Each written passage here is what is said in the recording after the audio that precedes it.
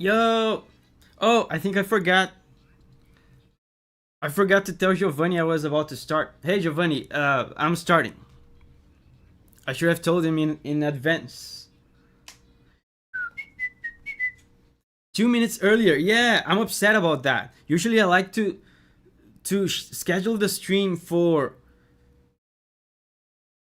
10 minutes after the top of the hour, and I like to start 7 minutes after the top of the hour. This time I couldn't do it because YouTube delayed me 1 minute.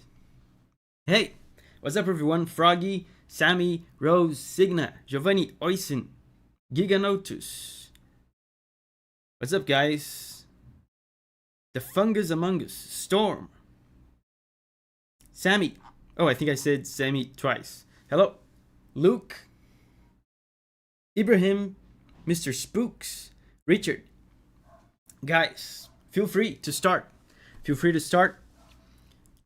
We're listening to requests from Super Chat today. This is the capitalist edition. Oh, I should do this. Hold up. I should bring up the list. Yeah, that's the list.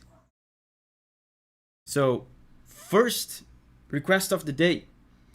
Murum Vol from Warframe. Congrats, Giganotus, for snatching the first request. And today, guys,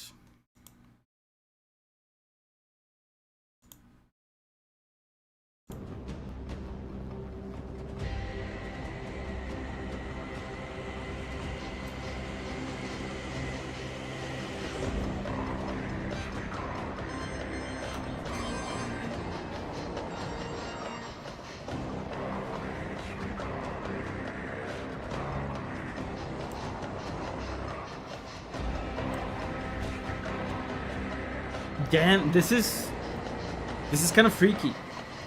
The vocals. Is this Mongolian throat singing?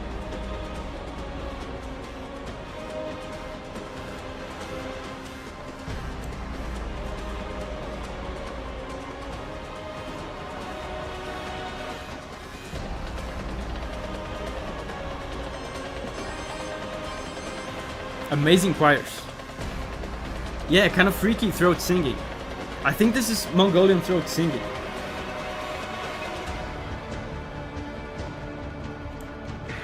We have a lot of requests coming in. Thank you very much, guys. Thank you very much. A few of you already know this.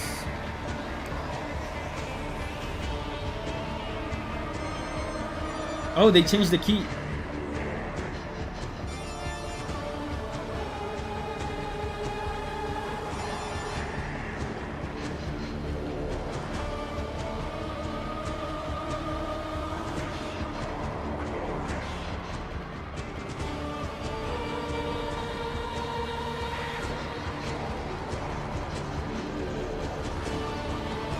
I've said this before, but if you listen to the bass is just this. The whole time it's just holding this note. This is great to create build-ups. It makes it very easy to pile instruments on top of other instruments.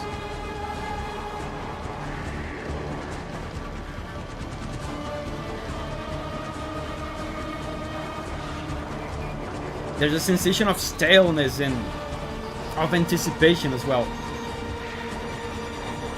when they're holding this one single chord. Yeah, but I was about to say, guys, a few of you already know this, but I'm building a house.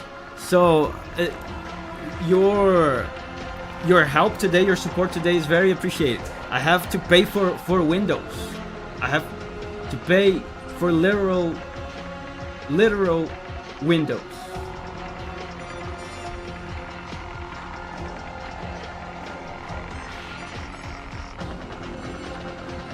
Oh wow, they changed the key again.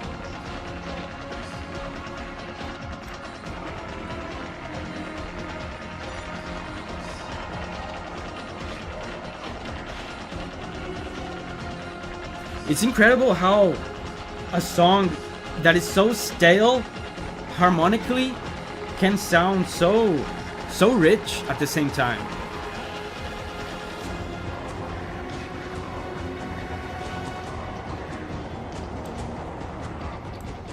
Then Vasc says, play that one with the thing. You have to give me money so that I can play the one with the thing. That's how it works. House building music. Yeah, this is house building music.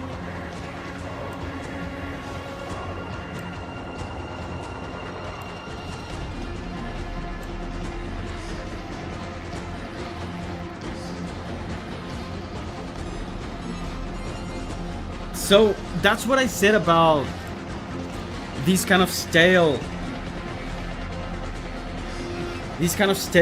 bases that they hold for the whole song like this. It's very easy to make build-ups, and that's what they have been doing. They raised the key 3 times already, so it's very easy to make very slow, gradual build-ups with this kind of harmony.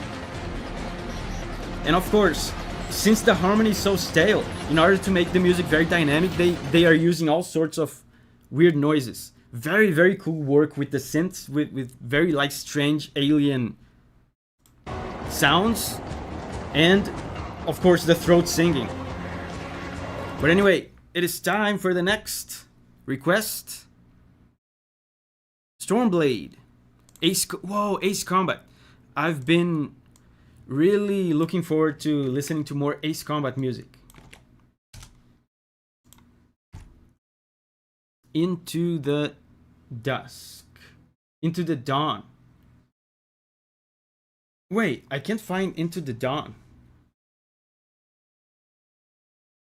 Are you sure? Storm, the name of the track isn't Into the Dawn?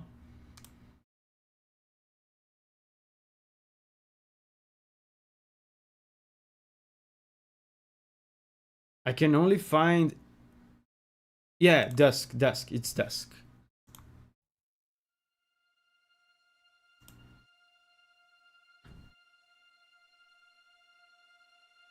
It's Dusk. Cool. Dan Vasc says, I'm not giving money to musicians. Get a real job.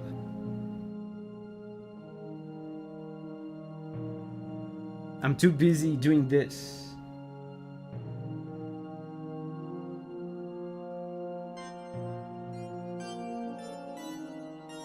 Wow.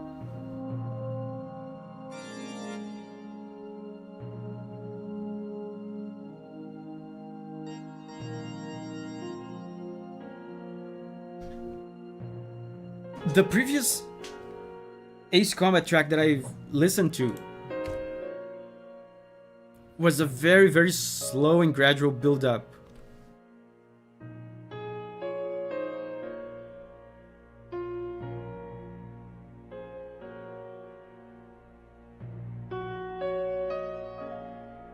Oh, amazing.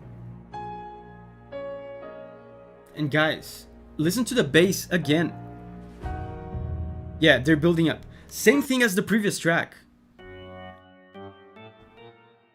Same thing as the previous track. They're just holding one bass note. It's just sustaining one single bass note. That creates a sense of anticipation. You keep wishing for the song to do something else, to go somewhere else. And a lot of emotion in this piano.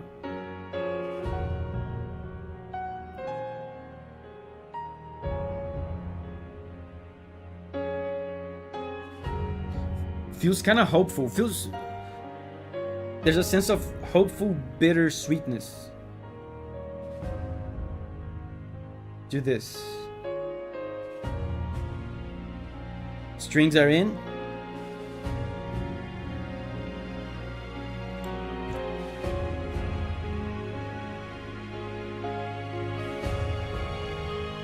There's a militaristic sense as well. Listen to the snare drum.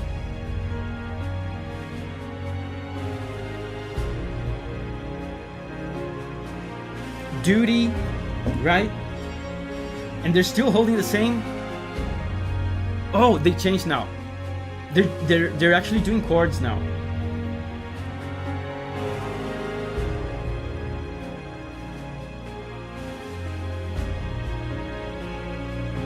I wonder if this one will explode into something super loud and glorious like the previous Ace Combat track I heard.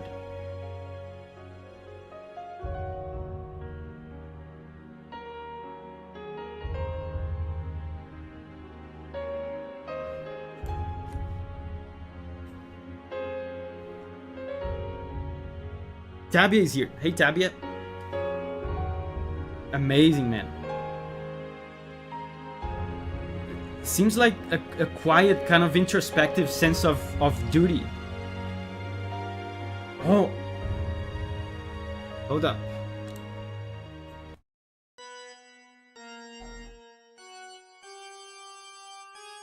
They made a little chromatic thing with the bass here.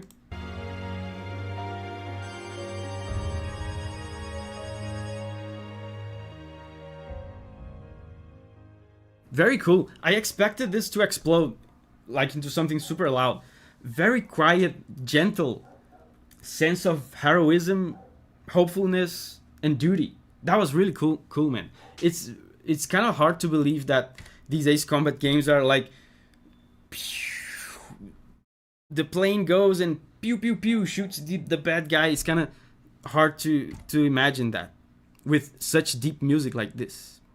So next up, Poyo Poyo, thank you. Drift, Guilty Gear Strive. I've heard some Guilty Gear Strive music, and I'm excited because it's usually very good. Drift. Oh, I think I've heard this one on a previous stream. Let me see.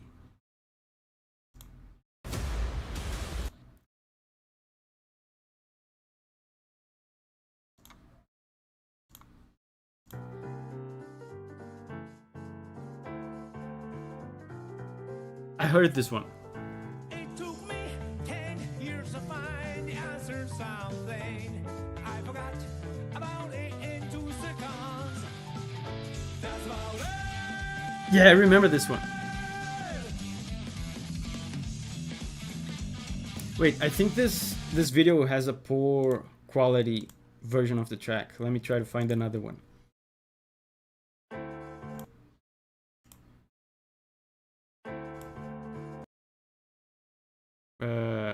Maybe this. Yeah, this sounds better.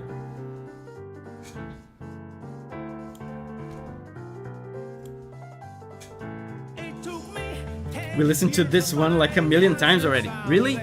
I remember listening to it one time.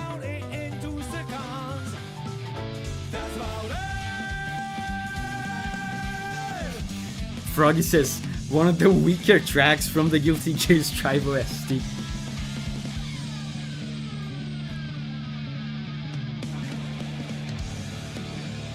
Yeah, a lot of the Guilty Gear Strive songs are very heavy.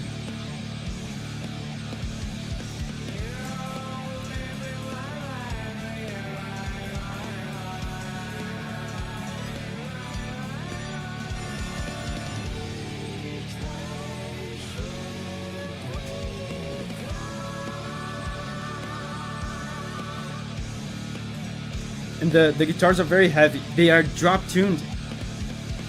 I explained that some time ago. When musicians want the guitar to feel and sound very heavy, they tune it down. This one is tuned in D. Oh.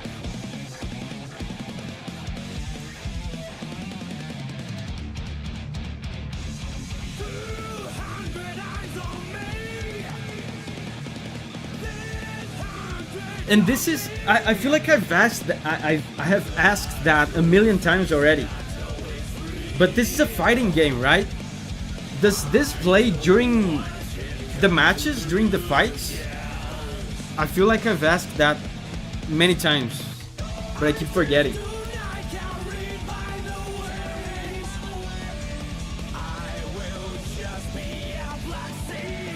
Yes, it does. Wow, it plays during the fights.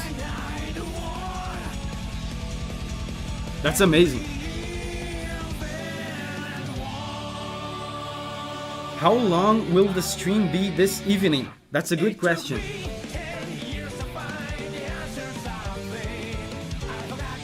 Hold up. It's so interesting that this is kind of a funky, like jazzy, heavy metal. That's interesting. Yeah, see? Super jazzy. Interesting.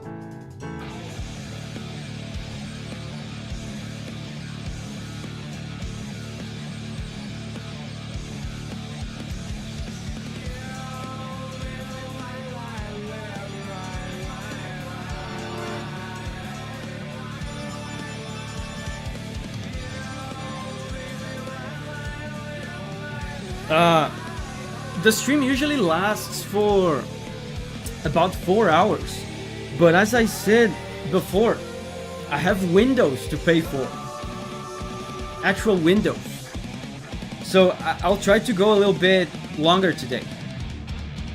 Phoenix is here. Hey Phoenix.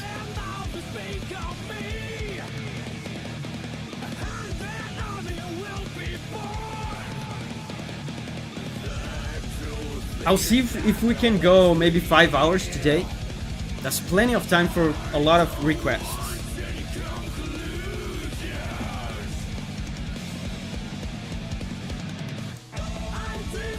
Man, I love these drums. Kind of power metal speed drums. Reminds me of Devil May Cry. Yeah. I mean, Devil May Cry songs are usually a bit more traditional when it comes to heavy metal. This one is not traditional at all. This is like sounds kind of funky and jazzy.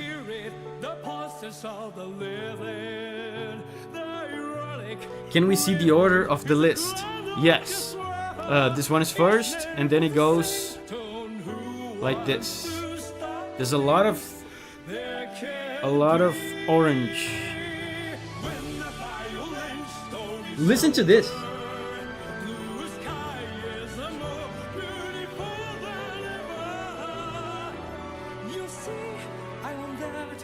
There's actually not a huge number of requests.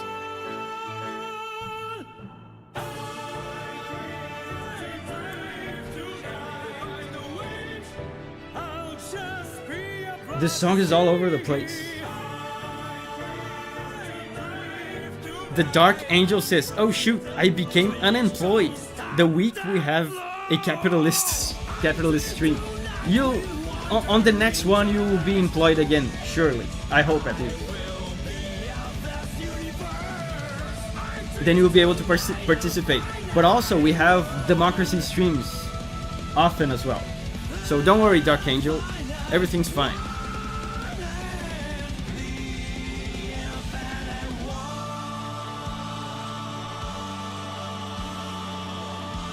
Austin says, "Nice, I'm not too low." And that's it for Guilty Gear Strive.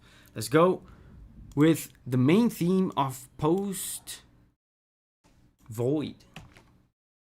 I don't know what Post Void is.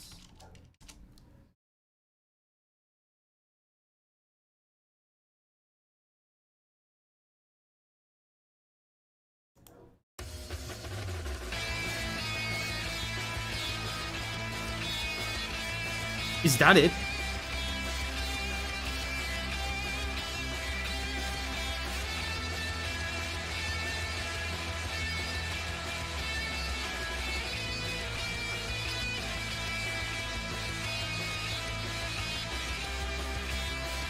Stormblade says, "Did my last request get deleted? Did it?" There's a Stormblade one here. Maybe Giovanni missed it or something, I don't know. It's hard, guys. Doing what Giovanni is doing right now is really hard. So be gentle. Be gentle to him. Yeah, and we organize these super chats by color, not by amount of money. Yes.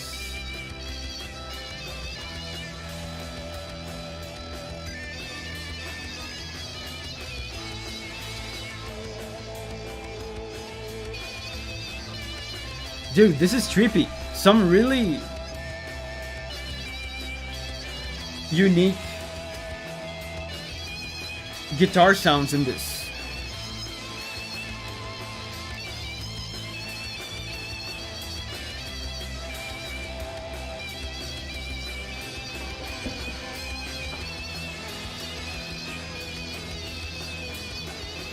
There's kind of a the guitar sounds in this have kind of a 70s vibe to it. I wonder what this game is. Post Void. Post Void. Oh wow. The art of the game is really out there. Oh man, it's really cool when you listen to game music like this and you can't really understand it. Like I am not really understanding right now, but then you look at the game footage and it looks perfect. The game is super colorful and has a very unique art style.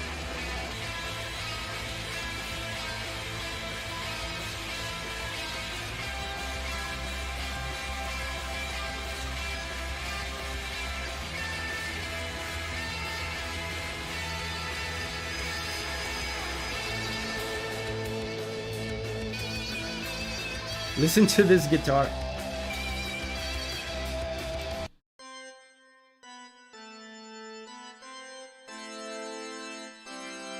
The harmony is pretty positive, but the trippy sounds,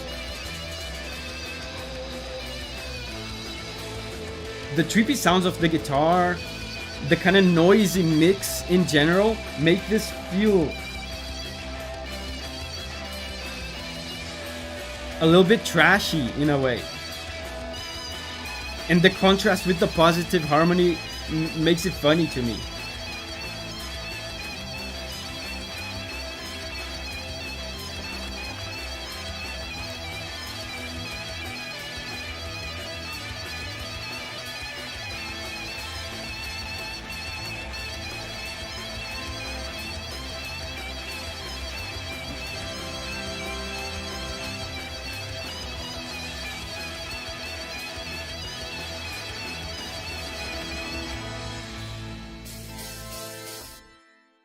Dude, it sounds like a garage band.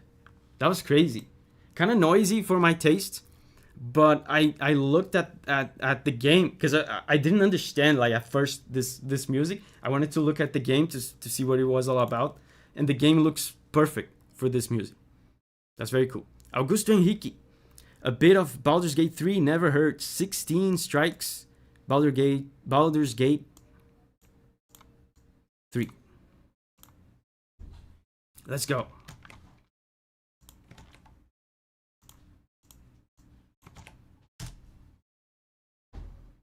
Uh, 16 strikes.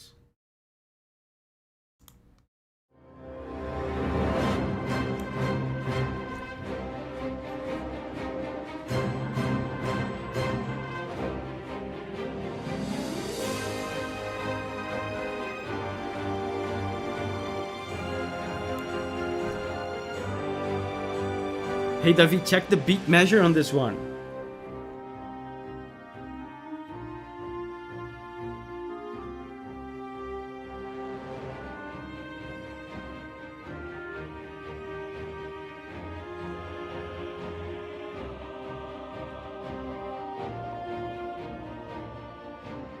Wait, it's 9 beat measure. That is wild.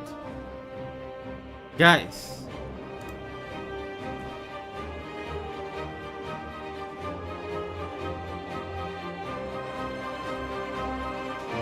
2, 3, 4, 5, 6, 7, 8, 9. 1, 2, 3, 4, 5, 6, 7, 8, 9. 1. That is wild. 9 is super unusual. You know, from all the unusual beat measures that you have, you know, 5 is unusual, but it's probably the least unusual of the unusual ones. 7 is unusual. 9 is very rare.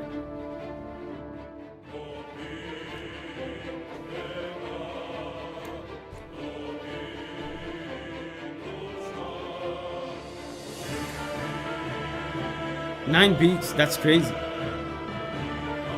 But says, finally a stream in a day I can watch it. Welcome, Buck.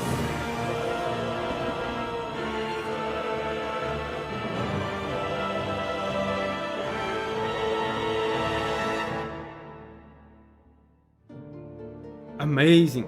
Dude, creating a catchy melody like this in a uncommon beat measure like this is hard. A little moment of peace.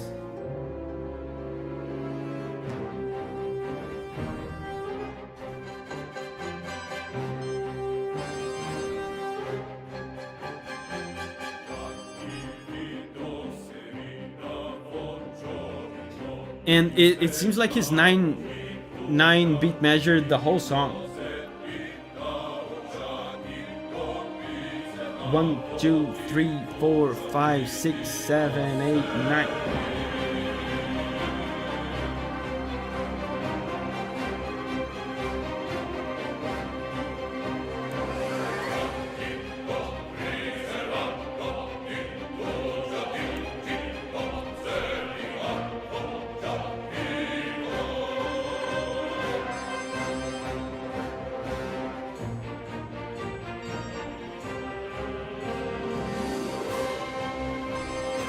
The harmony is very simple as well.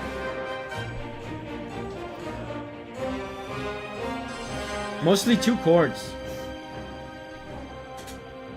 I think he probably didn't want to overwhelm the player with a lot of confusing stuff. The 9 beat measure is already pretty confusing. For the harmony, he's just doing this. Sad chord, and then happy chord. This is a happy / tense chord that sounds very adventurous. Listen to how adventurous it sounds. Very simple.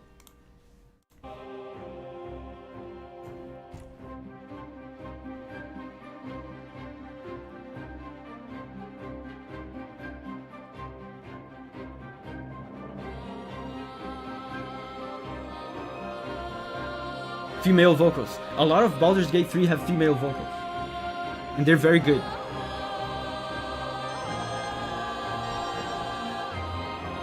Oh.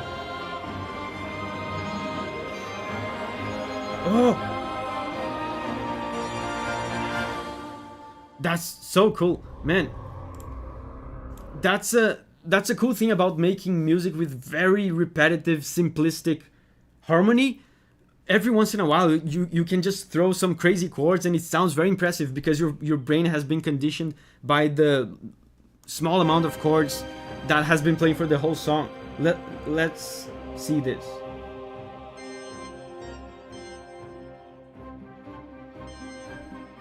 The girl is gonna start singing.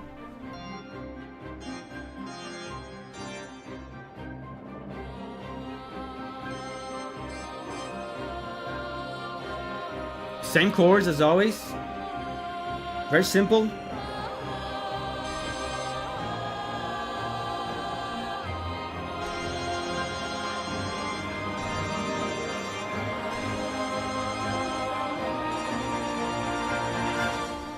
Very cool. Yeah, so for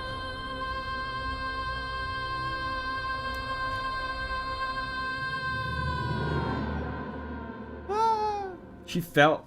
I think she fell into a hole. But for the ending, he did this.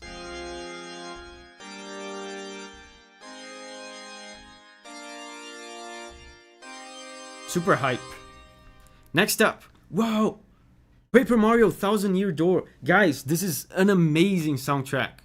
I don't remember this track specifically, at least not off the top of my head. But the composer for the Paper Mario games, at least for most Paper Mario games, is a guy called Yoshito Sekigawa. He's a legendary intelligent system guys. Intelligent systems guy. You know, the division from Nintendo, Intelligent Systems. He made stuff for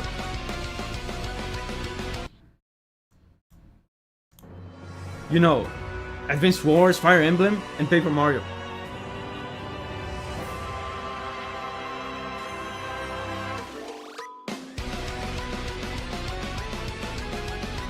Wait, this is the soundtrack for the remake.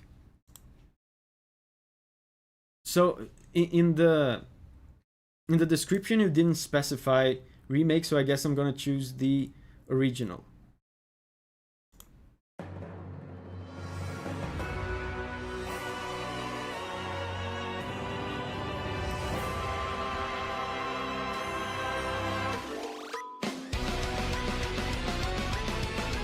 Wait, I think this is still the remake.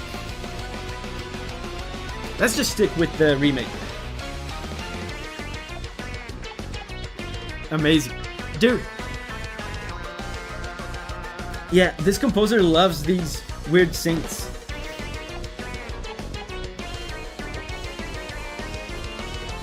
So frantic. This composer loves like a ton of polyphony and very complex textures.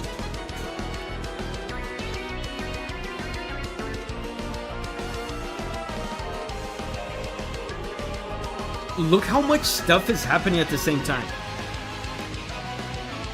Video gamey music. And choirs.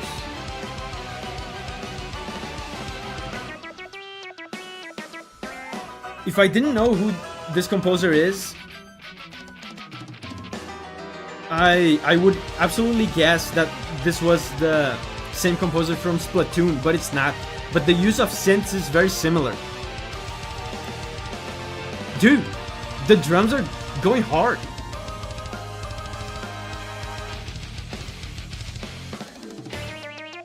Man. Now I'm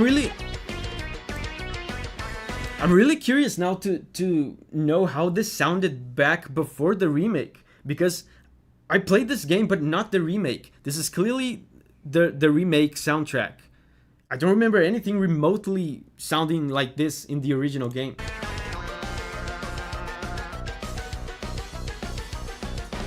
Mike Portnoy style. Some of it almost makes me think of Yoko Shimomura. There's a lot of the Yoko Shimomura style in Paper Mario music, because the first composer for Paper Mario, the first composer for the first Paper Mario was, guess who? Yoko Shimomura.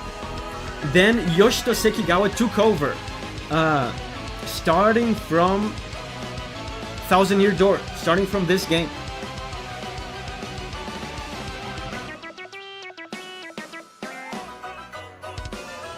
Augustus says, seems like the track only exists in the remake. Oh, that makes sense, because I don't remember this at all.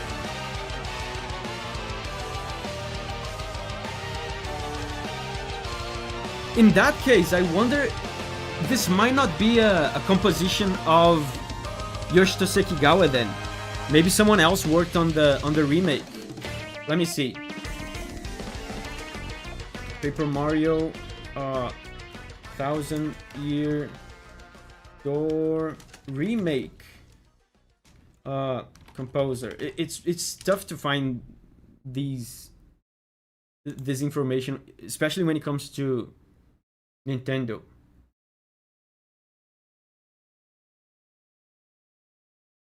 Yeah, they're crediting even Yoko Shimomura here on the remake. Yeah, I don't know. I'll have to look that up later. But yeah, that was very cool, man. Very cool. Next up, we have Black Desert Online. Title screen.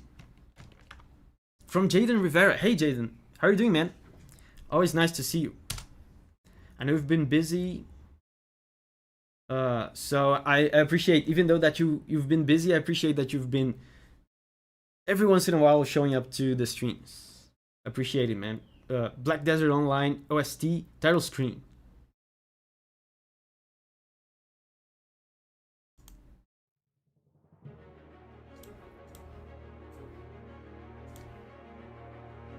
Jaden says, indeed, I am currently at work. Look, what a dedicated music friend.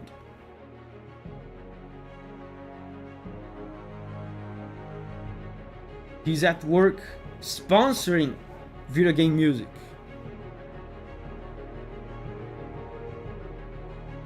For this one, it is the one that says remaster. Okay, so I chose the wrong one.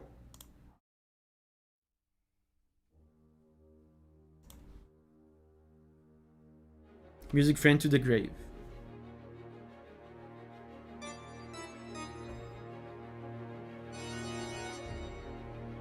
sad chord.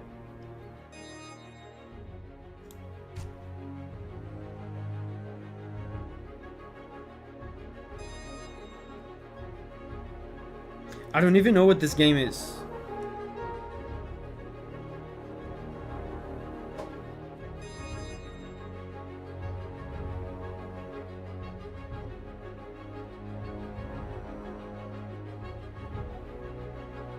Oh, heroic.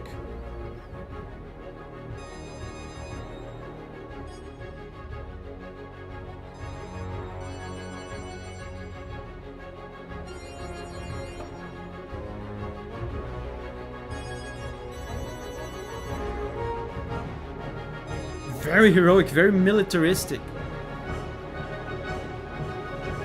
Brass.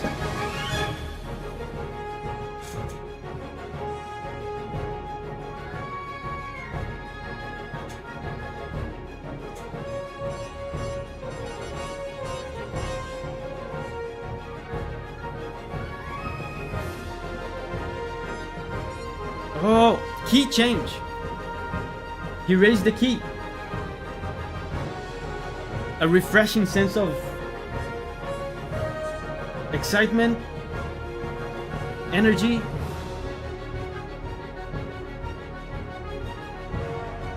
It's an MMORPG, Davi. I bet. Is it Black Desert? Black Desert makes me think of like warfare stuff, like modern warfare. Black Desert. And the music sounds militaristic.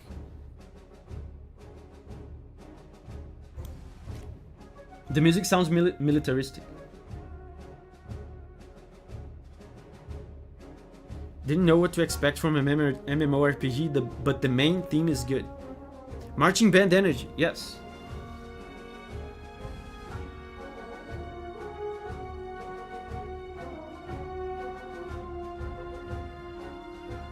Sounds about right. PvP is a major part of the game. I never played it, but it was very successful if I recall right. Came right after Guild Wars 2. It's a medieval times MMO. Knights and such. Oh, okay, so I was off the mark. In my mind, this sounded like modern. Like tanks and stuff. Maybe, you know why? Maybe because the style that they're using here in the orchestra is a little bit modern, is a little bit like Hollywoodian. So in my mind, I associated that with like modern times. And I thought, of course, of war, of duty, and of militarism, but in a modern context, like of tanks and stuff. Because the style of the orchestra sounds modern. It sounds like cinematic. Call of Duty says, yeah, same, I thought so too.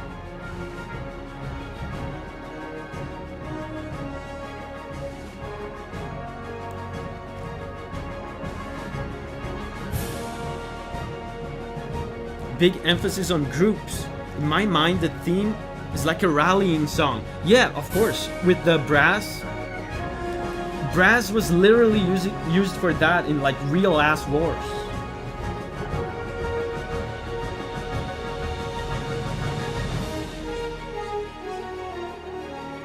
Big emphasis on the brass.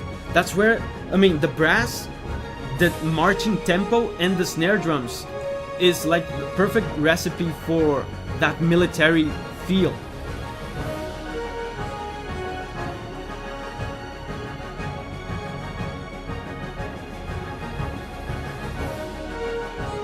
So heroic, yes.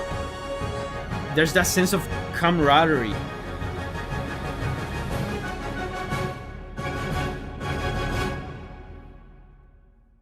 Cool. Cool. Dude, you know what I should do in the future, not today? I should, but I don't know. I actually don't know if I should do that. Because these capitalist streams are already so expensive for you guys. But I saw Based Judo putting an emoji of a fire thing. I thought, man, I should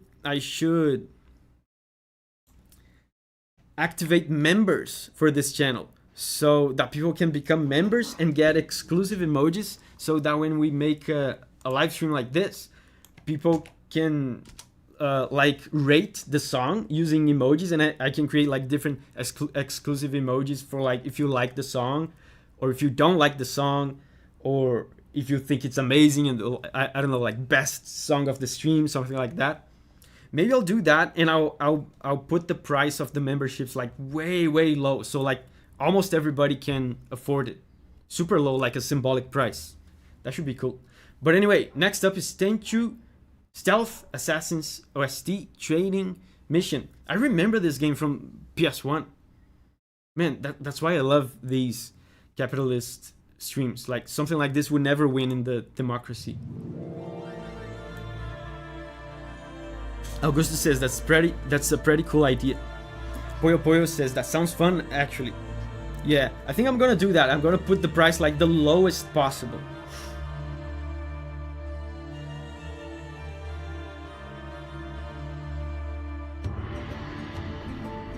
I remember this game on the PS1.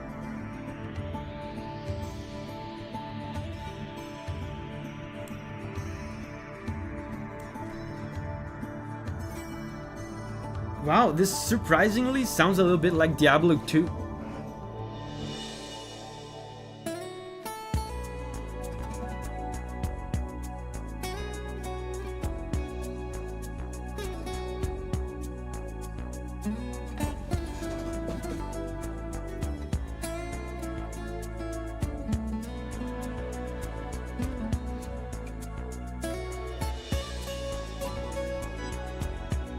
Dude, funky bass.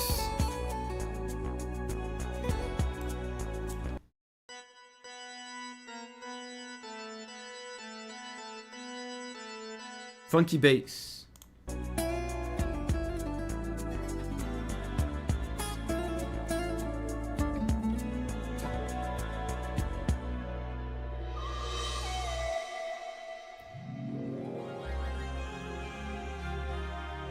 Wow.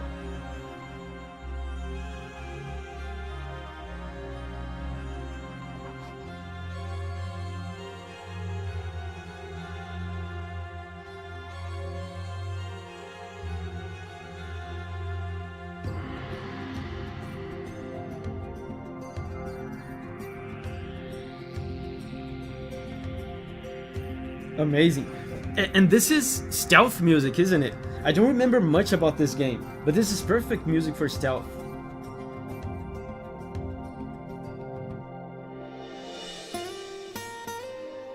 Amazing. Dude, the guitar guy is like vibing.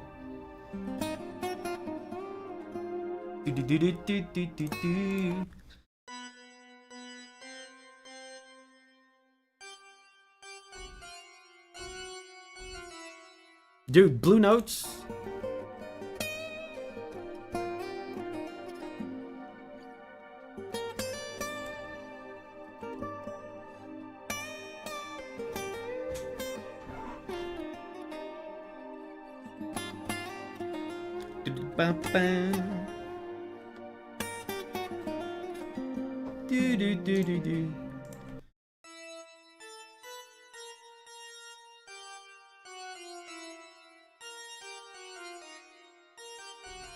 Yeah, this is something I told you guys about in the, I think in the Megalovania video where Toby Fox also used the blue note. It's called a blue note because it's from blues, right? It sounds very bluesy, very jazzy. It gives it that smooth, kind of slick, jazzy feel. It's this note here.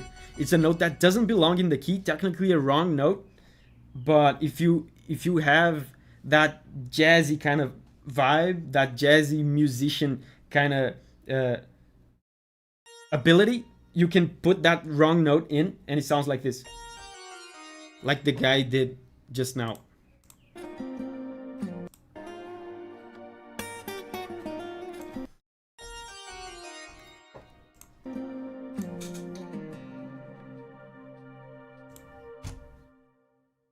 Yeah, in the Megalovania video. So, Next up, Leon tries to art. Thank you. Can you listen to this? This is a mouthful. Mortal struggle beneath a blood moon. From Age of Calamity. Wait, Age of Calamity? Isn't that the Hyrule Warriors game?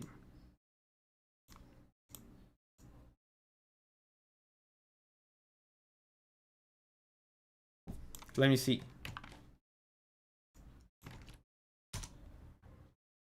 Mortal struggle beneath a blood moon. Yeah, that's Hyrule Warriors. Let's go.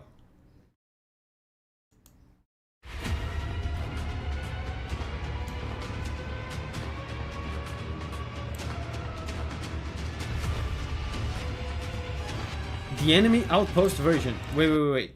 Yeah, this is it. Enemy outpost version. Oh, this is Ganon's theme. Did you guys hear that? They sneaked in Ganondorf's theme in there. Did you see?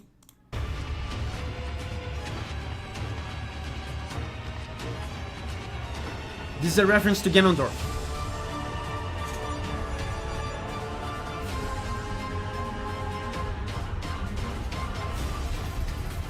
Whoa. Sounds kind of techno a little bit. There's like synths and stuff.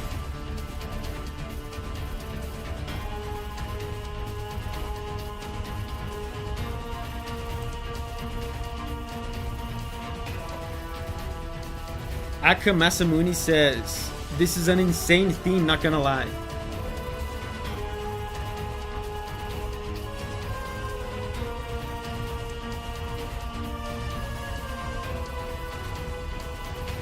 The low-pitched piano sounds so heavy.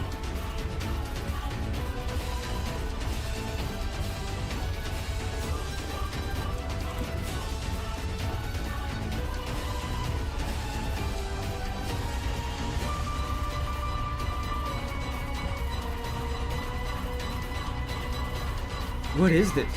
Whoa, the piano. Yeah. Listen to the piano. So they're putting a ton of emphasis on the piano, which is very appropriate because piano was the main character, so to speak, of the melody, of the soundtrack of Breath of the Wild, which is basically the setting of this game, right? This game is like set on the Breath of the Wild kind of universe.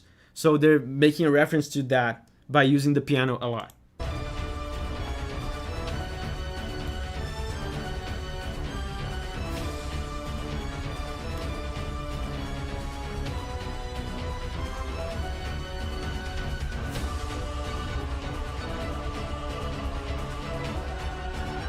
Cool melody.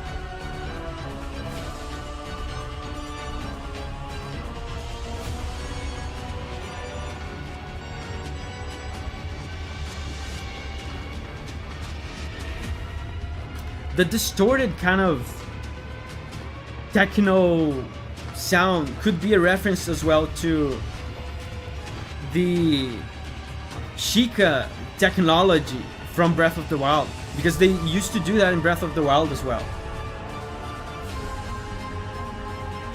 The chord progression is the Blood Moon theme from Breath of the Wild. Whoa, I didn't notice that. Oh, at the start. Okay, yeah, at the start I noticed the Ganondorf reference.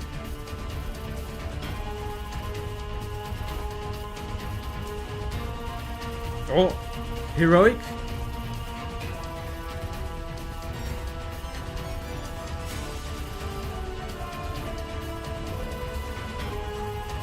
The piano again.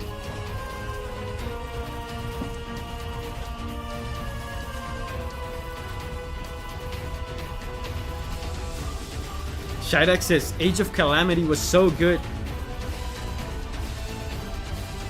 I never played it.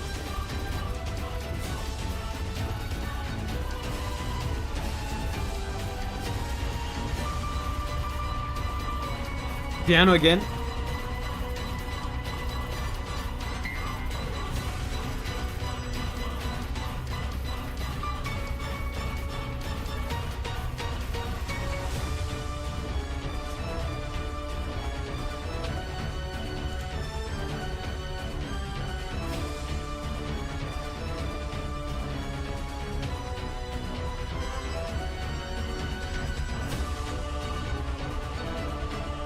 I love this melody. There's a contrast here. The melody has some heroic, valiant, kind of virtuous moments, but it feels like it's at odds with the harmony underneath, which sounds kind of disturbing and dangerous.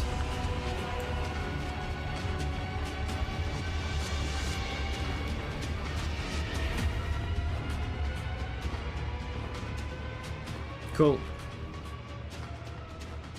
Cool, that was cool. Man, that is, I think, my first time ever listening to Hyrule Warriors music. So, next up, Danielle Concha. Can you do Fuga Melodies of Steel?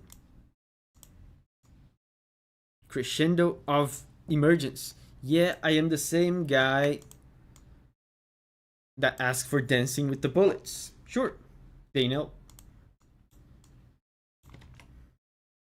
Let's go. Fuga, Melodies of Steel, Crescendo of Emergence. I remember that. Bro, I remember this art that I'm seeing right now. I remember liking the music from this game.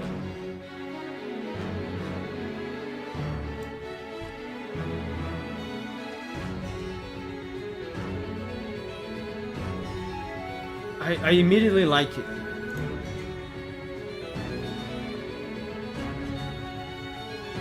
Who composed this? Fuga, Melodies of Steel. This has such a genuine kind of early 2000s feel to it.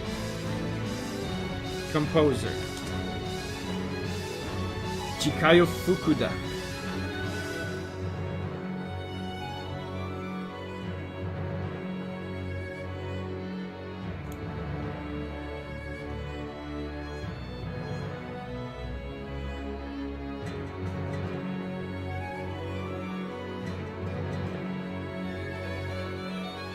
Oh,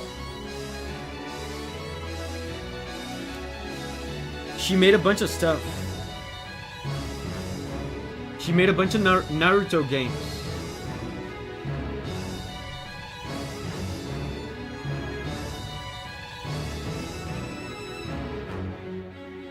Dude, this is amazing. It's amazing how you can tell, dude.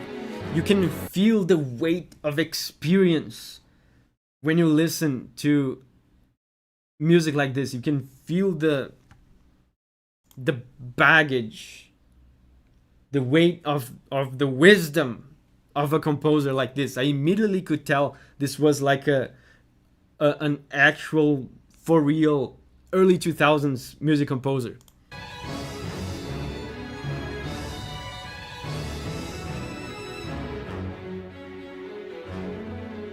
She made a bunch of Naruto games.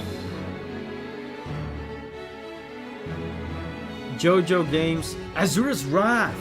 She did Azura's Wrath. Cool. The baggage.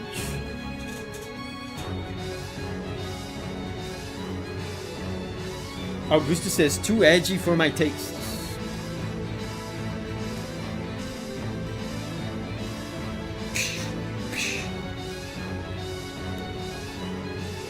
The baggage. What's wrong with the baggage?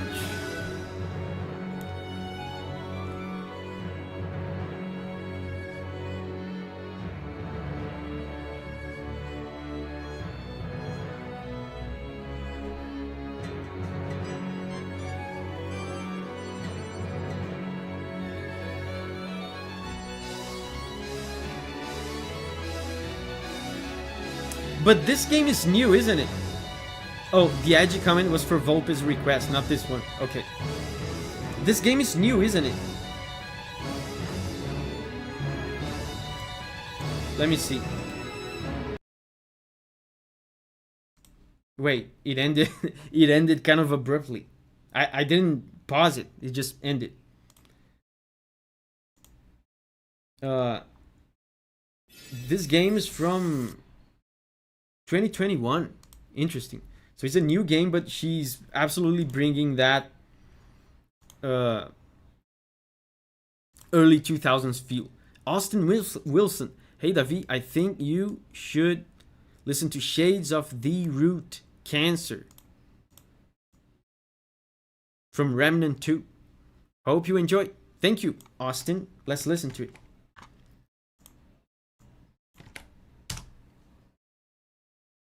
Remnant 2 original soundtrack, Shades of the Root, Cancer. Interesting name.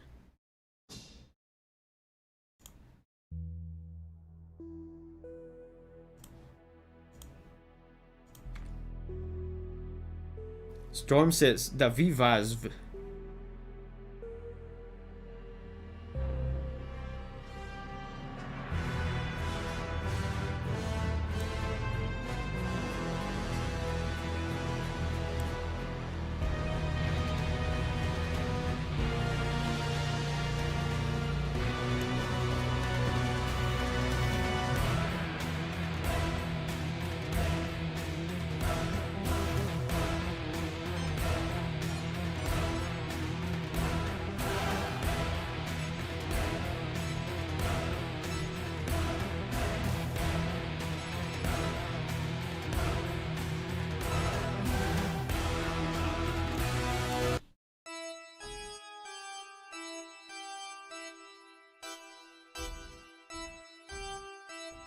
Cool. Thick brass, very huge brass ensemble.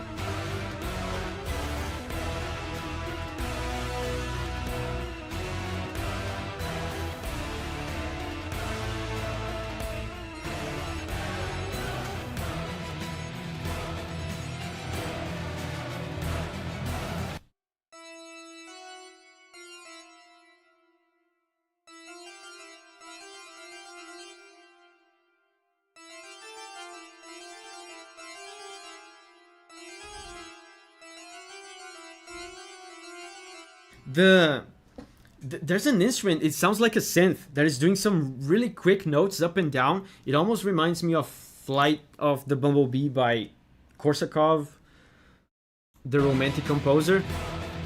It gives such a sense of urgency and tension to the song. Super fast. The strings is doing it as well.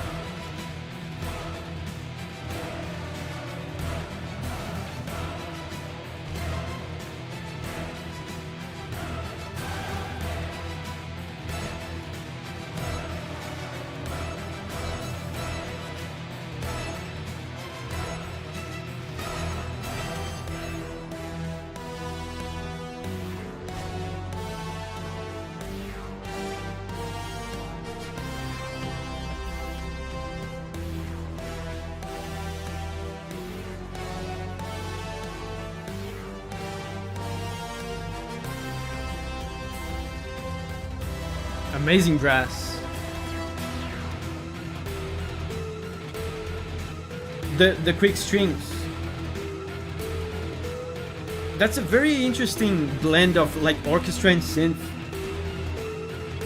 Listen to the synth melody now.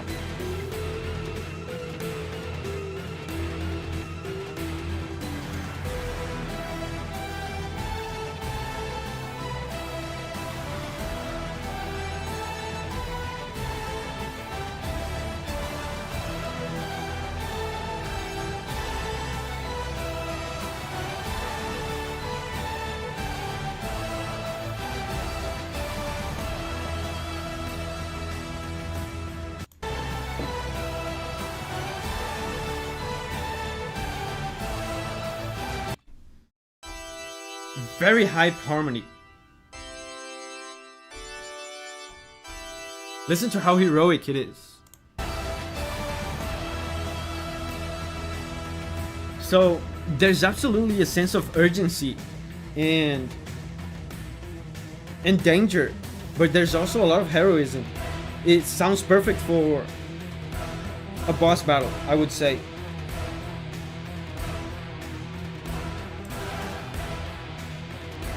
Love the brass mixed with the synth. Yeah, me too. Noob Master is here. Hey, Noob Master.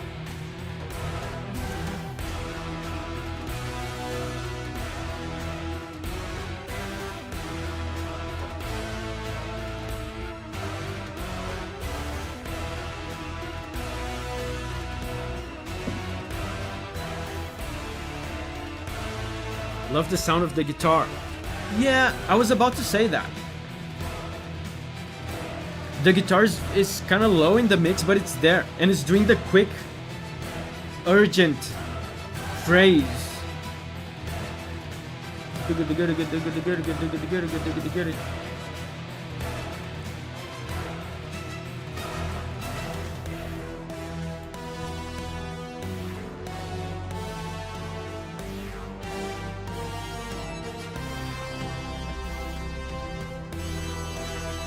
Heroic.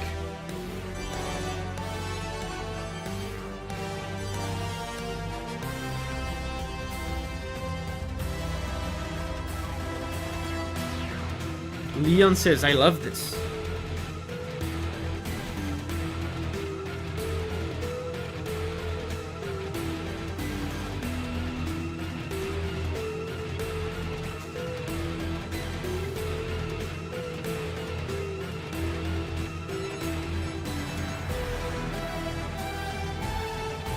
Wow, choirs.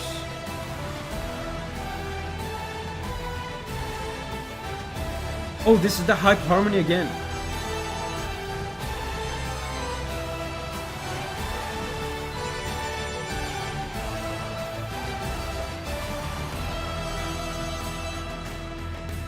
So cool, man.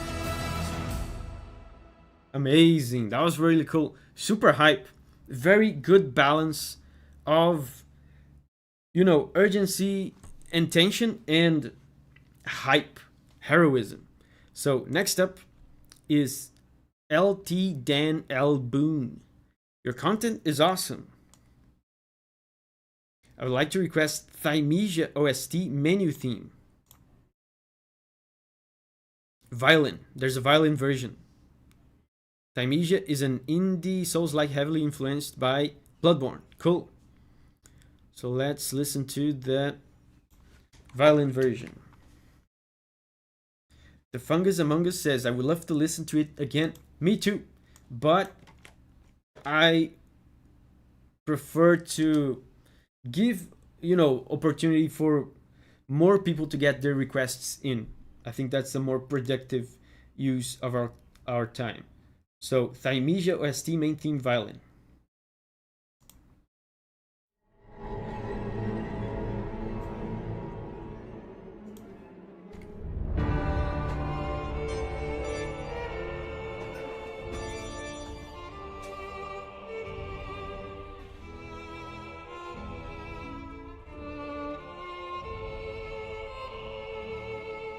And by the way, I'm gonna preface this by saying something. The person that suggested this said this indie game is very inspired by Bloodborne.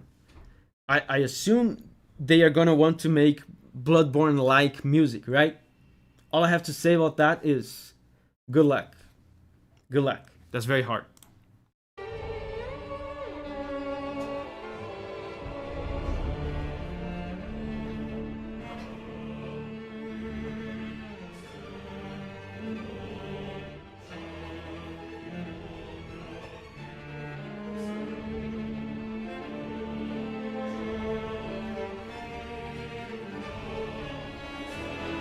Oh.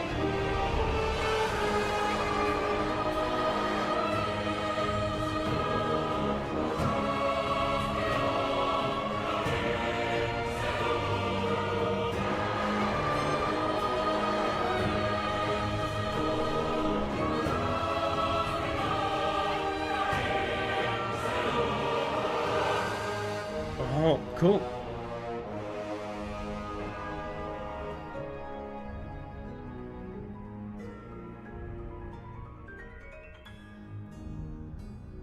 Oh, of course, the harpsichord.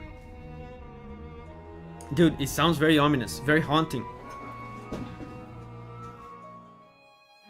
The solo instruments as well, the cello and the violin.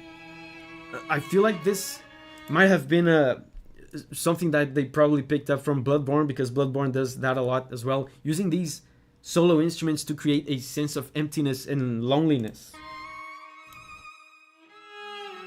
Look how empty it sounds.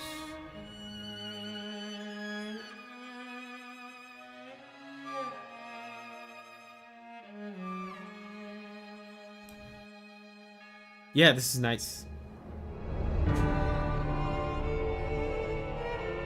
The game is already out, Davi. Thematic is from 2022. Yeah, I know. I was just saying, like, good luck, in the sense that it's very hard to make Bloodborne music.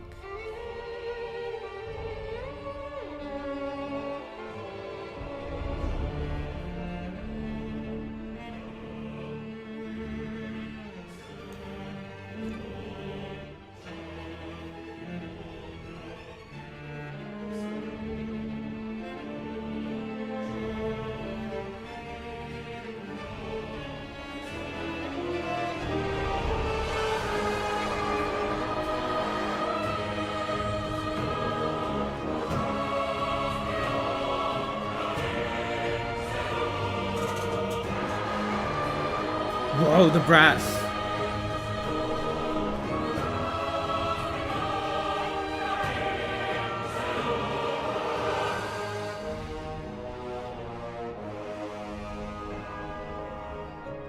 Cool.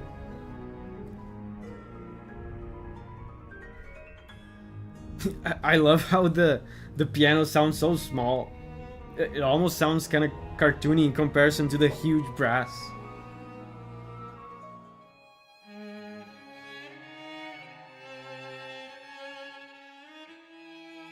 Yeah, and then the duet.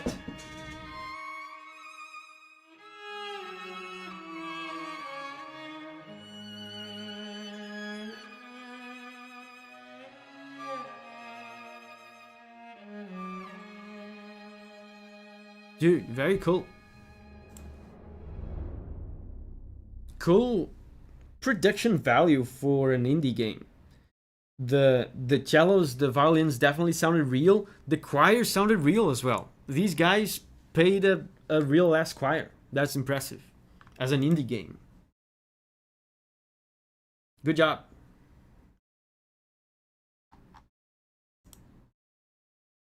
Giovanni says, my favorite today so far. So, Shidex. Finally, I think Shidex was like one of the first to throw in a request. And finally we're getting to him 1 hour later. Maiden of the Bridge. Hashihime. Hashihime. Wait, hime I know is princess in Japanese. Hashihime Bo. Path of the Teal Lotus.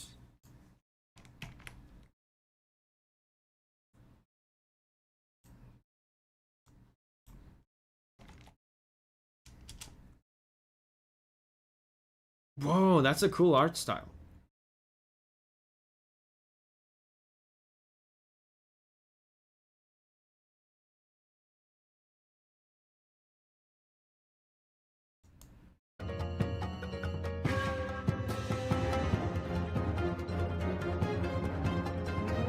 Wow.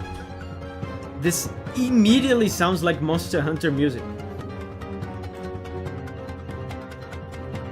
Oh yeah, Shidex put 2. Paper Mario was you as well.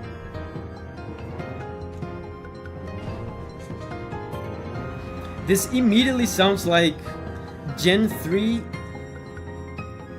or even like Gen 4. Monster Hunter music. It sounds like Mizutsune, it sounds like Shrine Ruins. Yeah, old Monster Hunter.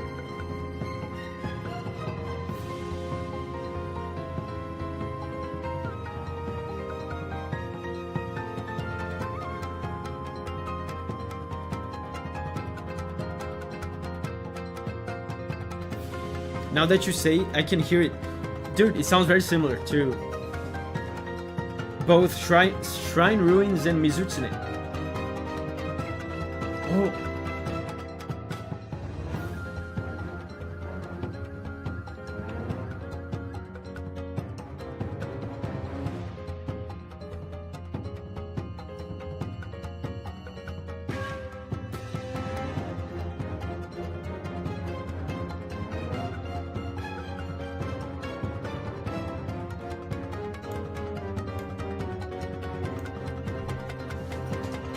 So, of course, they're using a bunch of Japanese instruments.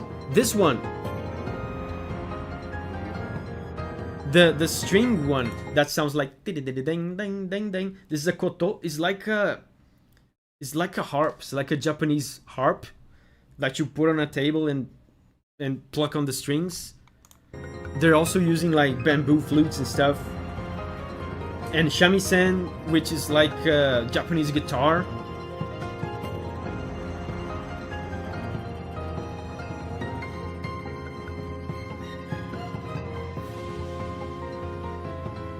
The rhythm is so nice, man. And it's the same rhythm. I keep repeating this. But it's the exact same rhythm of the Mizutsune theme from Monster Hunter. It's like that theme.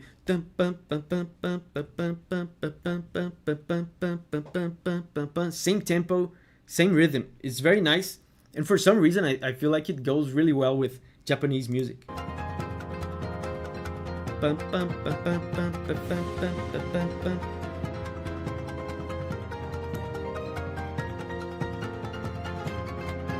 Is it me or is the shamisen too quiet? It's not playing all the time. Oh, it's over. The shamisen was not on all the time. The koto was most of the time, maybe all of the time. Shamisen was just here and there. But now we have Stormblade. Into the Dawn from Ace Combat. Oh wait, we heard this one already. I think it got duplicated. So next up is Guilherme Souza with Full Confession from Katana 0.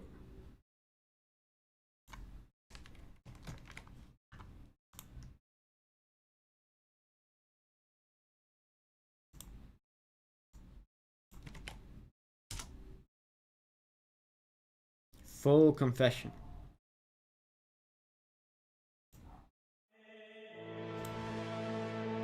Time for some cyberpunk, maybe?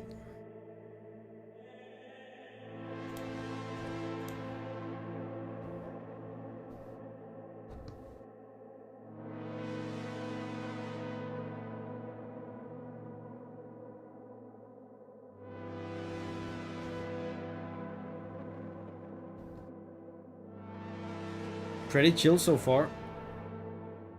Sorry about that, Davi. No worries, man. Katana Zero is totally cyberpunk, right? I don't know, man. I've never played it. The image that I have here in the video I'm watching looks... It looks like this. Like neon colors in a samurai guy.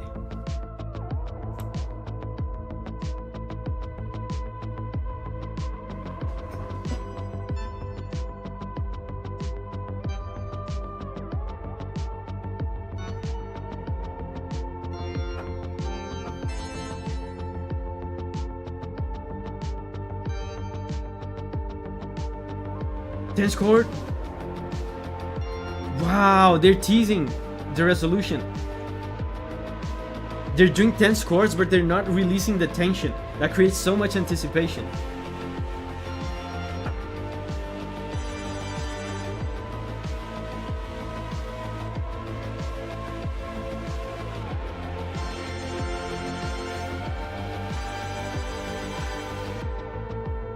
Oh, they released it now.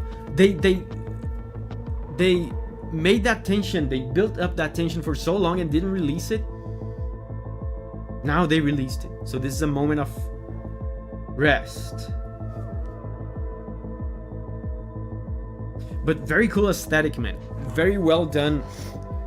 Like cyberpunk.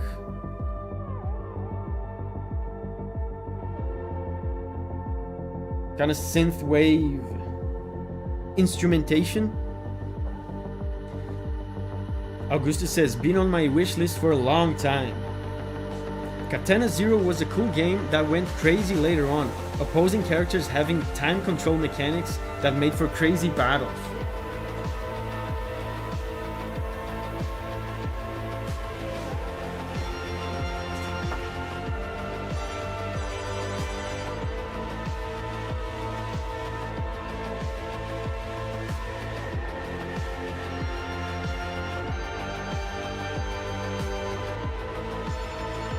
This chord is so disturbing.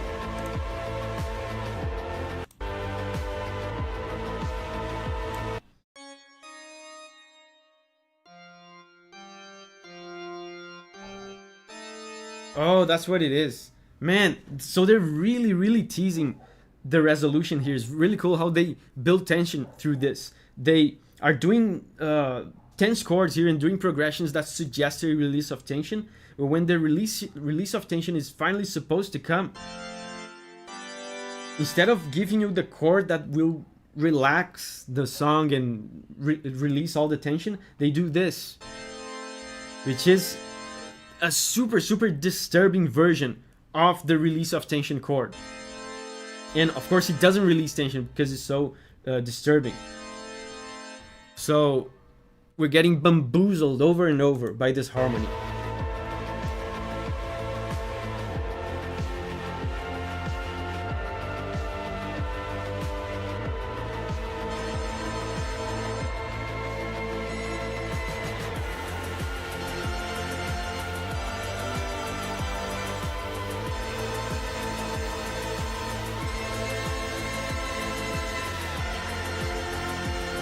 Very cool.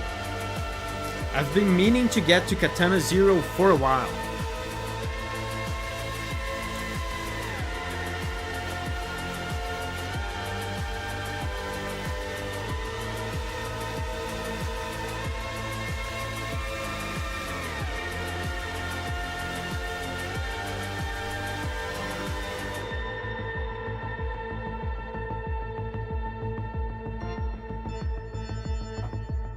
Yeah, and now we release the tension.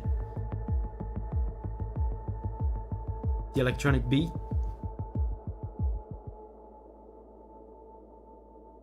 Very cool. Dude, that was cool. That was a vibe. Not a very strong melody, of course, but I feel like that was not the point of the song. It's very cool when songs are able to just create a vibe, such an intriguing, engaging vibe like this without melody. It's very cool. So, Mr. Spooks, I'm no rich man, but helping out a good creator is never a waste. Thanks, man. Thanks. I'm glad you think I'm a good creator. I hope those windows aren't too expensive. Dude, unfortunately, they are expensive. Now, I would love to hear your thoughts on Calamity. Try Toxic Wisdom. Okay, thanks, man. I'm gonna take your money and I'm gonna pay for my windows. Dude, you know what I think? Windows should be free. Hear me out. Hear me out. It's a hole in the wall. Like, a hole is a bunch of nothing. There's nothing there. There's a hole in the wall. It's a part of the wall with zero wall in it. It should be free. That's how I think. So, oh, by Calamity you mean Terraria Calamity. Toxic Wisdom.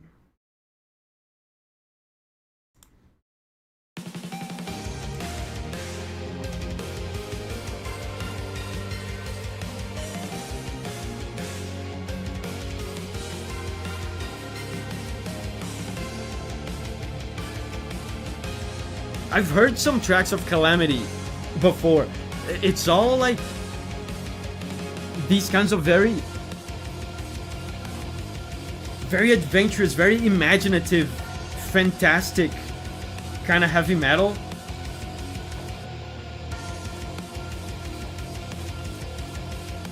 I wouldn't be surprised if some choirs came up.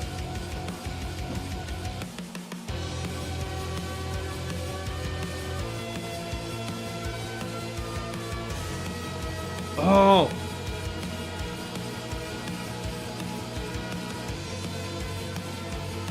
that's such an exotic chord.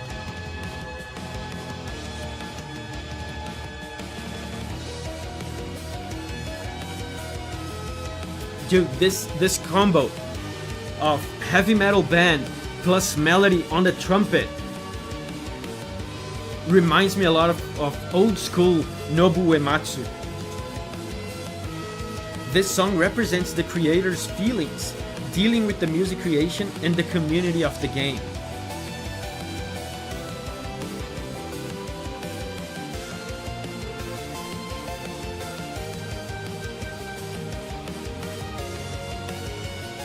Masamune says, DM Dokuro unfortunately couldn't take the harsh criticism of the Calamity fandom.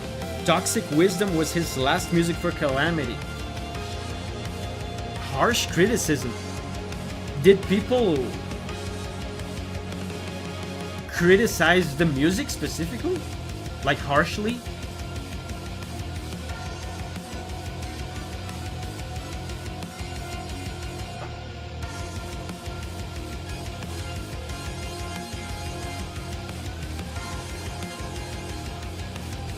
Gamers being toxic? Never heard of it. I mean, I don't see why people would criticize this music harshly. Maybe they were criticizing like the game in general. What the hell did he get criticism for? Yeah, I don't get it. The community was very rude to him as he needed a lot of time to compose. They harassed him to get the music faster. Okay, I get it. I get it.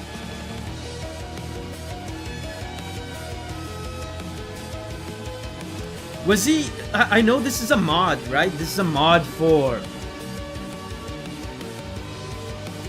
Terraria, right? This is a mod for Terraria. So, my question is, was he composing this music as a fan for free? That's my question. Was he composing this music for free?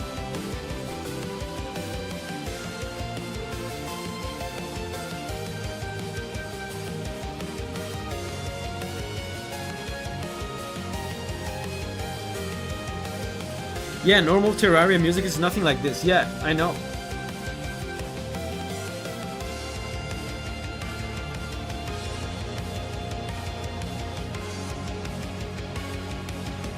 Reklov says, I honestly do not know. Dude, if he was making this for free and he was like losing sleep over like people being unpolite to him, then yeah, just stop. I agree, just stop.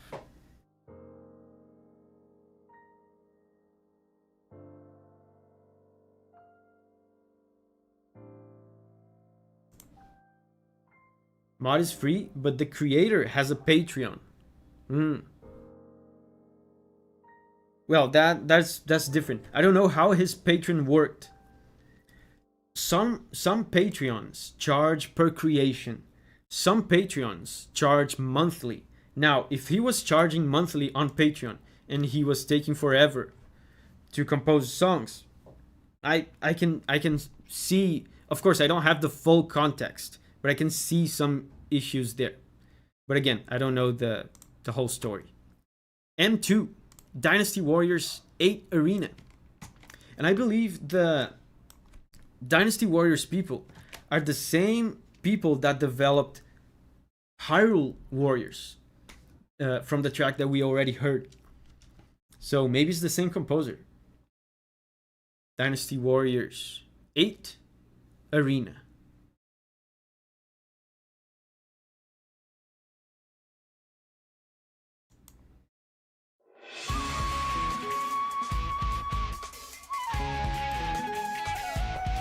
I love this.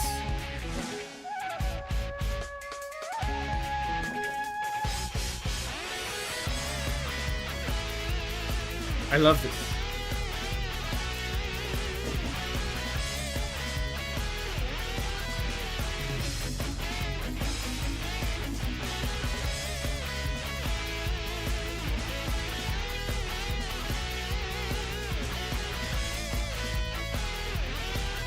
This is not at all what I expected from Dynasty Warriors.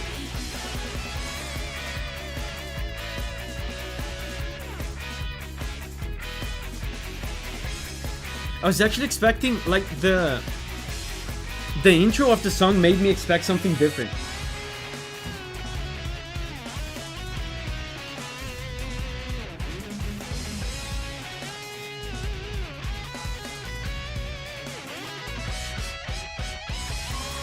Very cool. Yeah, the flute. I was expecting more of this.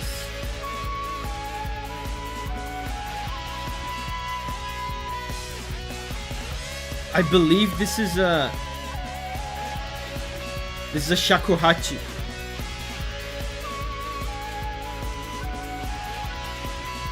It's a Japanese flute.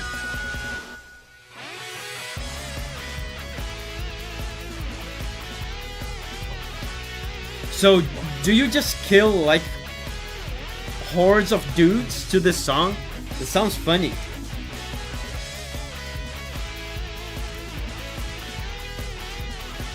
This is actually a remix from the third Dynasty Warriors game. Oh, okay. So it's a remix. Yeah, I thought something like that was up. Because this is not what I expect from Dynasty Warriors. Javelin says spot on. Yeah, so we're just killing like a crowd of people to this song. Yay, killing is fun.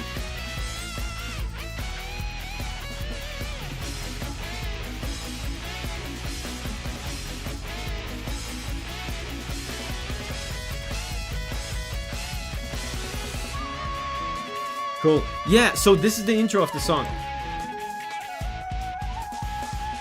I was expecting more of this when the song started playing. This.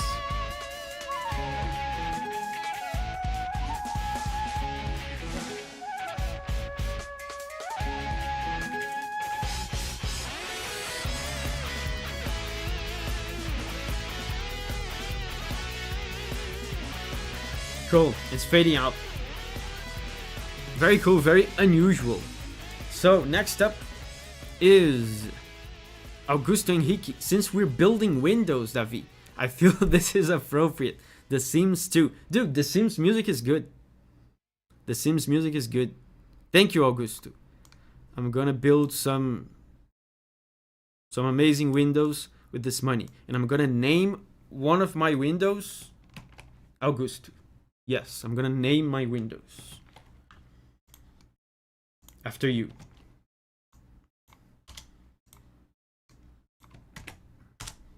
The Sims 2 busy sim. I've played a lot of The Sims 2 back in the day, but I don't, like, it's been like 15 years or something, 20 years. So I don't remember the music. Let's see.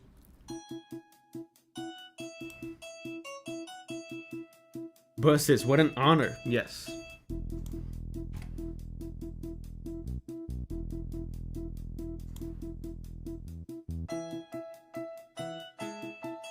Oh, I recognize this.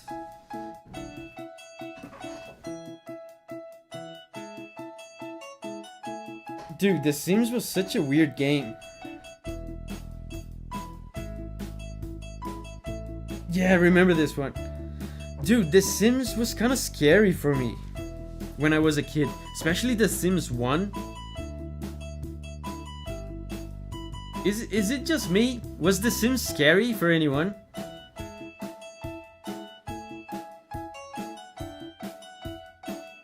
It felt too quiet like most of the time. It feels like The Sims, yes. That's such... yeah, that's the only way to describe it. It sounds like The Sims.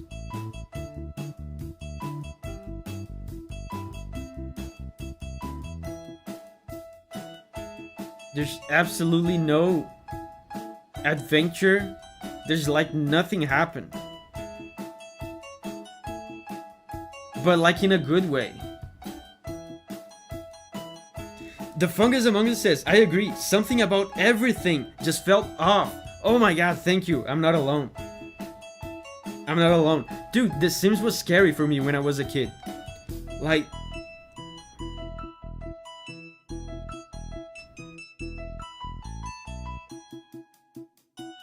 there was some random events in The Sims that used to scare the shit out of me when I was a kid. Like when the burglar shows up, that used to scare me so much, man.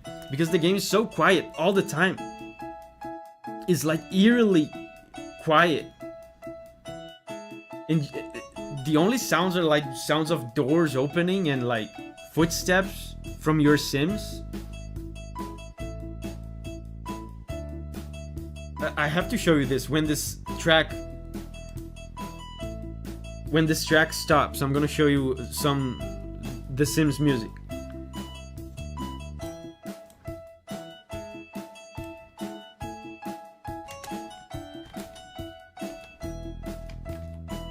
The bass, man, the bass. So funky.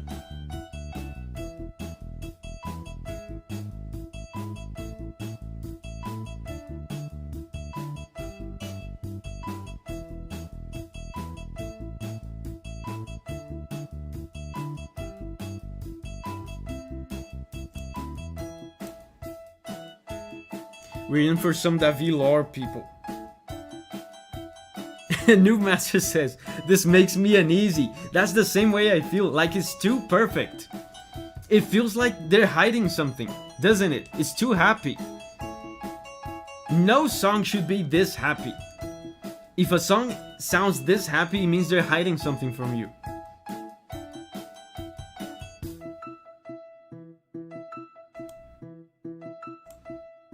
Okay, so the song is over. Let me show you guys my absolute nightmare fuel from my childhood. I'm gonna listen to this now. Like, all my childhood demons are gonna come back to me.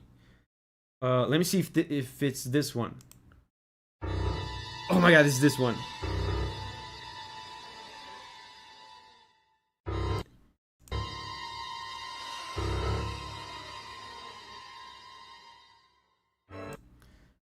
Yeah, it's this one. It's the burglar one. This plays when the burglar is coming to your house. So I'm playing this as a little stupid kid, and the game is totally silent.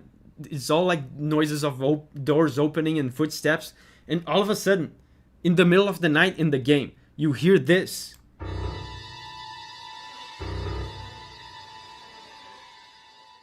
That was so scary, man. And the way the burglar comes, he just walks into your house. That's so creepy. Anyway, enough of Davi childhood demons. Ikoriha, crowned from Kirby. Kirby Return to Dreamland Deluxe. Ikoriha is a great Kirby enthusiast.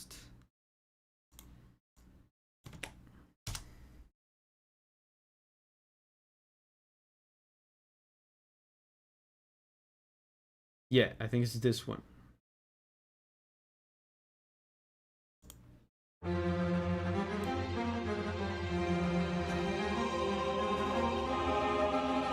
Oh man, this is glorious.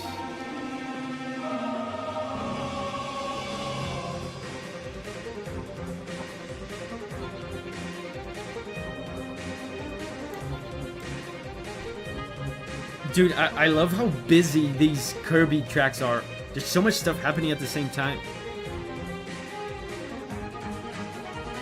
And they never have like a super clear melody going on.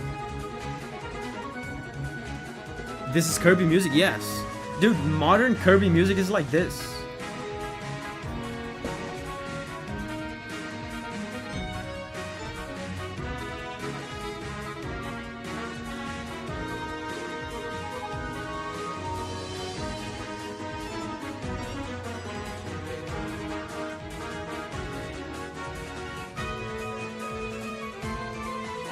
Amazing melody. And I've said this before, but I love how these Kirby composers are okay with making Kirby music sound video gamey.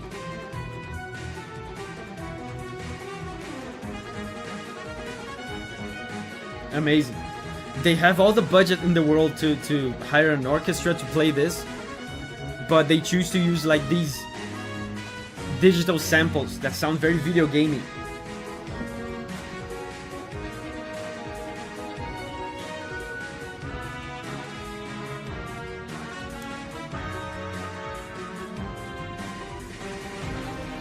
Oh! Wait! I noticed, dude, that's the second time this happens in one of these streams. I recognized here a Kirby motive from like 20 years ago. It's been like 20 years since I've played Kirby. It's the green greens theme, I think. Do do do do do do do do do do do do.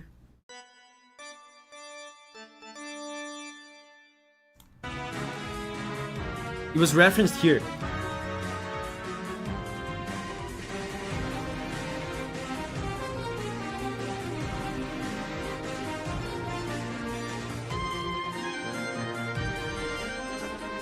Yeah, this is green greens.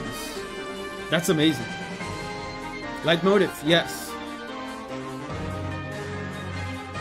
Kirby music is either extra cheerful or epic. There's no in between.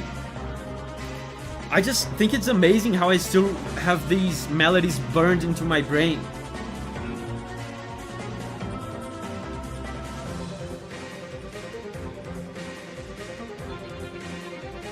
Damn. Froggy says, damn, everything under 10 bucks is really getting buried. I'm gonna stream for longer today, Froggy. So, maybe today we'll have the time to... Let me roll down to see how it is. We'll have the time to go... To reach the $10 ones. Oh, here is... Look at you. It's you, Froggy. It's you.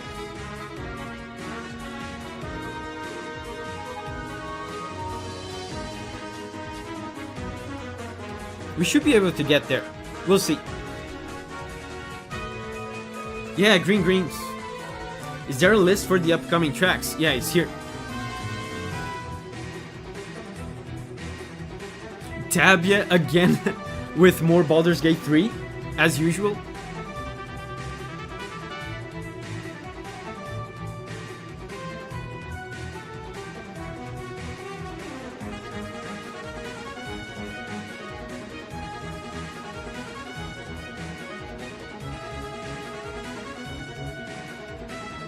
I think it's looping now.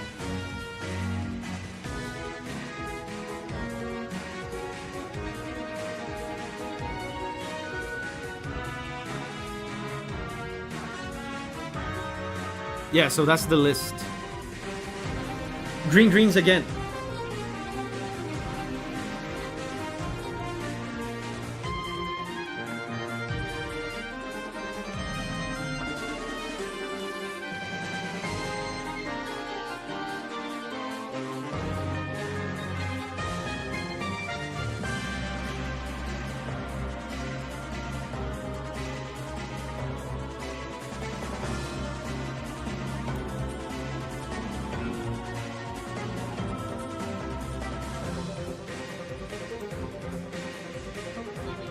And Mr. Spook says, hey, why is my super chat in the green? It was shown as orange.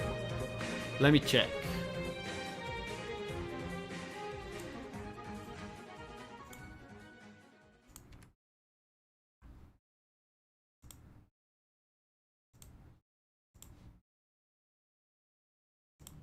Hold up.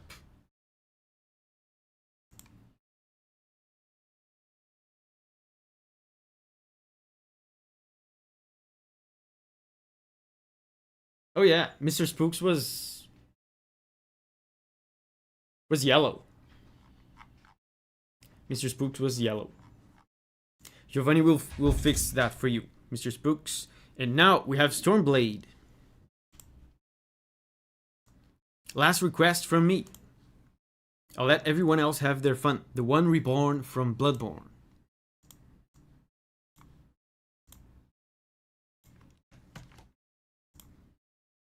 I have beaten Bloodborne, so I have heard this track. And I think I remember this boss. I remember this boss. Dude, I remember this music being cool. The One Reborn theme. Another track I remember being cool, but I've never done a video on it, was Ebrietas.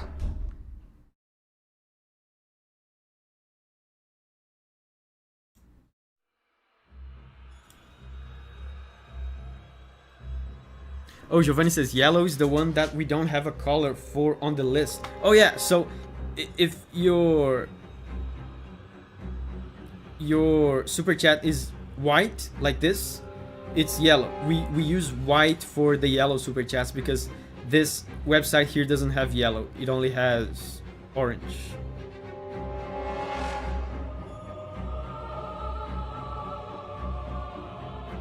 Yeah, so Mr. Spooks, is your request is correct. Is white because yellow is equivalent to white here.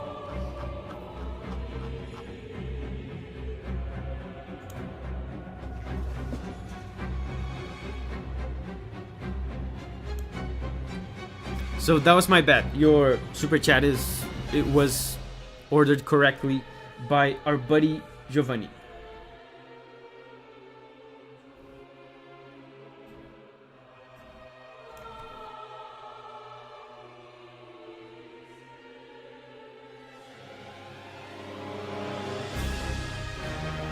Oh.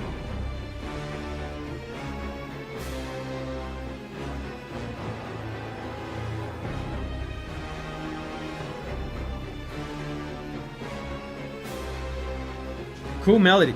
They usually don't have melodies as well defined as this in Bloodborne. Usually they go for more chaotic textures where you can barely tell the melody.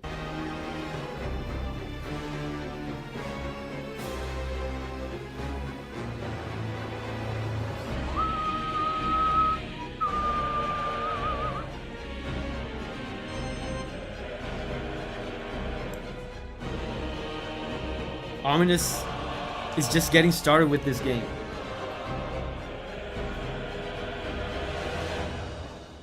Second phase. I'm excited for the second phase.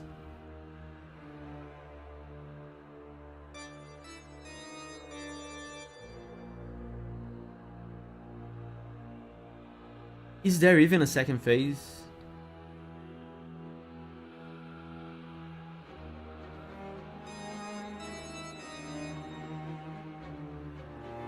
They're descending chromatically here.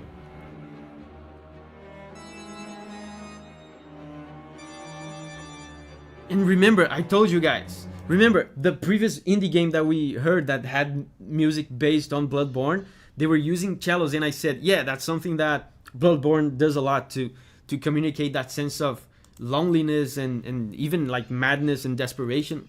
Look, is the cello, solo cello.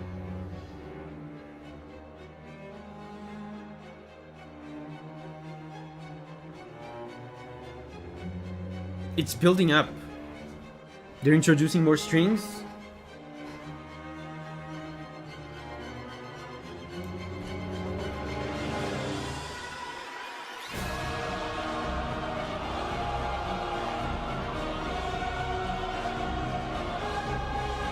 Whoa!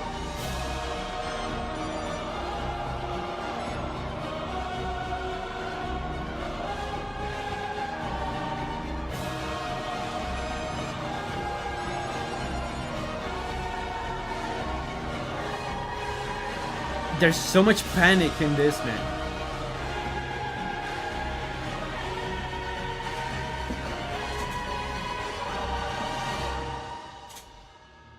Wow, there's a sense of awe.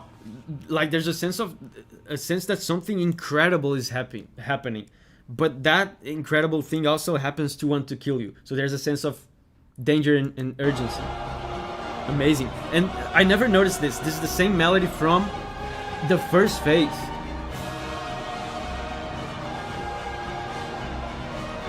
But in the first phase, it was more tame.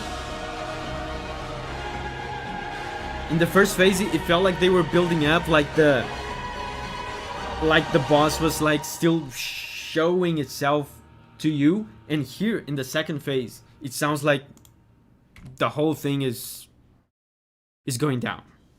So, next up, Poyo Poyo, Mind Bloom, Slay the Spire. Slay the Spire. I think I auditioned for that.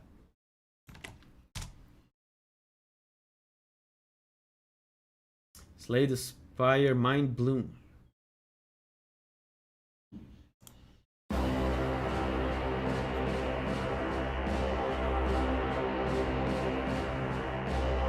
Slay the Spire, Poyo Poyo with the bangers.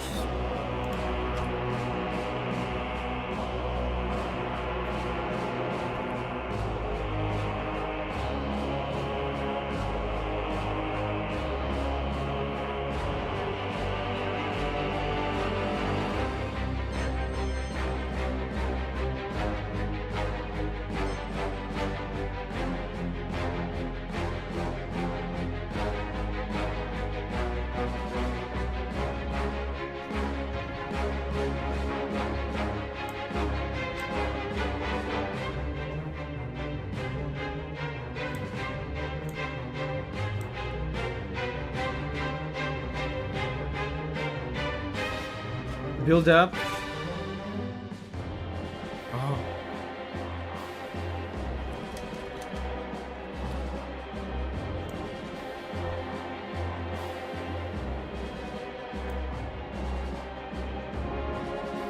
Oh wow, look at this. Guys, someone on I think it was on the Elden Ring stream asked me, "Hey, what like popular games have you auditioned for?" And I couldn't remember because there's just so many. But here in my email, in 2017, I was talking to the developers before any of you knew what Slay the Spire was, because you know it wasn't popular yet because it wasn't out yet. I was talking with them, but by the time I got in touch with them, by the time we were talking, they had already settled on a composer. Cool.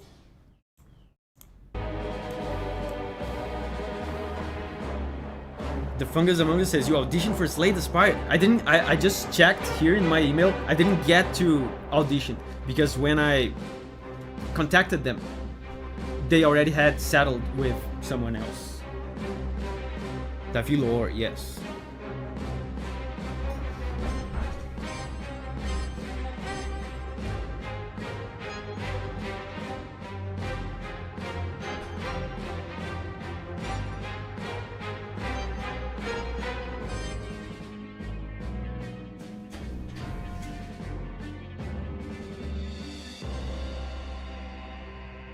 Cool. From what I understand, Slay the Spire is like a card game, right? I feel like they're probably avoiding too much melody here because they want to let the player focus on the likely complex card gameplay decisions that they have to make. So there's just a vibe, but there's not a strong melody in this. But it's a cool vibe. So yeah, cool song, but also horrible song, 0 out of 10 because they didn't hire me. Worst song I've ever heard. So, next up is Entering the Stronghold from Stick War Legacy.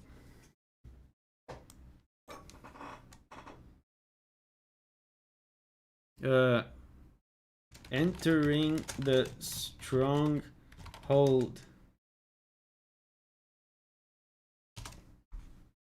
It's from the mobile game Stick War Legacy, a very simple but good game, but the soundtrack is even better.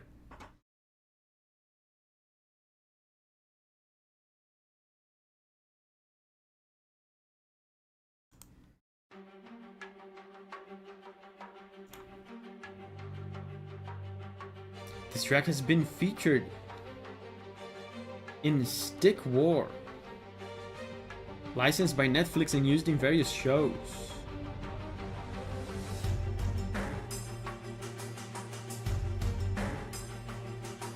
Interesting.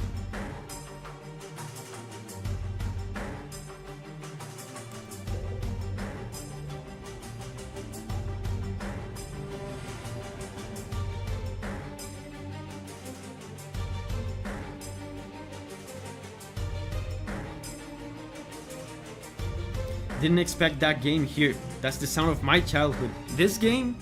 I never heard about this.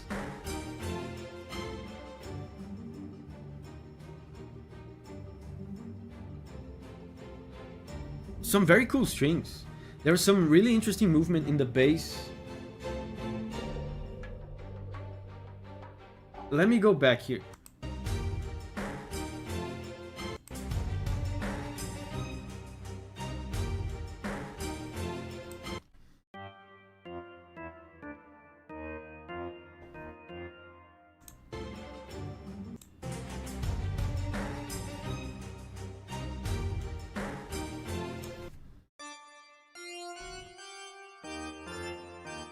That's very cool. So the bass is doing this.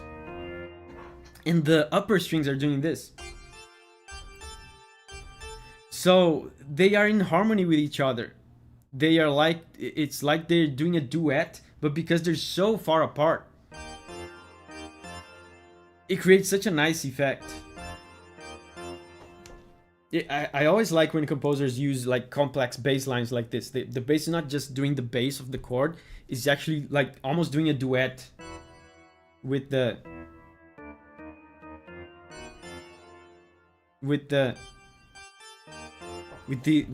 melody. Austin Wilson says, spent hours playing this. Wow, I don't even know what this game is. Stick War Legacy.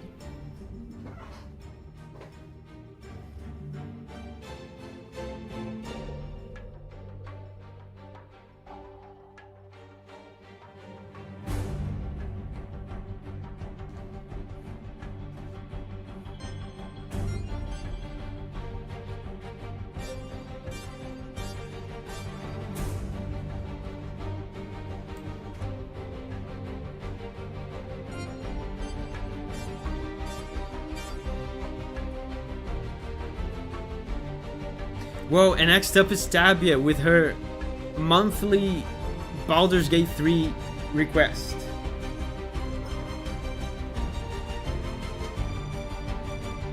Dude, very cool strings. The game is called Stick War, so... Wow, look at that.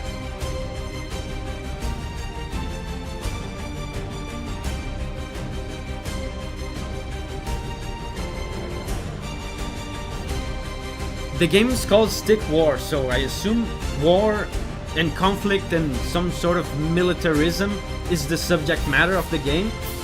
When that's the case, usually people go for brass.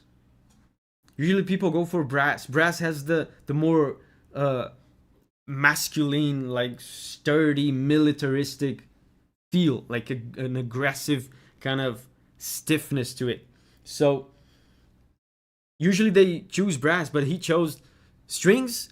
The strings are still playing notes and chords that have this militaristic feel to it, so it becomes like a little bit more gentle, a little bit more dramatic kind of militarism. Like it makes the stakes not feel as high. It's like a more relaxed conflict feel because of the strings. Feels more focused. IMO gives a feeling of determination. Yeah, it could feel a bit more introspective, a bit more emotional, right?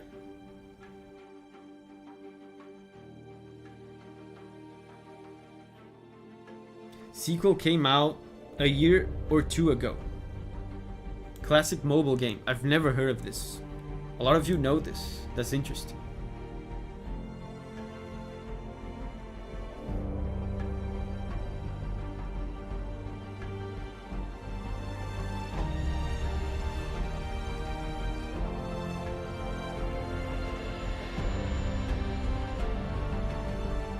Amazing.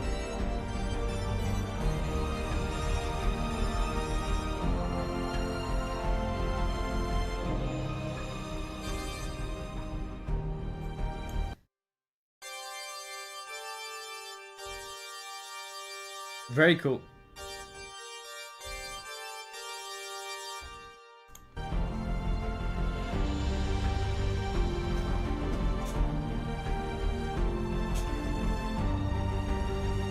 He's choosing, like this stuff that I just played, he's choosing very emotional chords, like soft chords.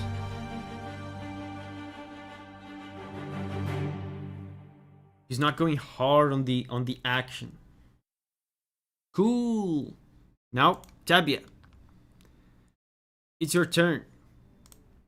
We're gonna hear Baldur's Gate 3 Night Song. Have I? I think I have heard this one already. Let me see. Night Song. Oh, this one is short.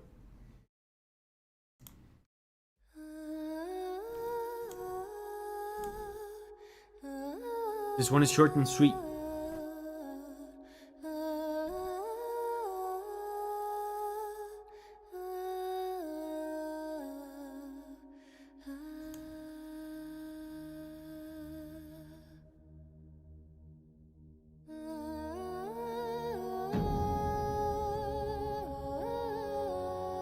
Amazing vocals.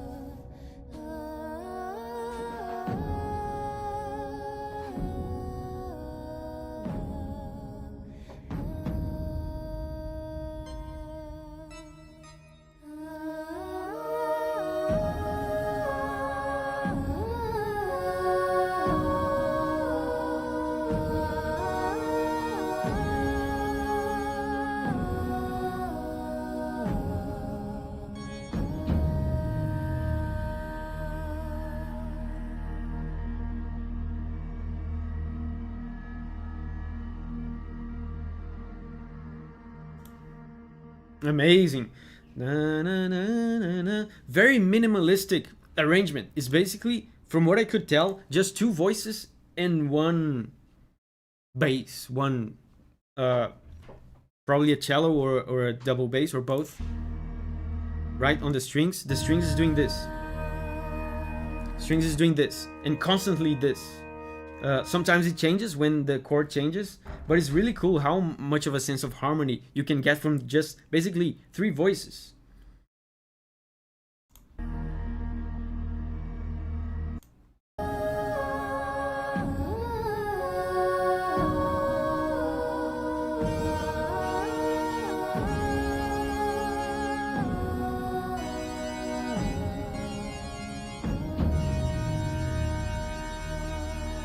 Very cool. Amazing melody. Na, na, na, na, na. The fact that the song is so empty because there's so few instruments gives me a sensation of loneliness, but the melody itself doesn't feel lonely or sad to me. It feels adventurous. Whenever you get the chance to play Baldur's Gate 3, Davi, this track will make a lot of sense. Whoa. So, next up. Oh, we just got a $50 one from Cody. Thank you. Hello, I love what you do here, and I'm actually in college for music composition. Cool. I'd love to suggest a God Manufactured from Deep Woken.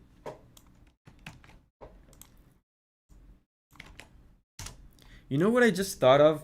You know, nowadays there's this whole discussion about games being woke. Can you imagine if Deep Woken was woke? That would be funny. Anyways, that was a very stupid comment. I just thought that's just something that crossed my mind. Anyway, this is a God Manufactured by Deep Woken OST.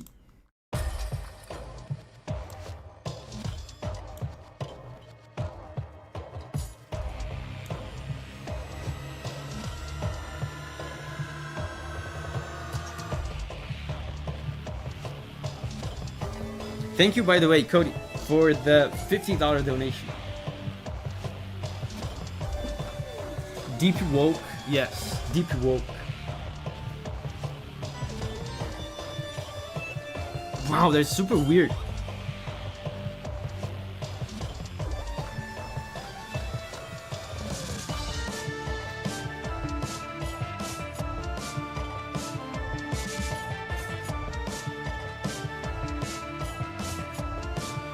Doesn't feel very woke, but very nightmarish actually.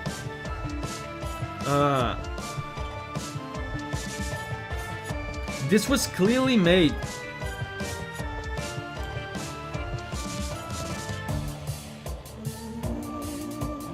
Listen to this.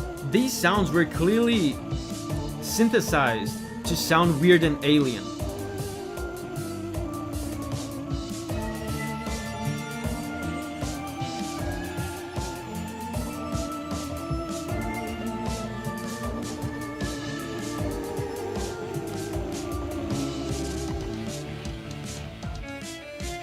Wow.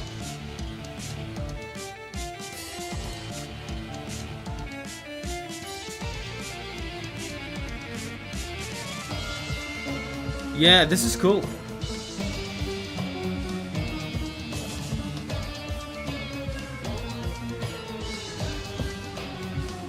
Wow, it's just going down. There's a sense of desperation in this, and the weird alien sounds make it like disturbing and weird. But some of the song is actually quite like normal, so to speak.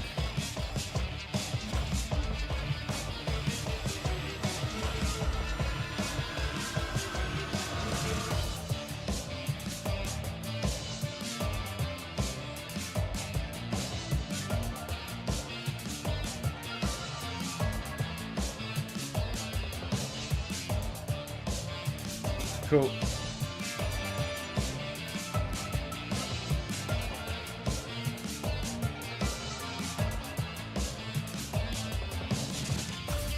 Feels a bit like Metroid music to me. Not entirely sure why. I know why. It's because of the electronic sounds that were made specifically to sound weird and alien. Metroid does that as well. The difference is that Metroid doesn't have like this kind of rock and roll aesthetic to it. This has drums, bass, and guitar, right? So there's that rock aesthetic. But yeah, it's the same kind of synths they use for Metroid. Kind of alien sounds, like electronic space sounds. Sounds tribal from the God part. Dude, that's such a great word for it. It sounds like alien but in a tribal way. Like alien but primitive.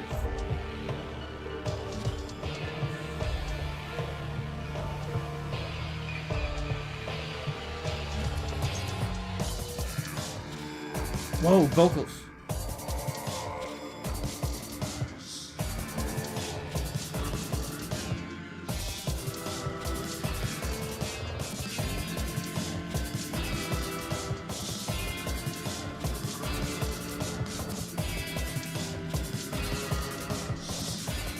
Yeah, this is what I'm talking about. About the music sometimes feeling pretty normal, and that creates an interesting contrast with the weird ass alien sounds. Like there was some pretty like usual chord sequences here.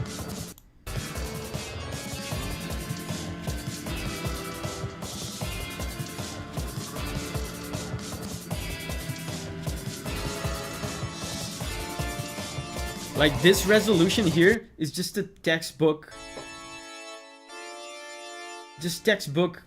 resolution, textbook release of tension. So in that sense, sometimes there's like a glimpse of humanity in the song, because it feels normal sometimes, but there's a layer of weirdness on top of it. Space caveman music now.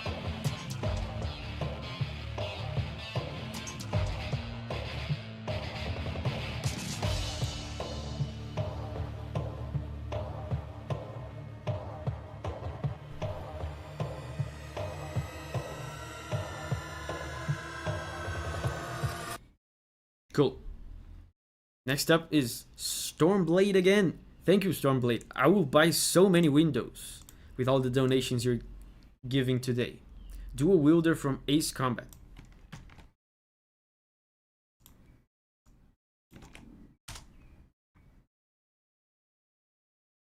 Whoa, this one has almost 1 million views.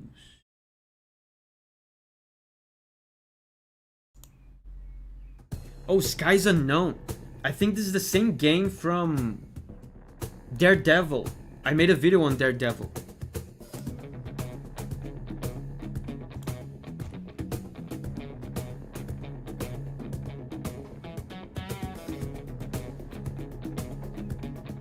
dude, I don't know. I never know what to expect when it comes to Ace Combat music.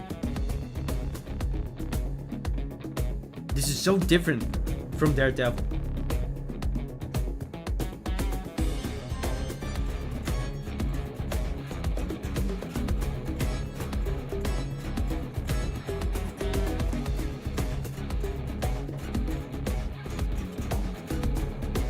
Same game, yes.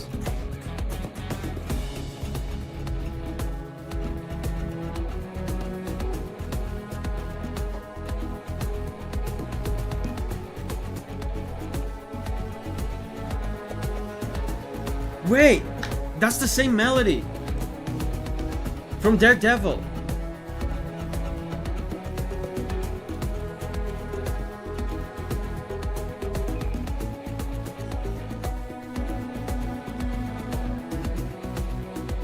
That's the same melody, dude.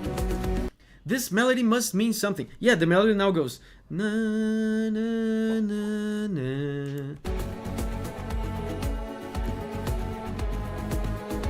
See, I predicted it because this melody played on Daredevil as well.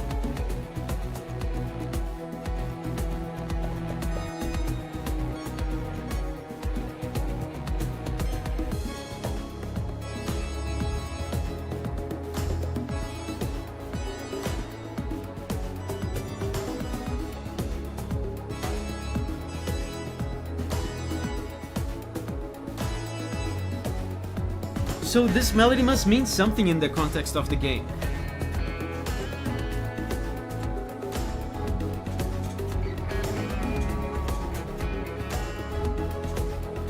It honestly feels like Ace Combat wants to be a mecha combat game, but it's stuck with modern technology.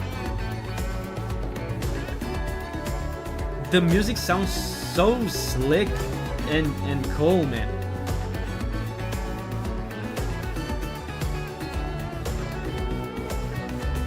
I gotta be honest though, while I was editing the footage for the Daredevil video, I looked at some gameplay for Ace Combat, right, to make the video. The gameplay didn't look appealing to me. Aka says slick, that's the word, yes. I was going to say cool, but cool is a very overused word. I feel like it's lost all its meaning. Slick is a good word.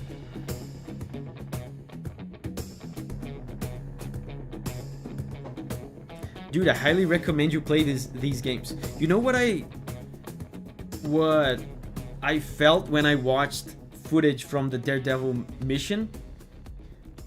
I wasn't even playing the game, but I felt overwhelmed because like there's people talking to the player all the time. There's like Metal Gear style dialogue, but during the gameplay all the time. And there's pew pew pew sounds, you know. But yeah, I should try it because the music, even if I don't like the game, you know, I'm the kind of guy that plays bad games if the music is good.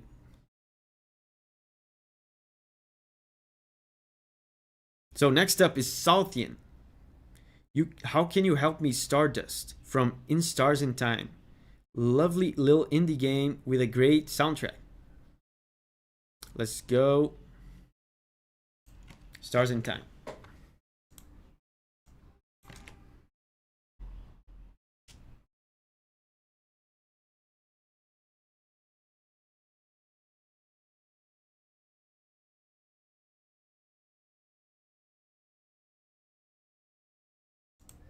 I found the cover. I found the remix. Oh, I found it.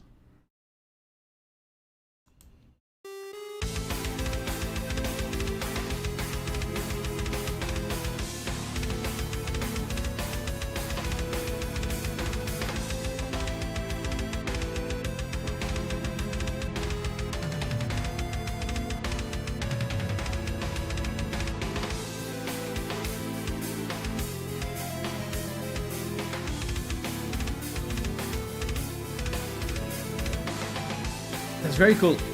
That's a real ass drum kit with real strings. Oh, that's amazing.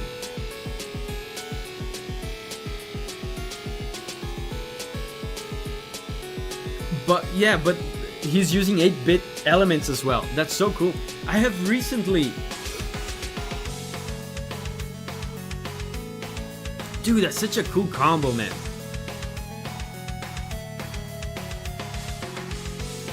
I've done this recently for a game I'm composing for, called Fellbound, where I just made like a regular song with like orchestral instruments and stuff, but the little special sauce that was missing that made the track complete was a melody with, 8-bit sounds like this. I specifically used a original Game Boy sample for the 8-bit sounds.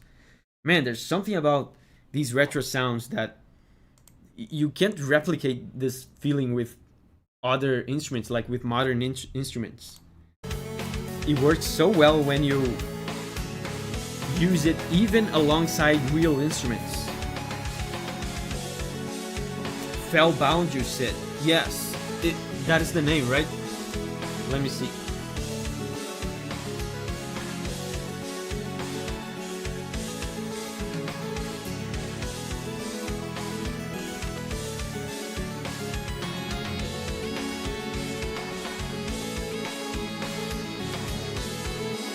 Yeah, Fellbound.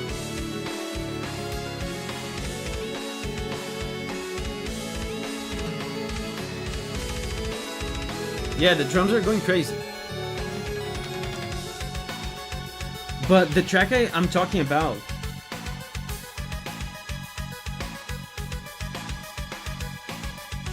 it's not out yet, unfortunately.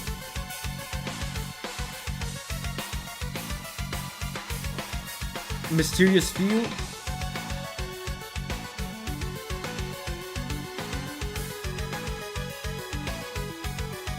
Dude, 8-bit arpeggios. So good.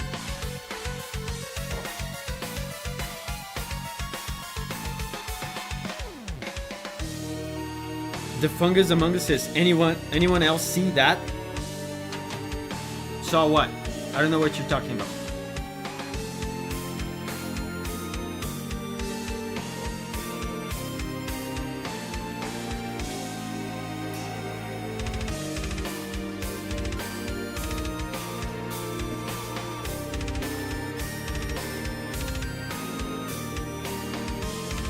And such a simple ensemble of instruments as well.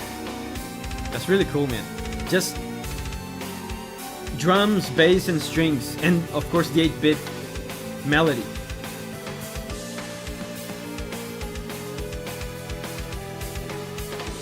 What is that goofy face? What face?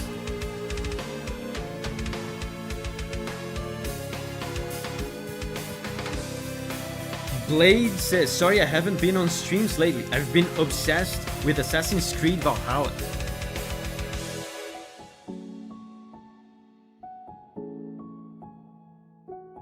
Oh, piano now.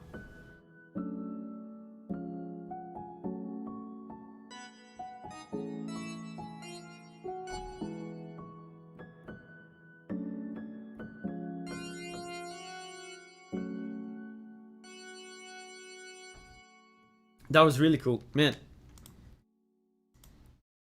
I have to do more of this, I feel like, in my own music.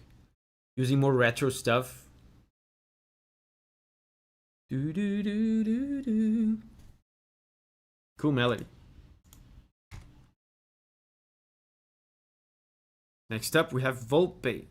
Greetings, Davi. I would like to request Battle on the Big Bridge. That is fantastic, man. And this is a classic. I don't know if you know this. You probably know this. This is a classic Final Fantasy song. It's, I think, from Final Fantasy 3 or 4. But the song is so damn good that they keep remaking it for other Final Fantasy games. Battle on the Big Bridge.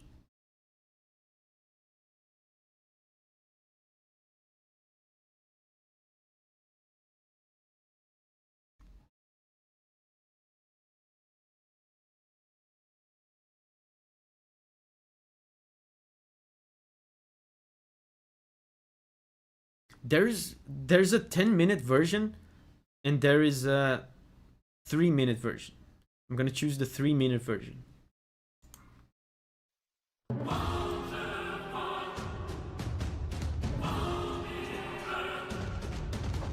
Final Fantasy 15's version is very different.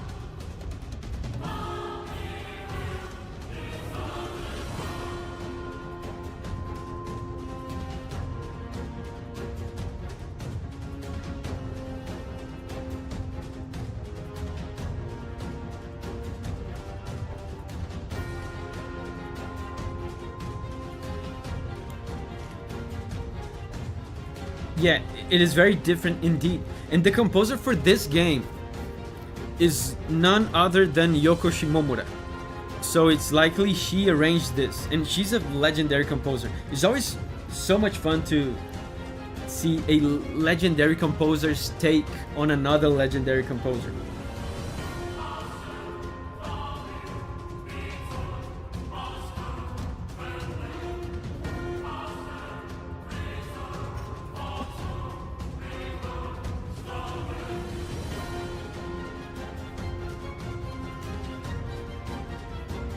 There's the melody.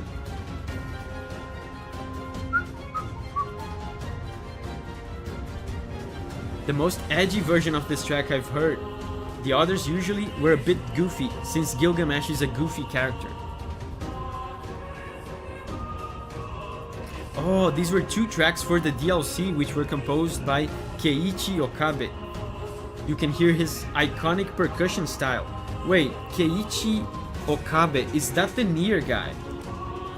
Keiichi Okabe.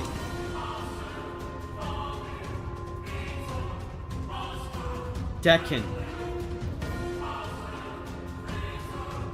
Oh yeah, he's the Nier guy. He's the Nier guy. Yeah, he's great.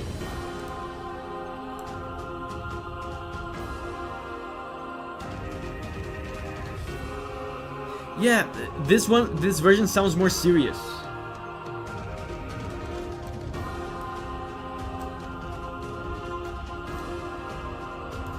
M2 says, I did not like 15's take on Gilgamesh. They made him too serious. This definitely sounds serious. Unknown says, hey Davi, have you heard the unofficial Ray Dao theme? No. I've heard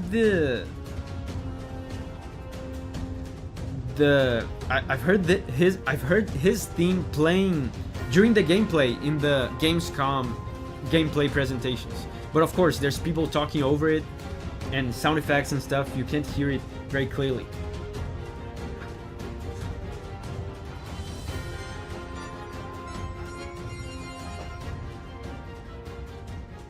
Yeah, that was very different. That's my first time hearing this version. That was very different than the original Battle at the Big Bridge. Definitely more serious. The iconic melody is a little bit more tame. The signature sound of the track is kind of muffled. Yeah, I feel like that's on purpose because it's kind of a goofy melody. I feel like they couldn't have put the melody front and center like usual because the game is clearly trying to make it serious and it would not be serious with the goofy trumpet melody. So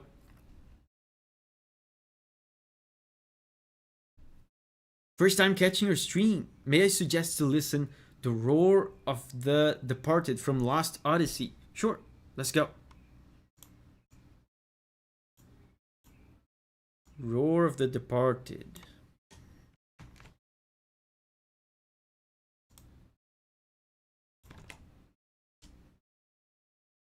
Oh, Lost Odyssey. That's Nobu Ematsu, isn't it?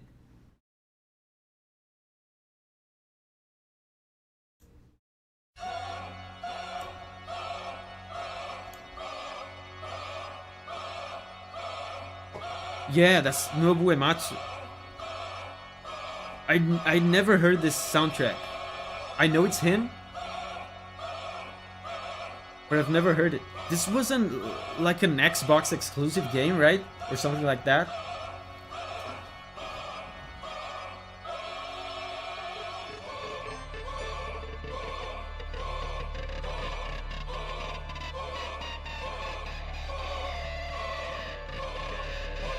Someone is scratching the strings of a guitar.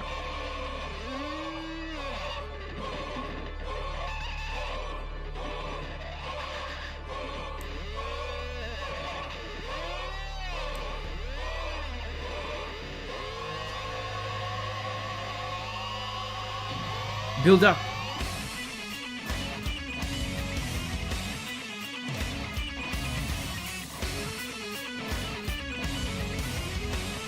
The triplets.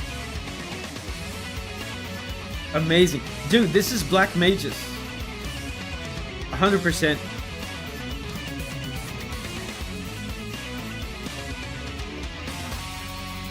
I bet Nobu Uematsu just invited all his buddies from Black Mages to play this and just had a blast.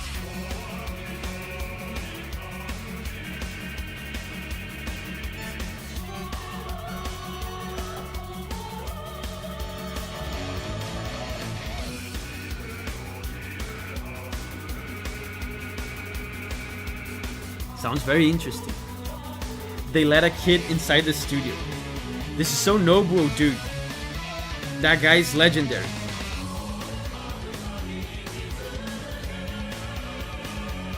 One, two, three, 1, 2, 3, 1, 2, 3, 1, 2, 3. It's so much fun, man.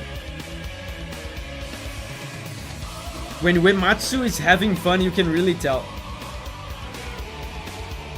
1, 2, 3, 1, 2, 3. Albo says, hello, hello, hello, Albo.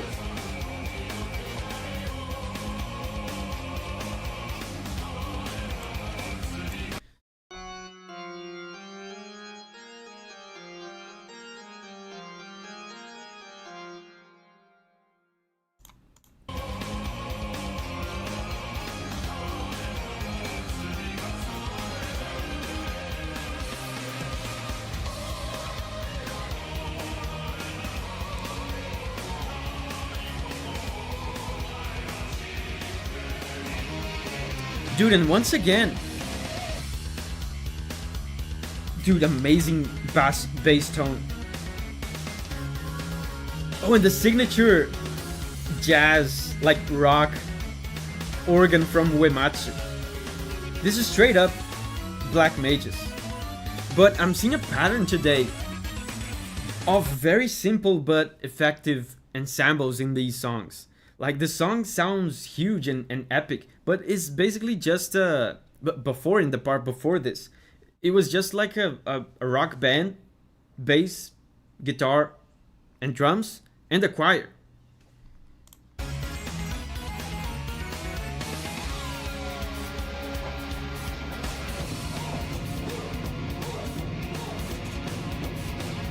Oh, the drums.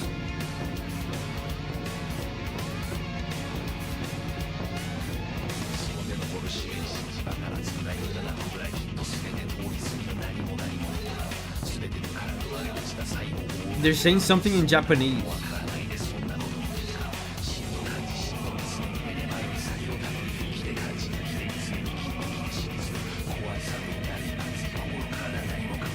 I guess there's huge power in simplicity. Yeah, it's all about the notes, man. If you infuse the notes, if you infuse the chords with powerful feelings, the music feels full, even though there's very few instruments.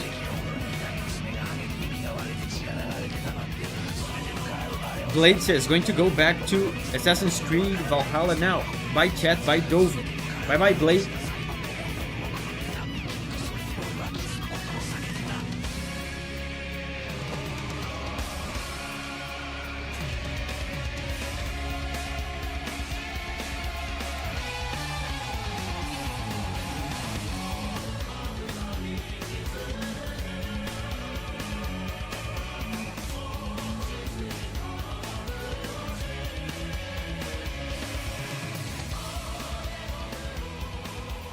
Oh, it's fading out. That was really cool, man.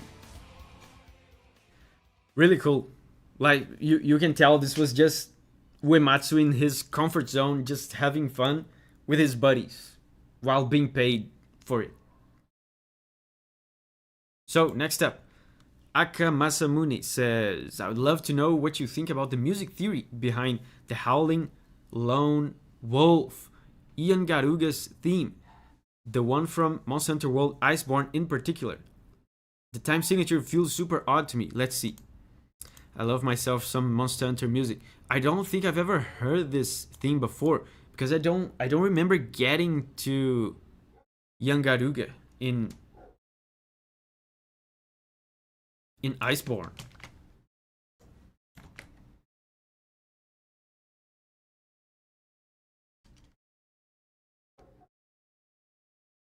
The Howling Lone Wolf.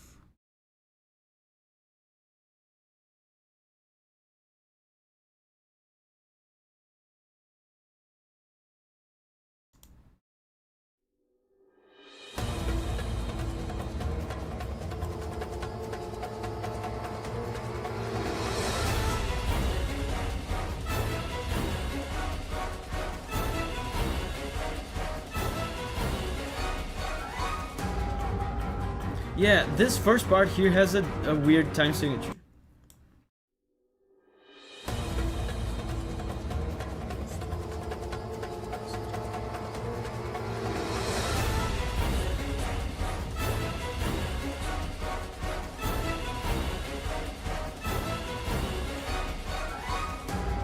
Hold up, this is actually tricky. Is it 11?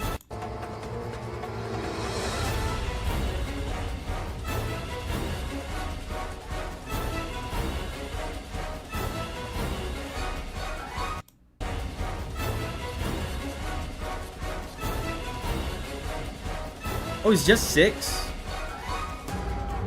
Wow. They're using... It's actually pretty simple. That's so interesting. It's just 6. Check this out. 1, 2, 3, 4, 5, 6. 1, 2, 3, 4, 5, 6. 1, 2, 3, 4, 5, 6. 1, 2, 3, 4, 5, 6.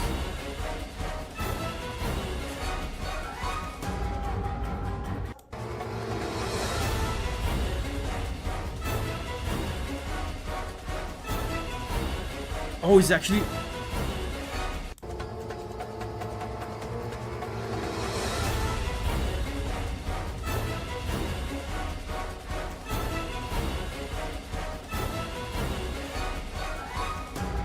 Guys, I think it's 10.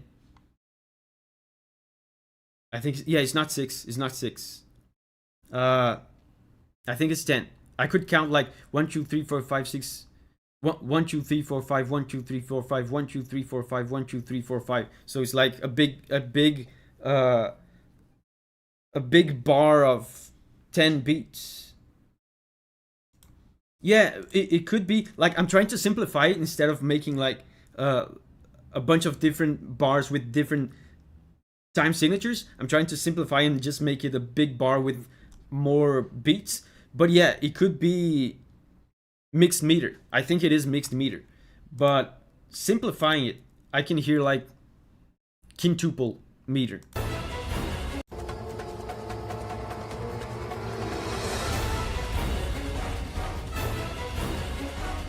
Hold up.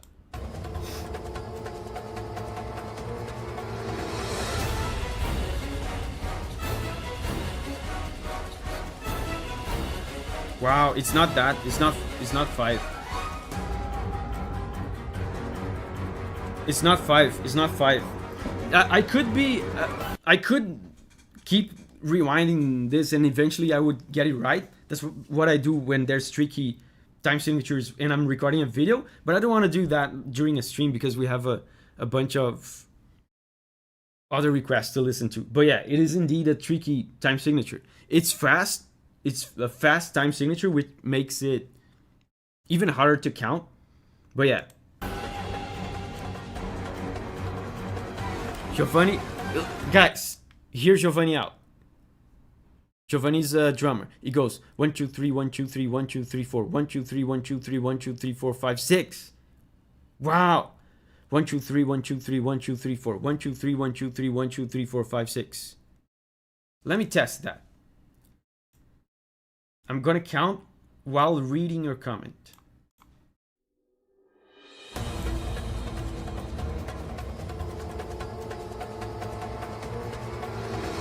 1 2 3 1 2 3 1 2 3 4 1 2 3 1 2 3 1 2 3 4 5 6. Wow, that's it, dude. Giovanni's a genius. I mean, the guy's a drummer. That's right. Holy shit. That's right. That's right. Yeah.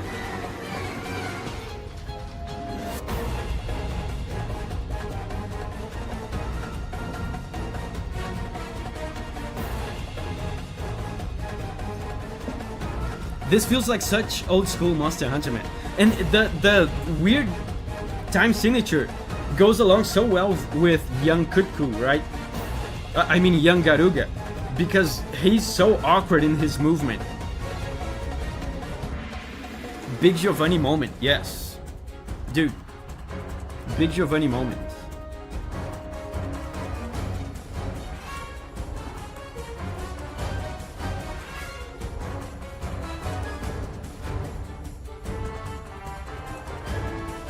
Young Garuga came from Monster Hunter 1 Portable. Buzz says, this is my favorite of the stream.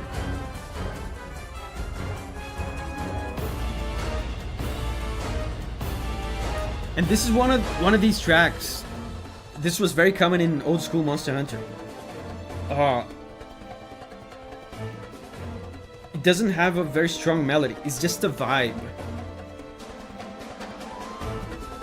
They captured that like tribal, rustic Monster Hunter vibe so well.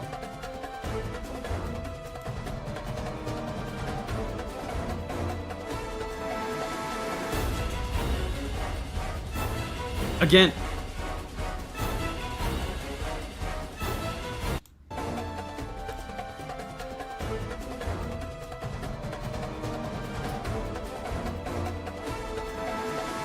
One, two, three, 1 2 3 1 2 3 4 1 2 3 1 2 3 1 2 3 4 5 6 1 2 3 1 2 3 1 2 3 4 1 2 3 1 2 3 1 2 3 4 5 6. It's the bongos. Bongos makes tribal.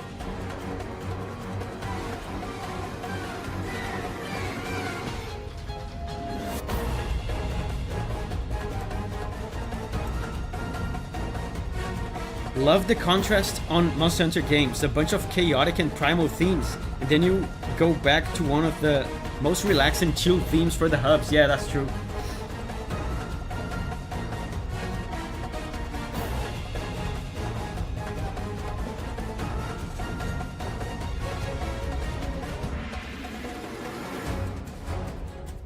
Oh, Sarah is here. Hey, Sarah.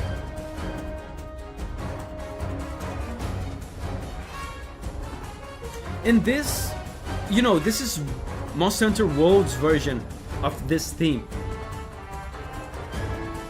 In general, I didn't like very much the Monster Hunter World versions of older themes, but this one is cool. This one I like.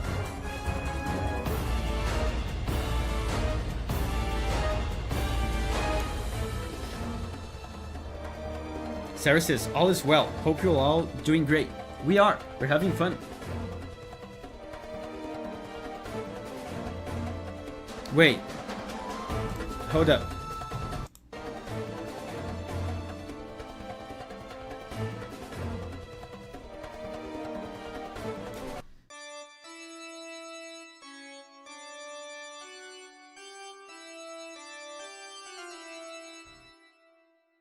Guys, I just found the Mitsuda lick in Monster Hunter.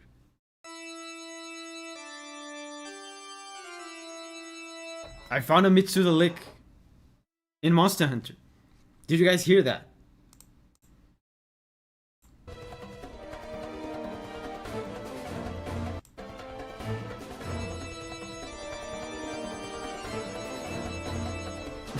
That's wild. Akamasamuni says, I never noticed. Yeah, they did the thing.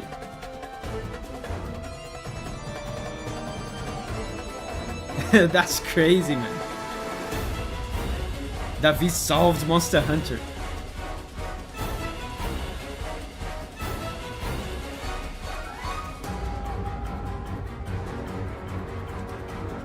That's crazy. It's so crazy when I find Mitsuda licks in like the most unassuming places.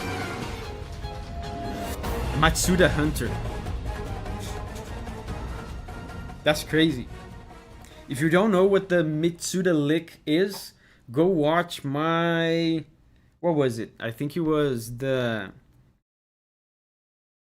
Oh, what's the Undyne theme name? Go watch my Undyne video. My Undyne theme video. Undyne video, yeah. But there's a name, like Battle with something something. Battle Against the True Hero, yeah. If you want to know what the Mitsuda lick is, watch the Battle Against the True Hero video. Next up is Phoenix. Destiny 2 Beyond Light. Deepstone Lullaby.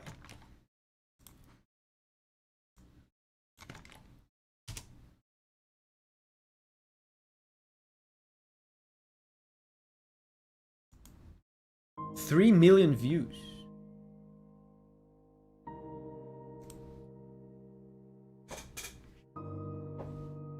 New Master says that was the first Davi video I watched. Whoa.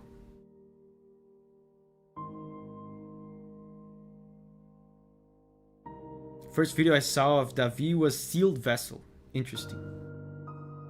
Augusta says, my first Davi video was Fatalis music review from Iceborne. A lot of new people came for that one because the official Monster Hunter account retweeted that. That was cool. This feels very quiet and gentle.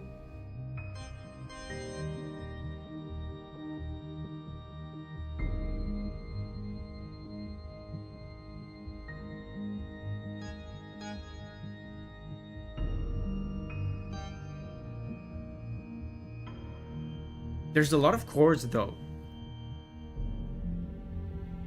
It feels quiet and gentle, but there's a lot of emotions stirring underneath. It happens on a spacewalk on the outside of a space station.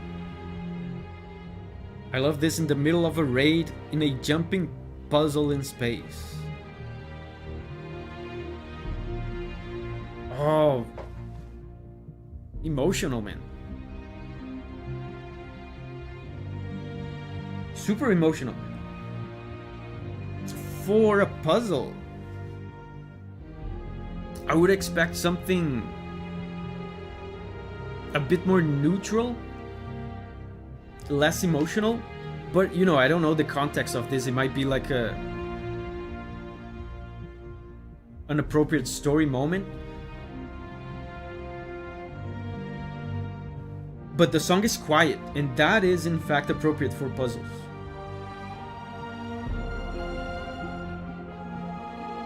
Space music!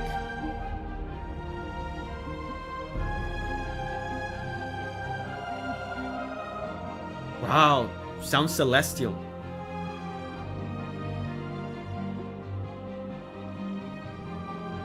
Can you hear the ostinato on the strings? Ostinato. Oh, wow. Ostinato is these repetitive figures on the strings. I feel like a lot of space music has these ostinatos. It creates a sense of movement forward, a sense of progress. Like a driving force marching forward. A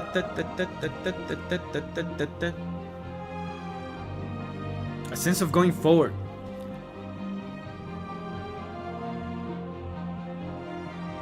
A sense of like progress.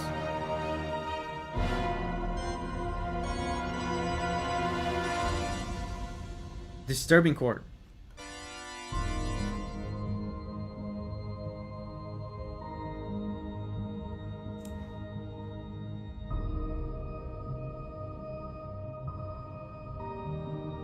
Probably because there's no air resistance in space, so you go forward forever without anything holding you back.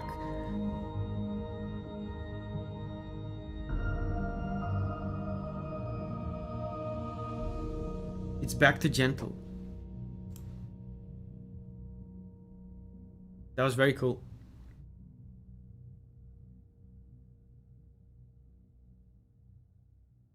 sounds like quiet, introspective space music. And the image that I have here on the video is of a guy sitting down, looking like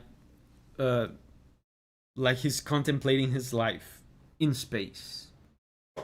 Sounds appropriate for the song. Very cool. Payburn. I don't know if you've done this one before, but Not Alone by Nobu Uematsu from Final Fantasy IX. I was playing Final Fantasy IX for the first time a while ago, but I got distracted. Man, I have to finish that. Not Alone.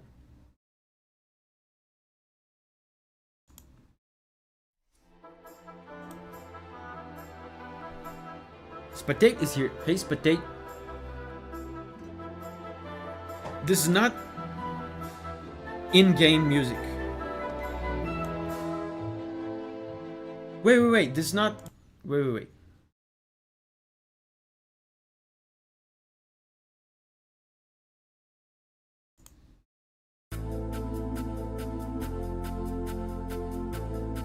Oh, I remember this one.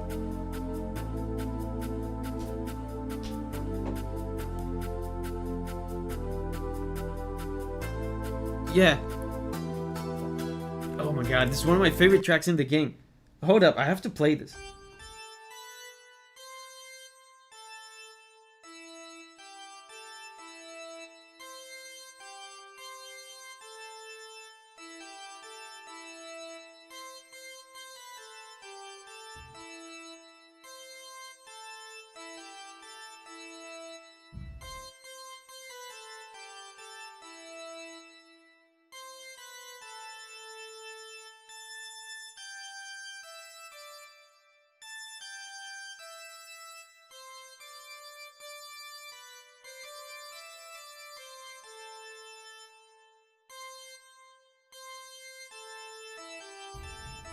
Okay, I just wanted to get the gist of the melody so I can play along. One of my favorite songs in the game. I have to finish this game.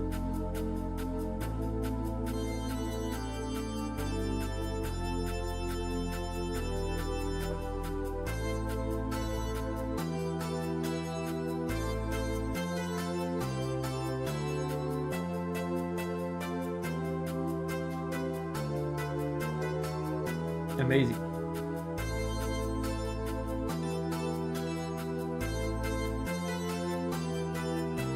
Dude, listen to the harmony, the bass movement.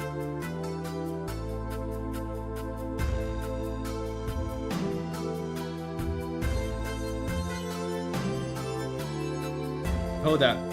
I don't want to pause the music so much because there's many requests to go through. But hold up, I have to...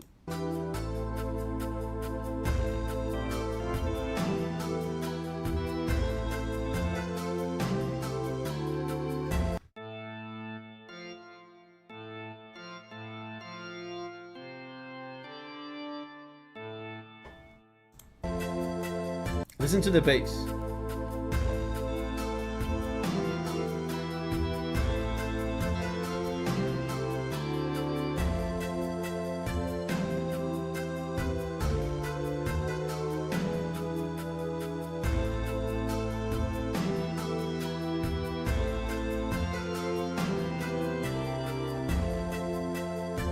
He didn't, like, the melody didn't necessitate this richness in the bass.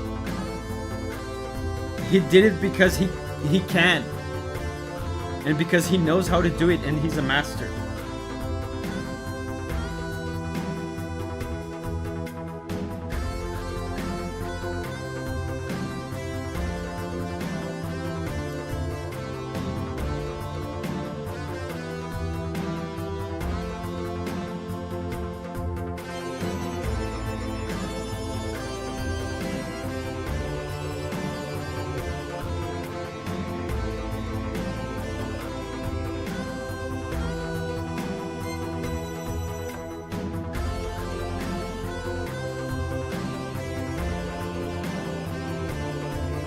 They use a lot of flute in older Final Fantasy games. Final Fantasy X has a lot too.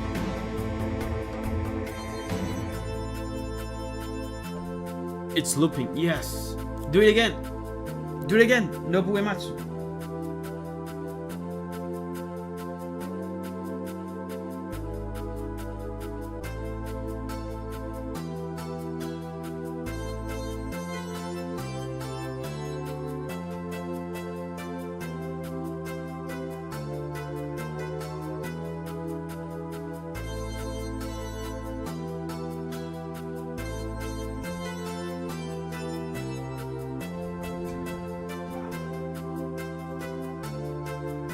With the choir, yes. What is this music called?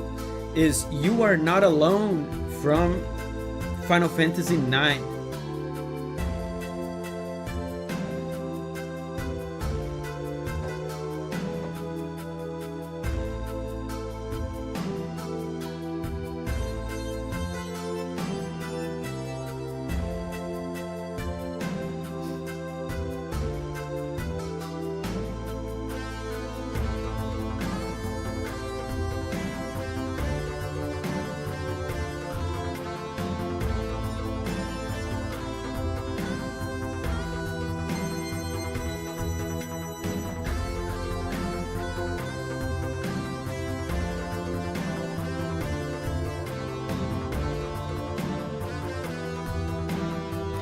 Davi has heard this track already. He's probably almost finishing the game.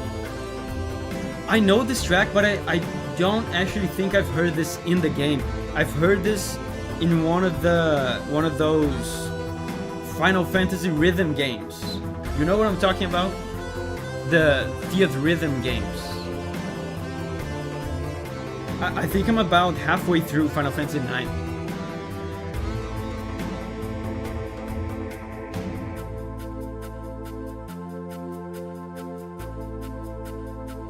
Dude, this is my favorite of the stream. This is my favorite of the stream. Dude, I have to make the members thing that I talked about. If I had like a favorite emoji right now, favorite of the stream, I would use it right now. So, next up is another one from Stormblade. Here's a curveball for you guys. After the Storm from Aaron's Adventure. It's an indie game from a couple years ago.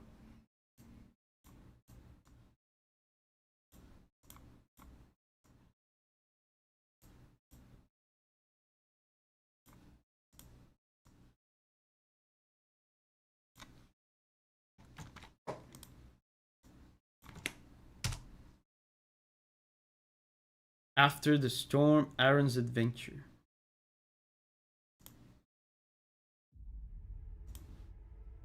Spatate says, that was really cool. Javelin says, anything from Final Fantasy IX makes my day.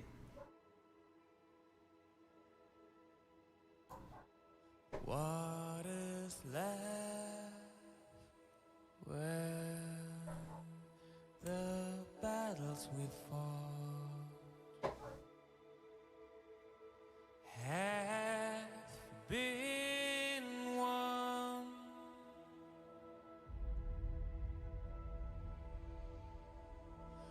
Who'll be left when the friends that we made That sounds to me like credits music. will all be gone? Happy chord. Lyrics, yeah.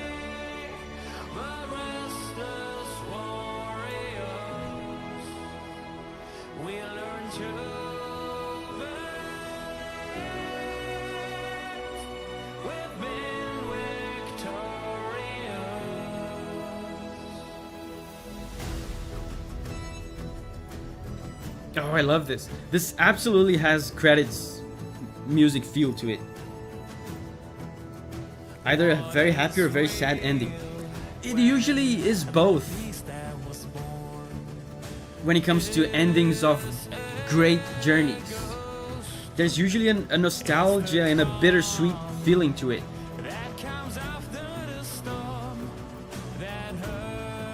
Even if the song is positive, it's based on a happy chord, see?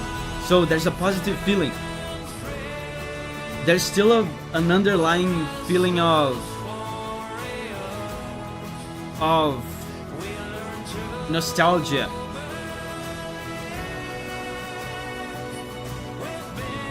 And nostalgia is a bittersweet kind of thing, right? It's happy but also sad. Happy for the achievement, sad that the journey ended. Exactly. That's exactly it.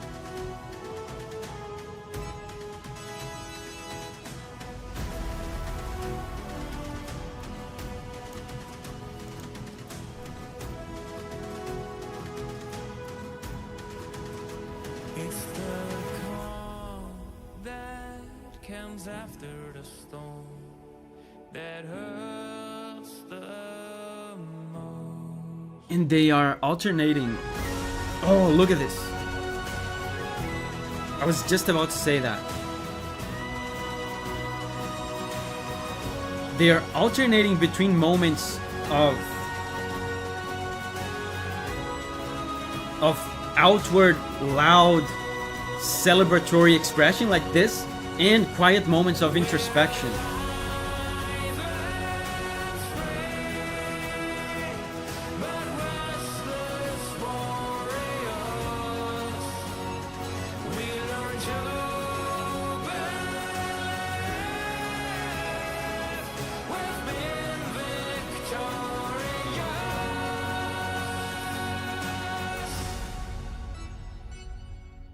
And they raise the key there at the end. We've been victorious.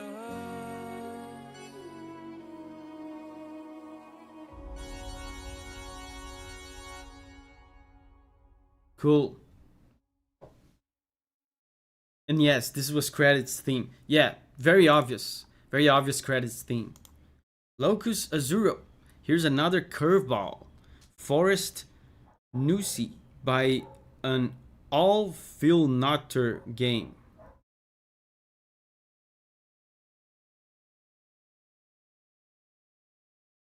By Unphil-Notter. Is that a name of a person? From game Alice in Cradle. Alice in Cradle. I bet that game is incredible.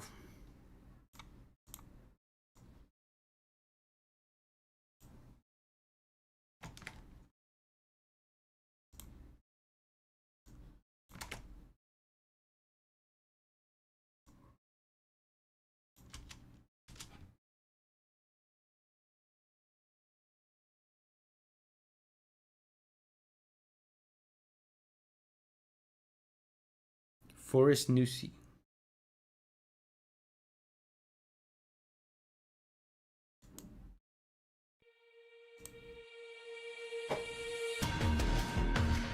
Time to end the stream.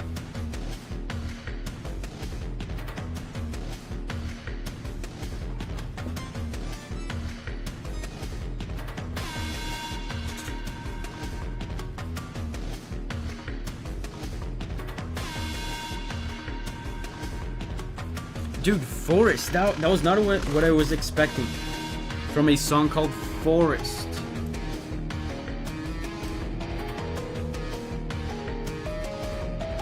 Oh, amazing. Payburn. While I'm on the Final Fantasy IX mindset, do Vivi's theme as well. That would be great. That song got me on a Final Fantasy IX vibe as well. I have to finish the game. Very menacing. Dude, very electronic and kind of alien for a forest. I bet it makes sense in the context, but I can't visualize it.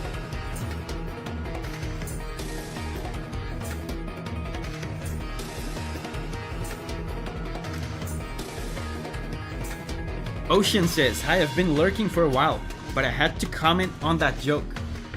What did you have to comment? Did you like it? Was good, right? I can't recall what this synth reminds me of. Oh. Okay, strings.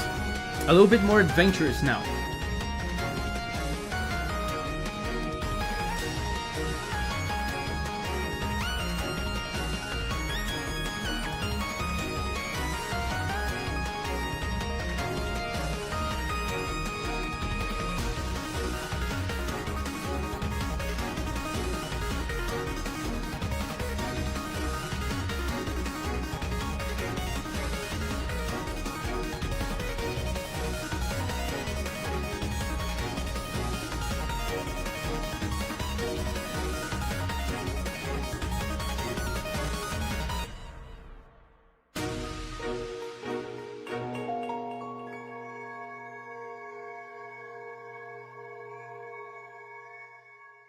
There was a very hype part there where he did this.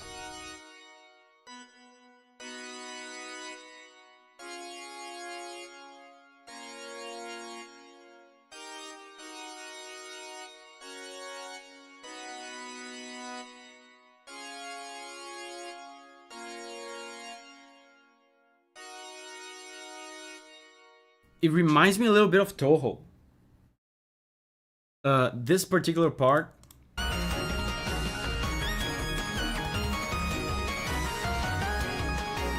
In terms of harmony, the instruments are not like Toho at all, but this kind of super hype adventurous harmony reminds me of Toho. That was cool. So next up, Sledge Fires. My favorite song of all time is Acid Spit by Mega Drive. Great song for a great level in Hotline Miami. Wait, that is a cover, right? Mega Drive is a cover band.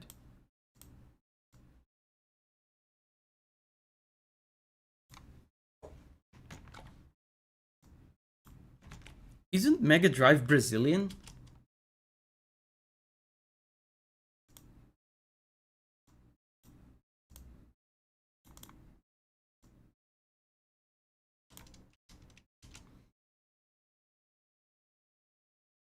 Acid Spit.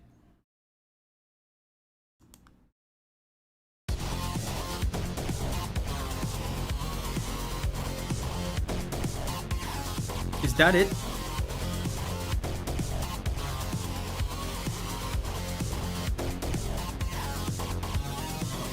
Oh, August says, hey Davi, maybe you missed it when I said it earlier, but speaking of Final Fantasy music, you should do a video reviewing the evolution of Battle on the Big Bridge across the franchise. That would be cool. I've done similar things for Monster Hunter. I've done videos listening to multiple versions of the same theme across the Monster Hunter series.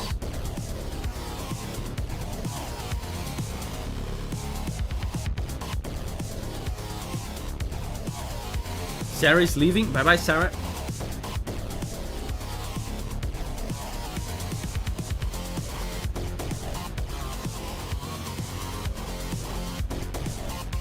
Dude, Hotline Miami music always sounded to me like drugs. Sounds like drugs. I've never done drugs, but I think it feels like this. This is drugs.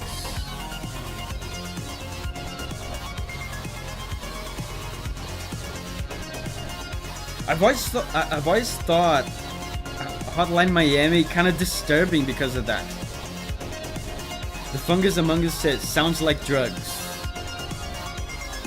Trance genre. It's not just a trance. It's not just a trance. Trance by itself doesn't sound like drugs. There's a frantic, kind of hysterical, insane quality to this. Augusta says, as a non-drug user, I agree. Storm says, I shall now take my leave. I'm home and need to clean up. Okay, bye-bye, Storm. This song you play is a Russian mob boss robbing a bank who in fact overdoses on a special new drug later in the game. See? See, guys? See? Drugs. This is drugs. I could never get into Hotline Miami. And I gotta be honest, one of the reasons why is because of the music. It always felt too disturbing to me. It feels like insanity to me. Davi is a diviner.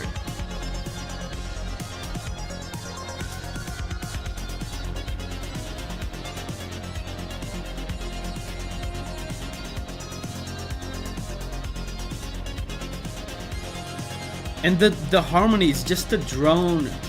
It's just a drone chord. It's like this. This is maddening. Like, it's just this.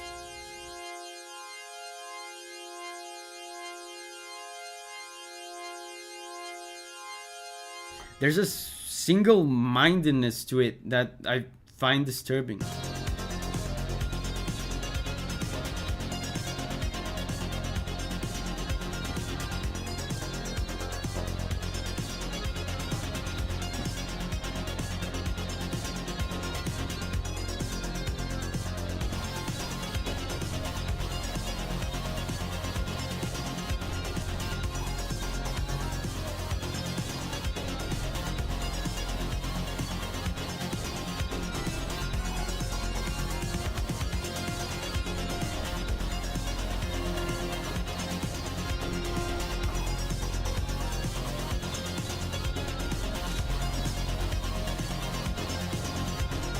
Playing that and staring at the camera is terrifying, man. This music is terrifying.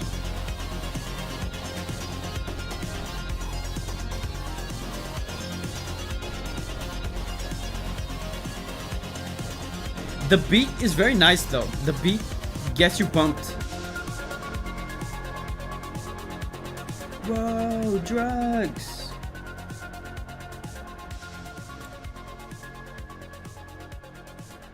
Oh, it's fading out. My review of this track is drugs out of 10. Next up is Phoenix, Destiny, The Taken King, Last Stand.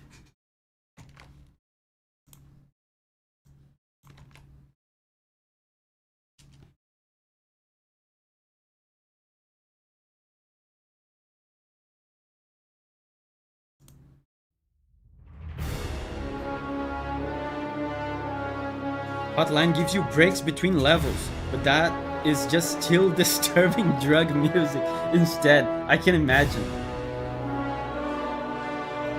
Robert says, can I give 2 super chats? Yes, you can give as many as you want.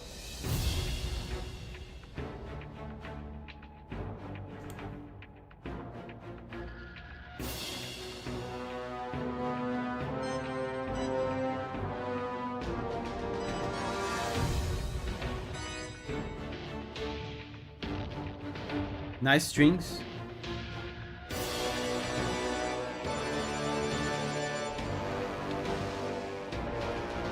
Listen to this. There's a heroism to the strings, and there's a little bit of a marching tempo. It feels like war, it feels like a conflict, like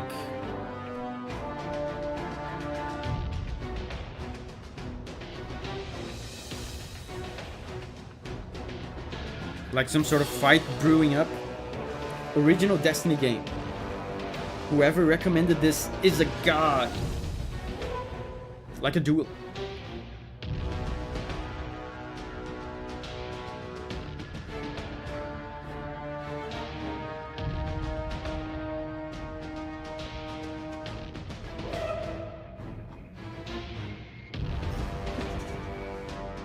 There's synthy elements to it as well.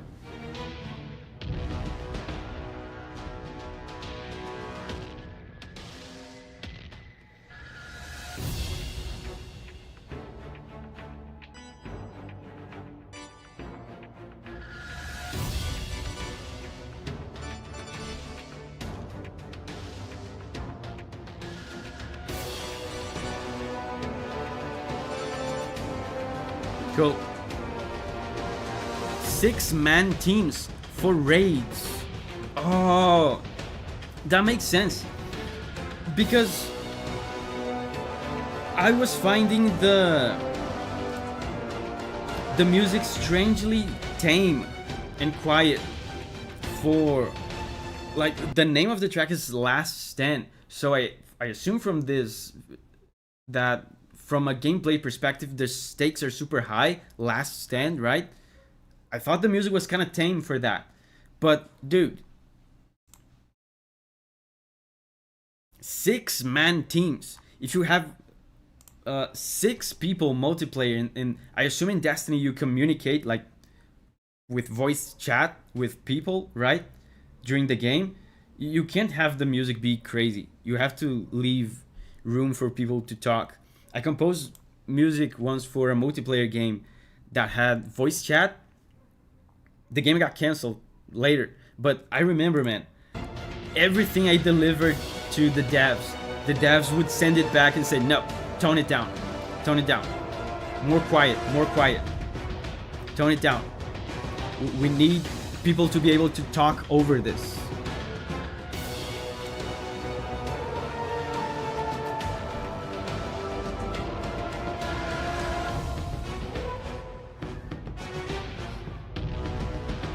Say that, but some of the raid tracks get a little crazy. Destiny 2's The Last Disciple is a great one. I'm actually curious about that, to see how they handled it. How they handled that. Maybe they just make the music crazy, but you know, they lower the volume. Or maybe they could have a system, a parallel compression system, that lowers the volume of the music when someone is speaking. That is something that you can do with these new game engines.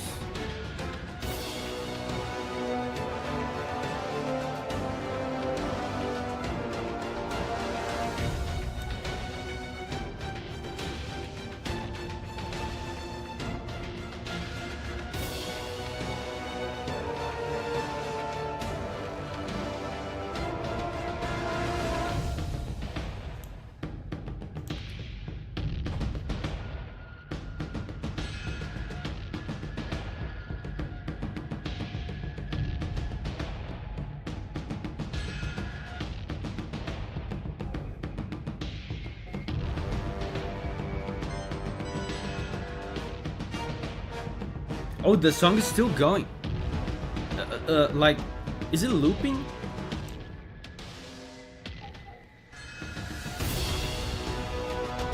I think we're still hearing new stuff. The song is not looping. This is new. Yeah, and it's getting a little crazy. Phoenix says, Davi, there's some amazing music in the campaigns of Destiny and Destiny 2 that are so underrated. Choirs.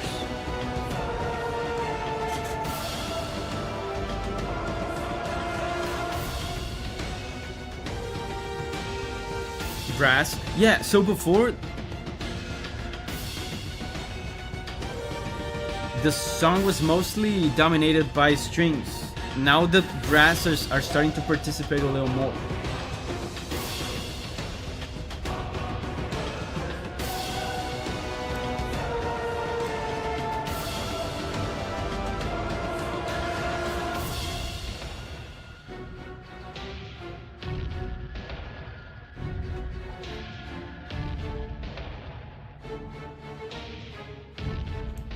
Cool. By the way, this song is like 6 minutes long, so I'm gonna cut it out here. I usually cut it out like at about 5 minutes because we have a lot of other requests, right? Let's skip ahead a little bit so we can see if there's something interesting.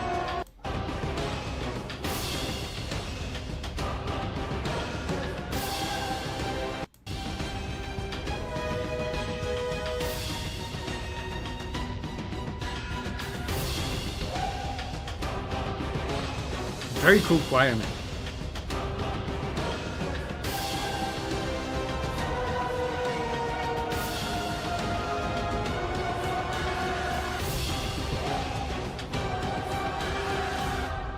Wow, very cool. Yeah, the music got intense, but you can tell that they do ba ba ba da da, and then they quiet down, ba ba ba da da ba, and then they quiet down.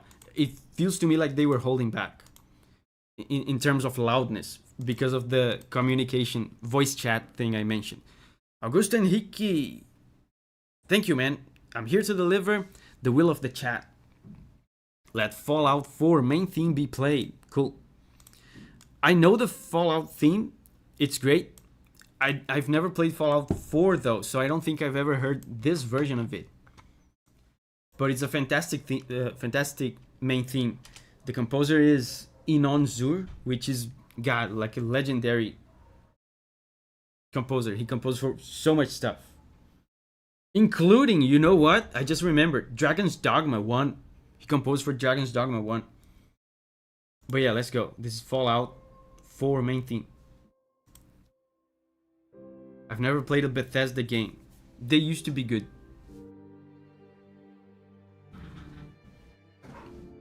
At around Fallout 4, I kind of lost interest. I haven't played a Bethesda game, I think, since Skyrim. This is the melody. Na, na, na.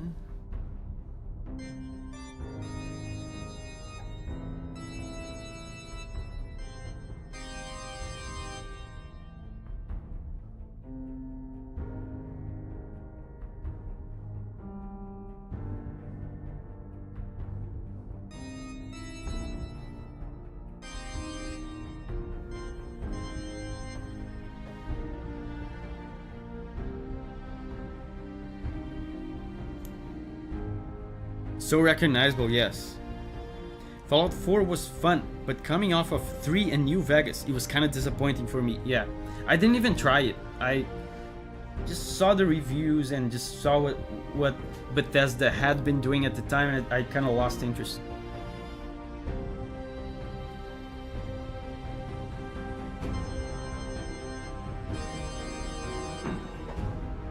I want to figure out this chord.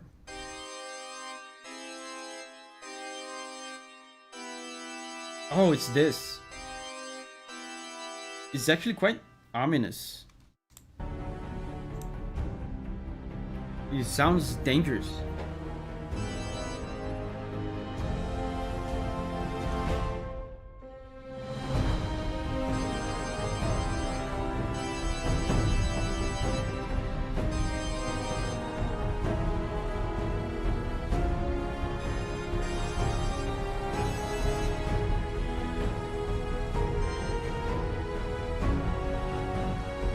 But there's a big sense of adventure as well.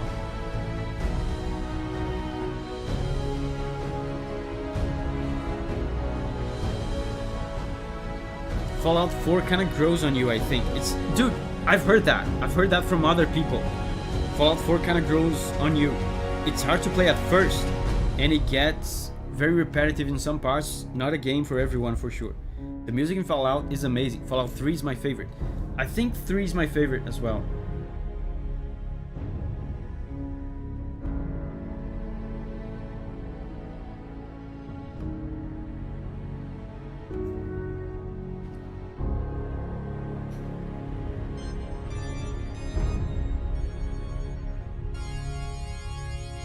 And it ends on a happy chord.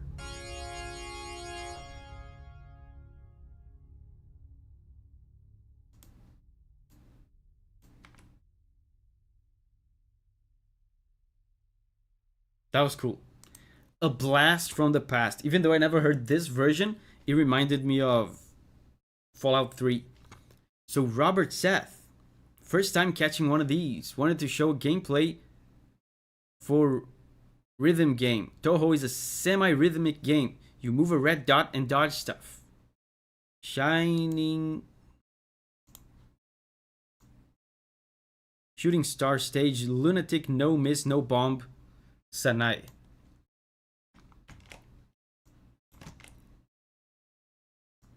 Thank you, Robert.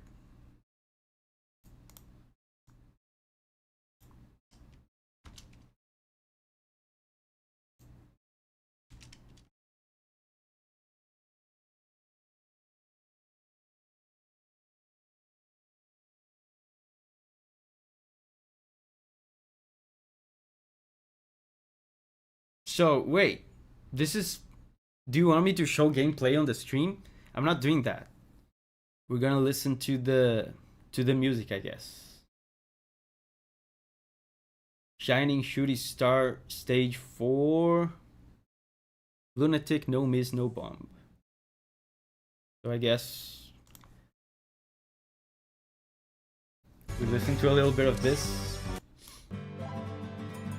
But there's going to be like sound effects and stuff.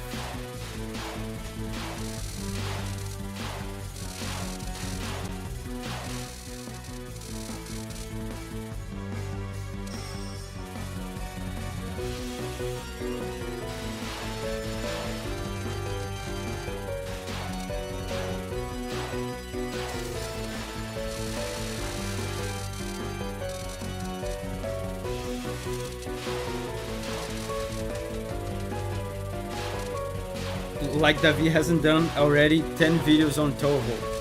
Yeah. Robert was like explaining to me what Toho is. I've seen Toho, I know Toho. Is it out of key at some points? It seems like he's intentionally playing some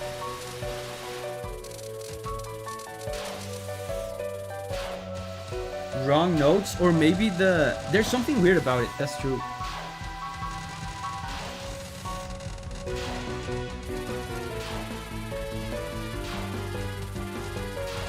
Yeah, dude, the zoom pits are kind of out of tune on purpose. That's weird.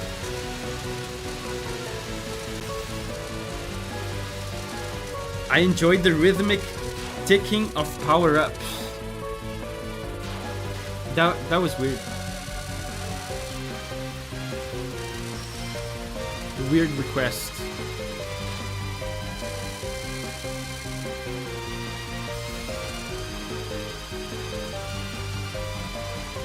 And guess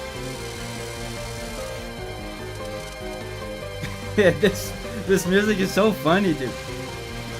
Oh, it sounds wrong. Could we see how the rest of the playlist is looking like? Yes.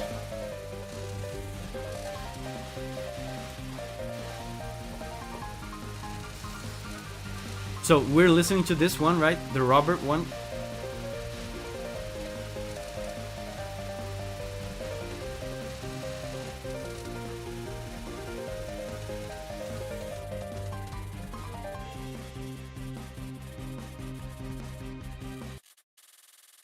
Oh.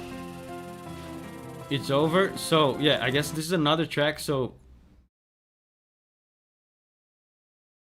we're done.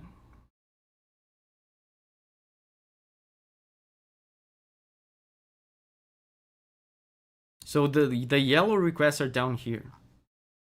I think we can get there.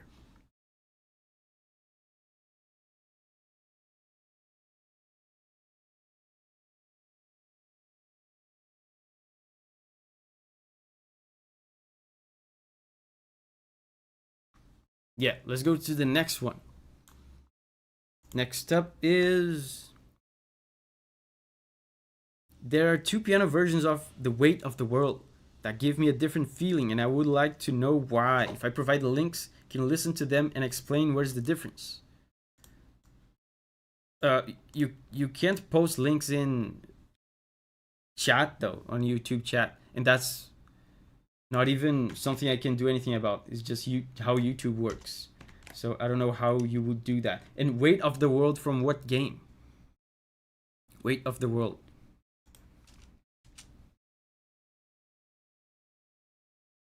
Is that Sonic? Or Nier? I'm guessing that's Nier.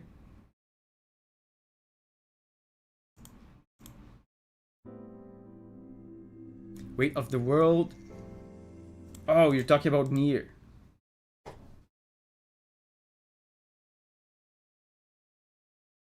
Piano cover.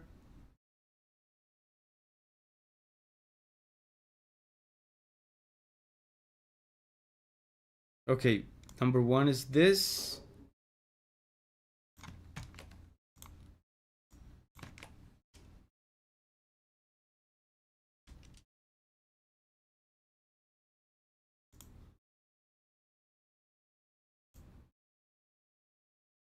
So this is number 1. Number 2 is this.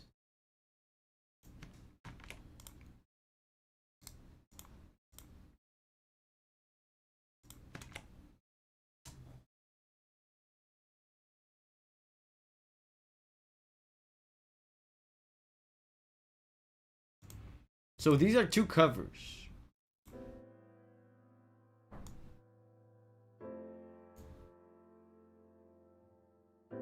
Of Weight of the World from Near.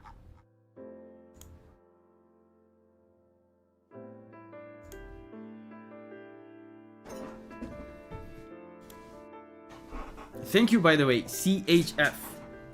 Oh, CHF is the currency. Thank you, HA. Thank you for the support.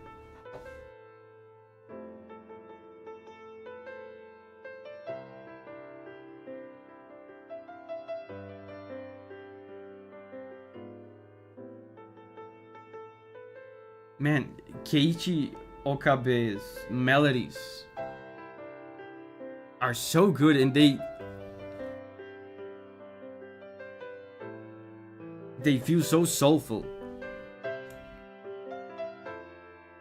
And these are long songs, by the way, so I'm not gonna listen to the whole thing. Probably gonna cut off. Especially because it's the same song, 2 versions of the same song, I'm probably not gonna listen for too long. Let's take a listen to the other one. So there's another cover that he asked me to compare. I mean, first of all, immediately I can tell there's a big difference on the piano tone. Like, these are different pianos being microphoned and captured differently. This one is a lot more mellow.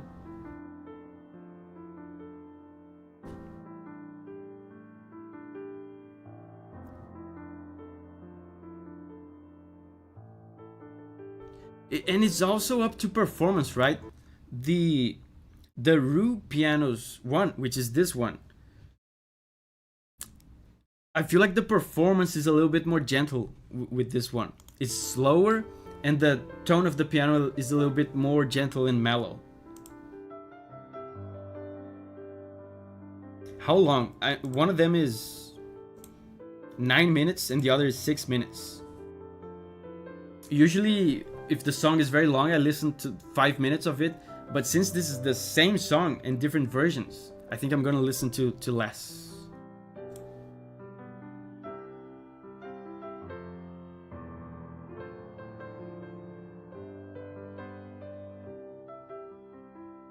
Yeah, this performance from Rue's piano is a lot more gentle. You can see she's using something called rubato.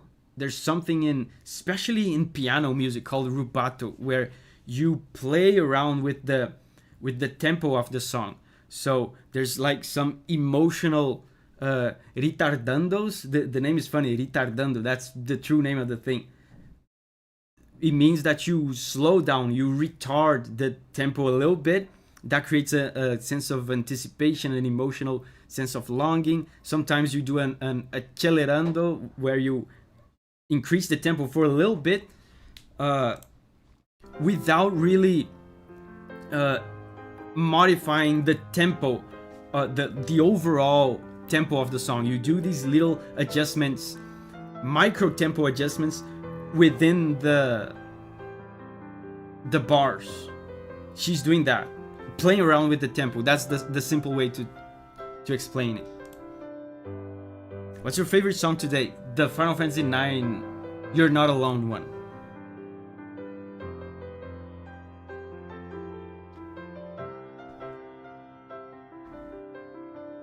So that's what it's called. Yeah, rubato. And this girl does it a lot. So it feels more emotional, more tender than the other one.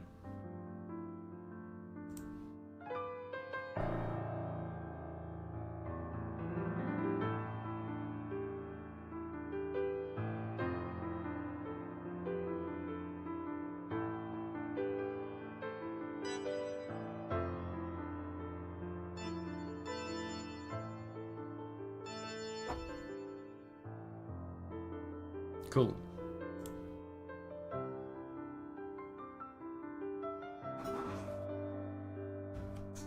Such a nice piece. Like, this is a cover. I don't think I've ever heard this track, like the original version. I wonder if it has vocals like a lot of them do.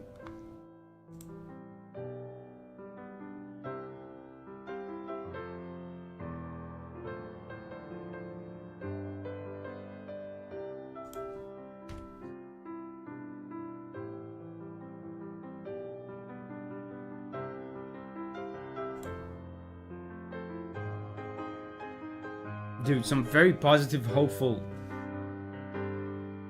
chords for a song called Weight of the World. It sounds very hopeful, optimistic.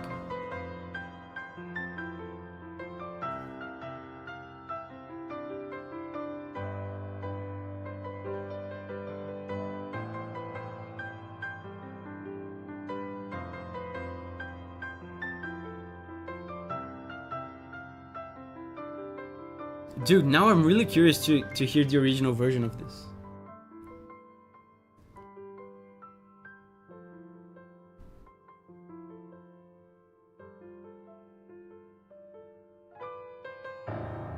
Oh.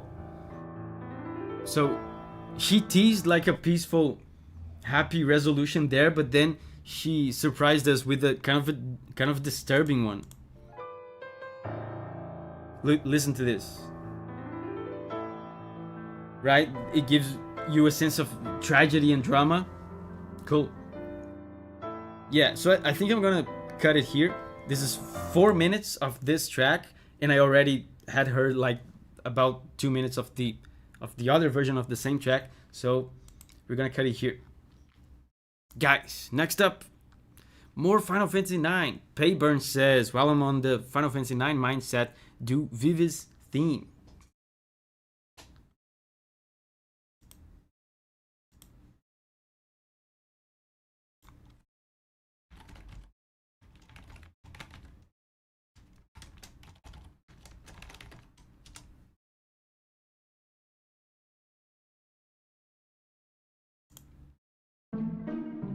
Oh yeah, I remember this.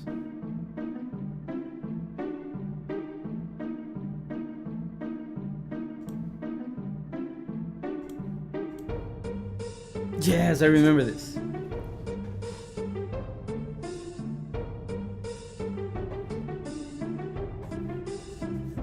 Dude, Vivi is so cool. And Uematsu is so good with woodwinds, man. So childish and innocent, yes. So innocent. Listening to this, and I can immediately imagine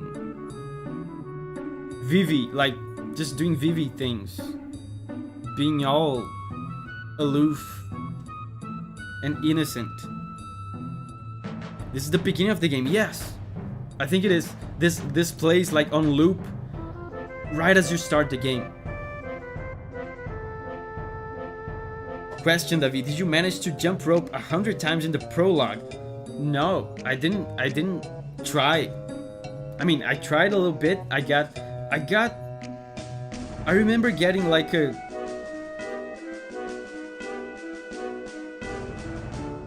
I don't remember if I got a reward for it, for like a certain amount of successful jumps, but I definitely didn't do 100. Reminds me of Temi Village a little. Or I guess Temi Village reminds me of it. Phoenix says, thank you for the awesome stream, Davi. Heard some amazing music for the first time ever tonight. Thank you, everyone. It's bedtime now. Have a great night. Bye bye, Phoenix. Thank you very much.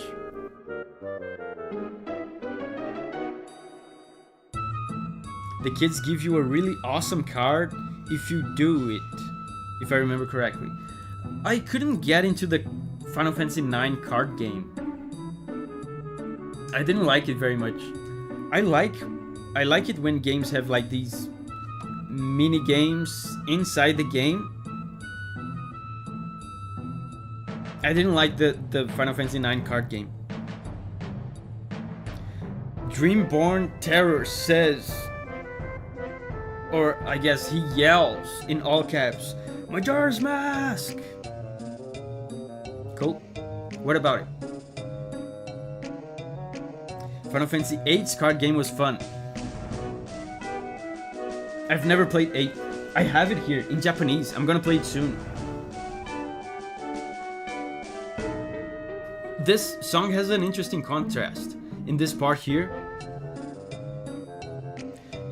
there's a little bit of a sense of adventure and danger, right? Because Vivi goes through all these things, these fantastic adventures things. And it's interesting the contrast between the full orchestra with strings and a triumphant kind of adventurous tone with the kind of goofy, innocent woodwinds. Check this out. Here, the innocent flute with the triumphant background.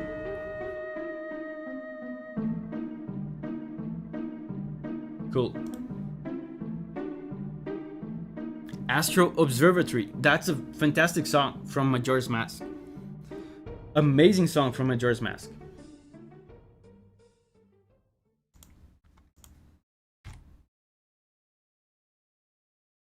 Albal says, here's a track from Star Ocean 3. I always request one from this game series. Star Ocean 3, Around in the Wilderness. Cool. Let's go. Thank you, Albal, for the support.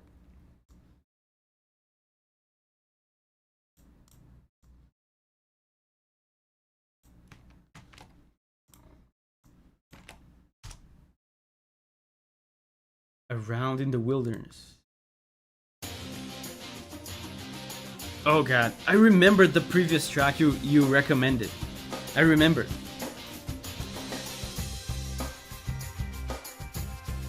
Oh.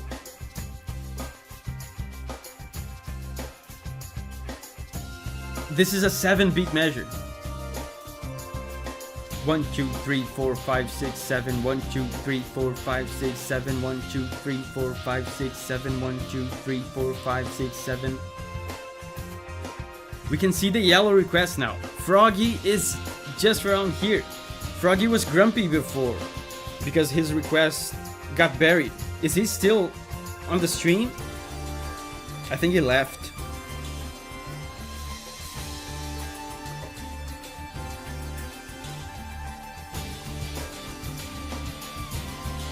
I think I said exactly that last time you recommended Star Ocean track, but this sounds so much like PS2, man.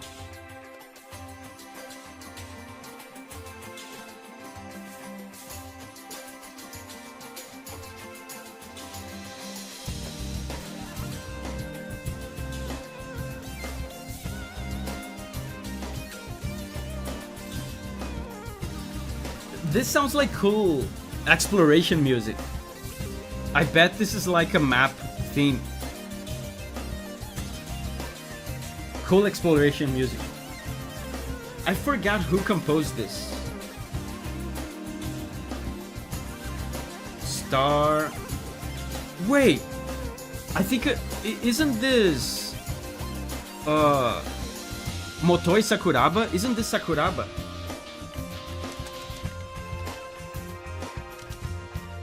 Yeah, it is. It is. Oh god. It's Sakuraba, yeah. It has the Sakuraba sound. Sakuraba from this era. This era of Sakuraba is so synonymous to me with like PS2 JRPGs of this era. Hey Davi, the way you talk about PS1 music, PS2 music, you think we can divide game music by periods like we do with classical music? Yes, of course. Of course. That's a great way to do it. Not only because the different generations of games had different hardware limitations that influence the sound of the music, but also because it's different periods. People were influenced by different things depending on the period. So yeah, if I tell you like NES music, you can immediately conjure a type of sound that's very useful when we're talking about video game music. So next up is Om Mani Padme, Part 1 by Chris Christodoulou.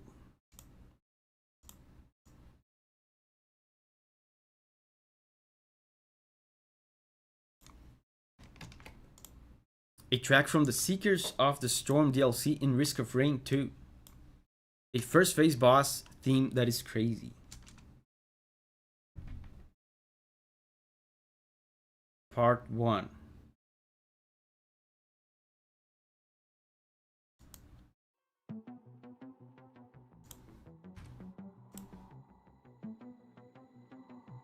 He loves his exotic meters. I was listening to another one today from the recently released Star Ocean 2 remake, and it has 7x8 bars on them as well.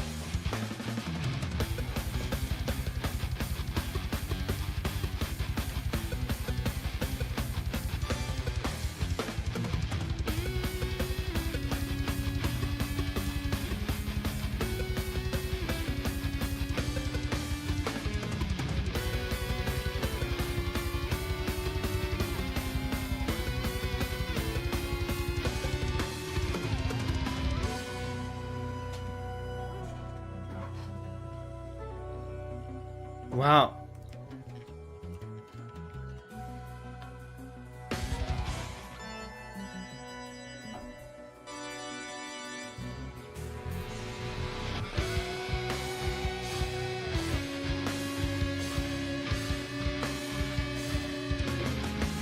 Yeah, you're right. I just realized that NES music is almost 40 years old. Yes.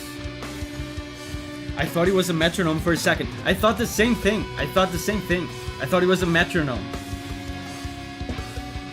Yeah, this sound, right?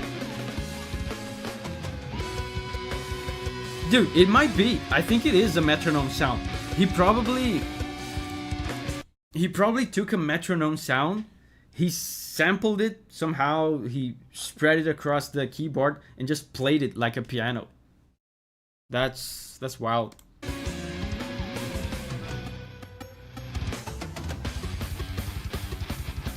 I think that's exactly what he did.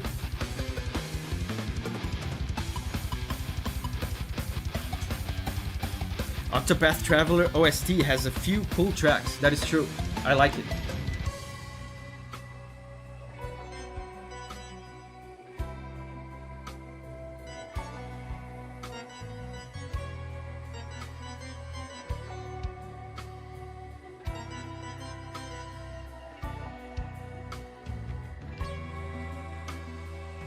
So he was doing this melody. He is still doing the same melody, but now he adapted it to a triple meter.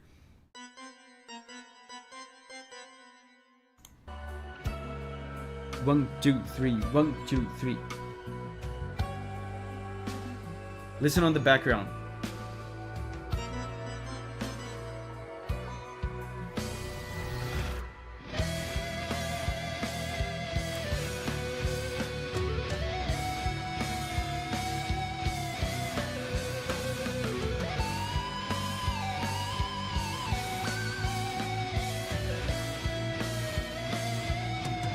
And another 7-beat measure here. 1, 2, 3, 4, 5, 6, 7, 1, 2. Oh, that was a 6.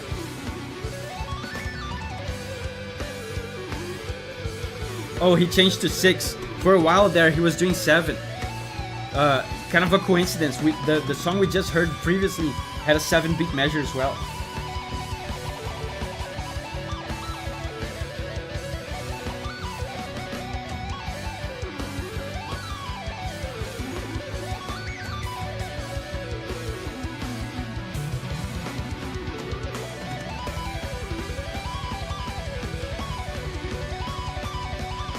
That sounds like a keyboard like a synth solo.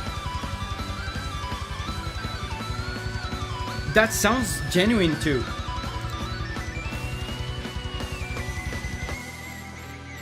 Wow, that's impressive. It sounds like this guy played this on a keyboard. That might sound obvious, but what people do usually with these synth solos is sometimes they just program it in. They don't actually play it. You can program it in on the computer. You don't actually have to play it, and you can program it in like perfectly. But there's like some humanity to this playing here, so I think the guy actually played this.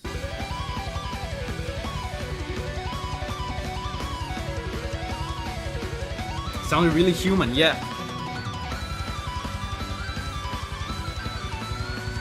There's some imperfections to it that make it very genuine.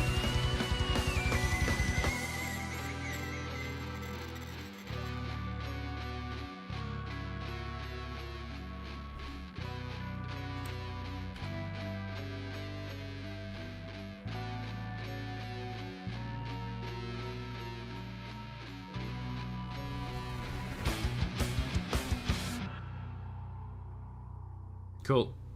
Dude, I think we finally got to Froggy's request. Where's Froggy though? He left. I bet he thought we would never get to his request. Where's your faith, Froggy? No tomorrow. Where's your faith, Froggy?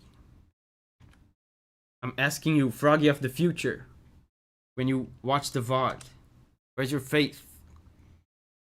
Oh wow, feat Serge Tankian from System of a Down.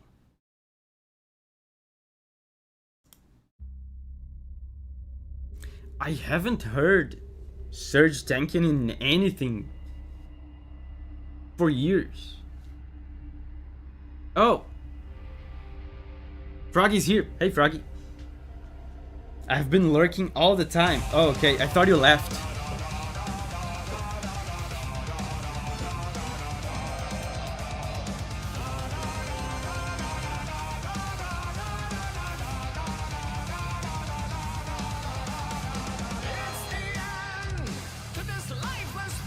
Amazing, man.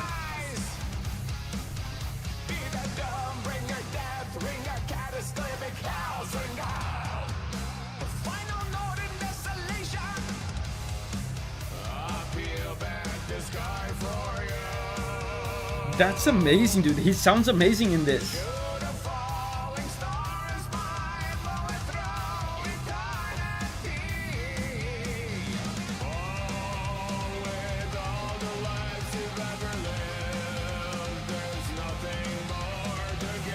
Froggy went hard on this one. I'm impressed by... I'm kind of out of the loop on Serge Tankian. Has he been active this whole time? Because I know after System of a Down, you know, he was very successful with System of a Down, but after they went on a huge hiatus, and I think they ended kind of. And to my knowledge, he didn't do anything after. So I expected him to sound kind of old and rusty, and he doesn't. He had a couple of solo albums.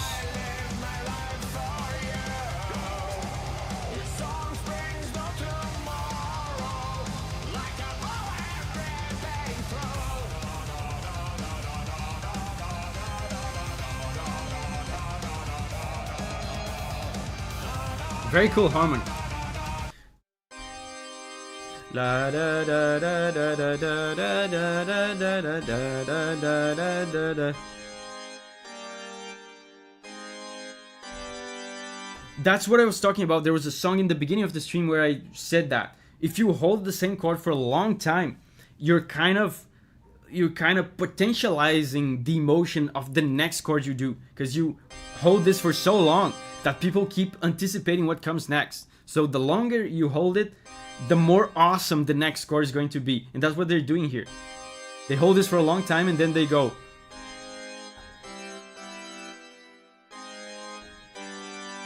It sounds so cool. It sounds very hype.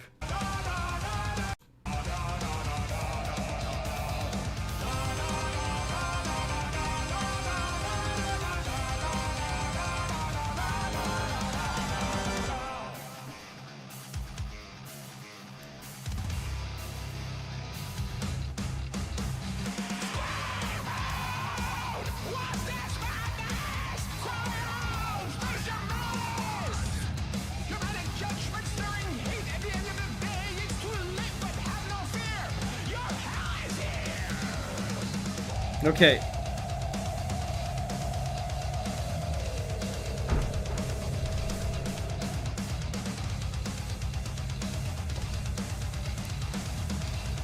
During that screaming, he did sound a little bit old. Like, you know, which is normal. Like, he's old.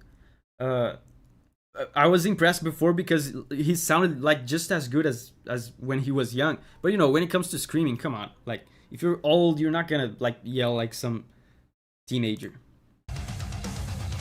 That sounded like he was holding back a little because, you know, if you're 50 years old, you don't want to blow up your vocal cords.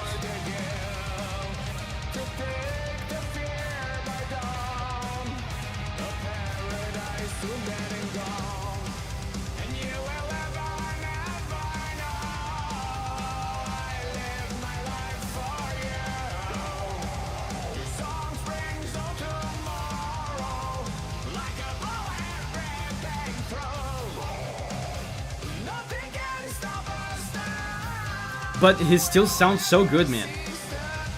And I wonder...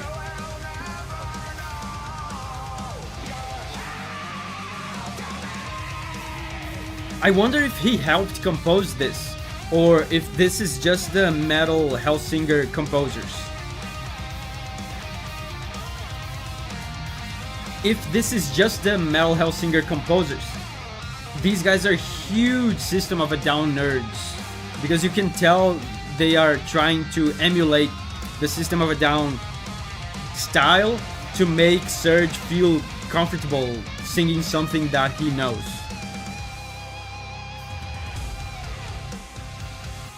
I thought you only did video game OST. How is System of a Down in here? This is not System of a Down. This is a video game track.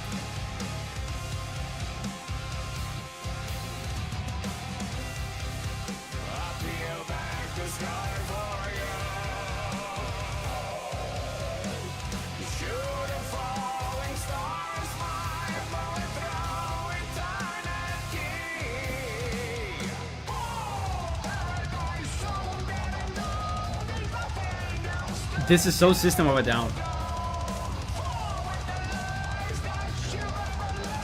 The composers were two fingers. They composed it completely. Yeah, so they are absolutely System of a Down nerds.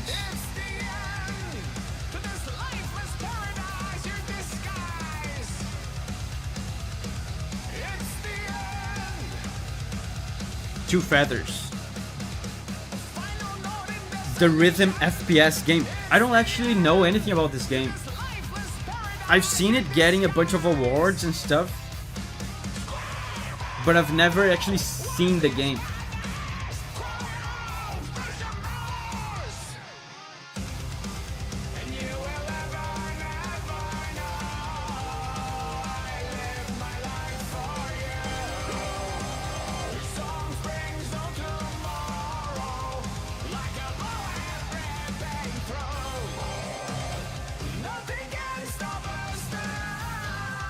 New Master says, man, I love this game's OST.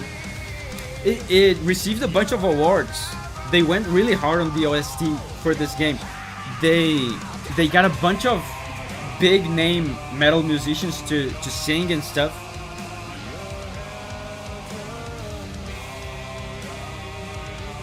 Payburn says, alright Davi, time for me to head out.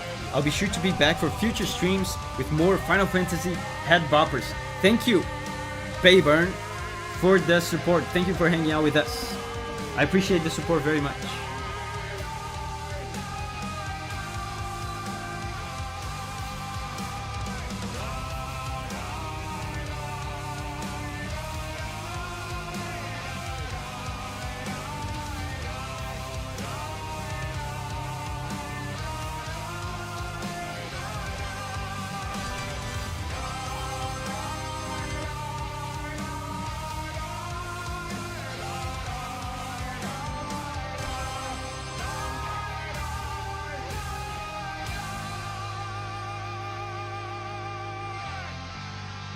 amazing, dude. That was really cool. But where does this play in the game? What is this game even? I don't know anything about this game. How the game plays. Okay, so next up is Poyo Poyo. Thank you for recommending Margaret's theme from Persona 4. Oh, Persona. I can smell some funky music. It's the last level. Yeah, but like, how does that work? It plays during the gameplay? Isn't this like a first-person shooter or something?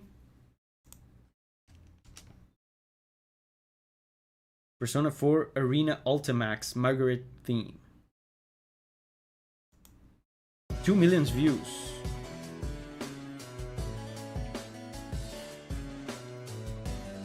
The game is an arcade shooter, but you get points for timing shots on the beat. That's genius. Yeah, in that sense I can definitely see it making sense putting a song like that in the gameplay. Oh, some light, distorted guitars.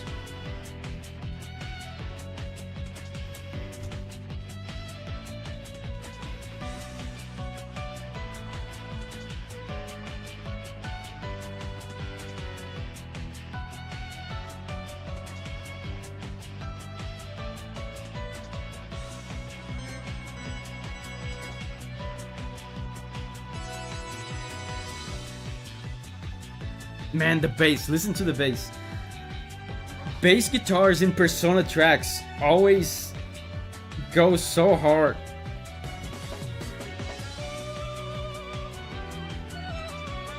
Vocals.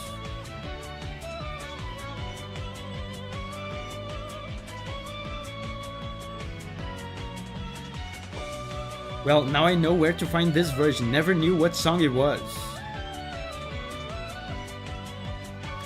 Froggy says, all of the music plays throughout the level and the vocals kick when you do well during fighting. Oh, that's amazing.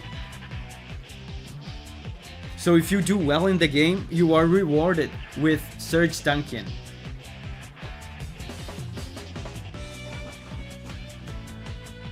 This sounds so chill, man. It sounds like it's supposed to be... It sounds like it's meant for action gameplay, but it's chill at the same time.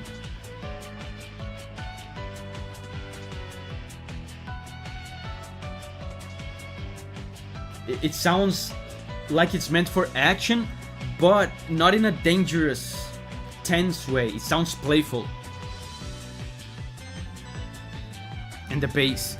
If you're watching the stream on your phone with your phone speakers, you're missing out on the bass. Davi's not very knowledgeable about Persona tracks, I think, so he's missing a lot of cameos of other tracks. Yeah, I don't know any of the leitmotifs. But you know, now that you said it, there's some elements here that almost sound like they are out of place, like this out of nowhere opera female singer.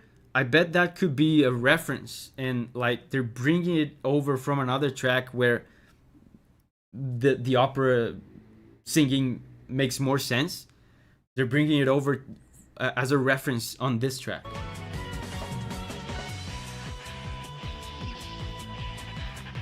Good thing my PC has 2 subwoofers. Augusto says, yes, that's the big reference on the song. Dude, I love when I do that. When I guess stuff right, like this. And the jazzy piano is always there on Persona. It's a reference to a different theme, but done very differently.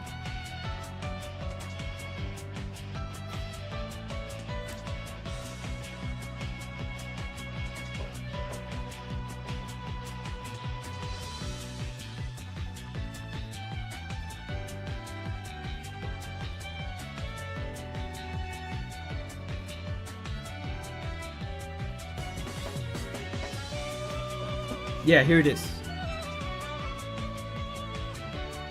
The Fungus Among Us says, I'm sorry I can't go any longer. Hope Darkwood gets picked for Mr. Spooky's sake. Good night, everyone. Bye bye, Fungus Among Us. Thank you for hanging out with us today.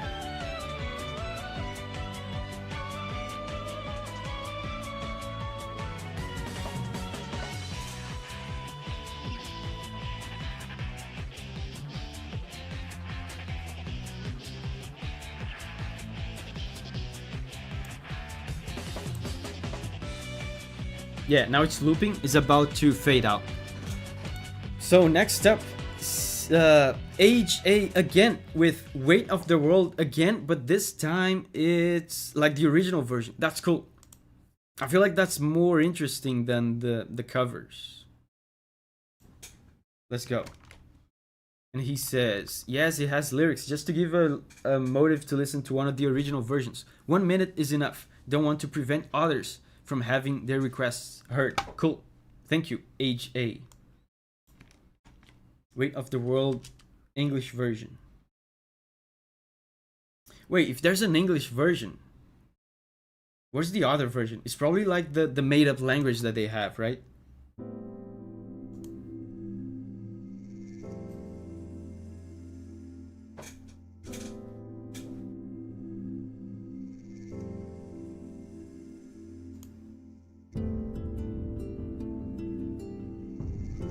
Oh man, it's really good.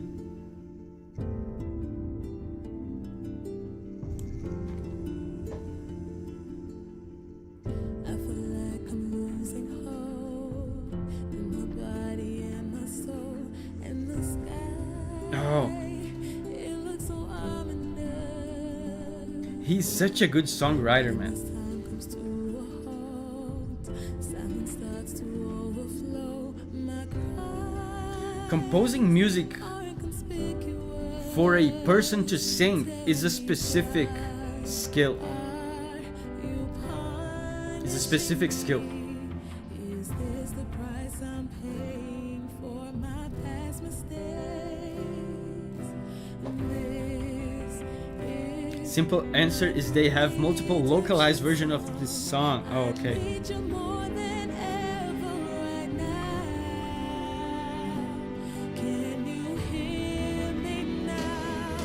'Cause we're gonna shout it loud, even if our words seem meaningless. It's like I'm carrying. Guys, check this out. I'm gonna flex my Japanese right now. I've been studying Japanese. I want to show it off. So this person says, Persona 3 subete no hitobito no tatakai ka ii kyoku da. Arigatou gozaimasu. The weight of the world. I wish that some way, some Yeah, and by the way, I forgot to say what he said. He's recommending a Persona track. He says the Persona track is very good. Yeah. that I could save every one of us. But the truth is that I'm only one girl. Maybe if I keep believing, my dreams will come to life. Come to life. Yeah, this is the part that I noticed in the cover, where they teased a happy resolution, but then they go for a deceptively negative one. Come to life. Here. That's so cool, man.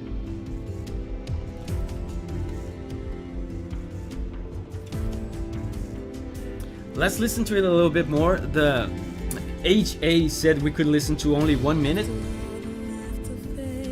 and it's 2 minutes already. Washed away, I can still Such a nice melody. Still feel a gentle breeze. No matter how hard I pray, signs of one still remain, and life has become my enemy. Life has become my enemy. Yeah, so let's stop this here. It's a very good track, but as HA said it himself, there's a lot of more requests to listen to, and we already heard this song like for the third time now. So Soul Phrase, Persona 3 Portable. Yeah, the comment in Japanese was just recommending a track from Persona 3.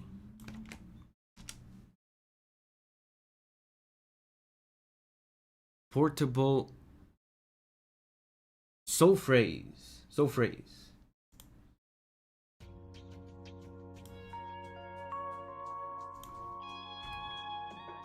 More Persona, more Persona. Thank you, Pollo Pollo. Thank you. AJ says, thank you. Good evening to everyone. Bye. Bye bye, AJ. Thank you very much for the support, for the requests. I believe so strongly that tomorrow never flows away. To keep Wait.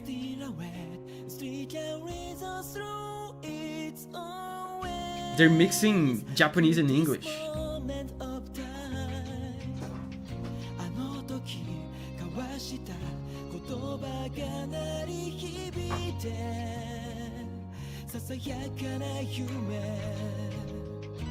There is no more darkness, no more tears in the rain, no one home.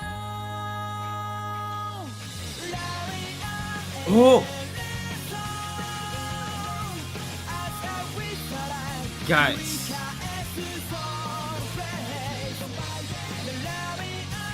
What year is this from? This stinks of early 2000s.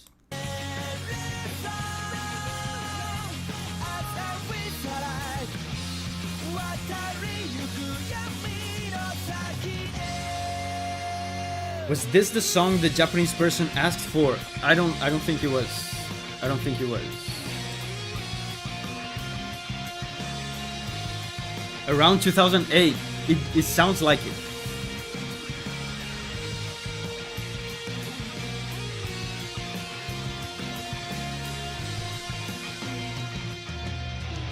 I remember it so clearly, as if it happened today. 闇に旅した I run away, I'll never forget even if it hurts and differ of the day あの夜触れた指先に今でもぬくもりだけが There is no way to dance. Persona songs are always a mystery to me when it comes to their implementation in game.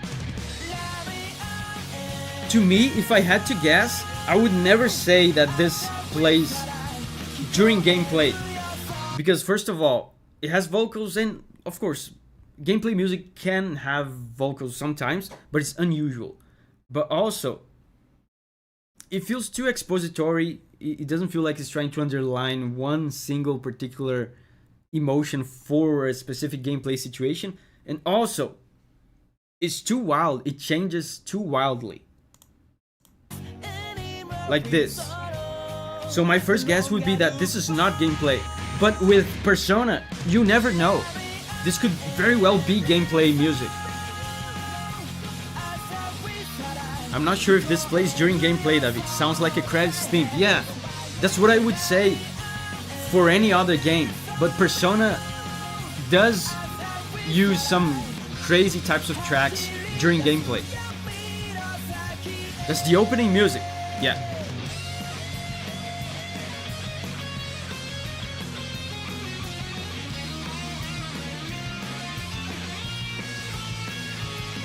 Oh, amazing. Hold up.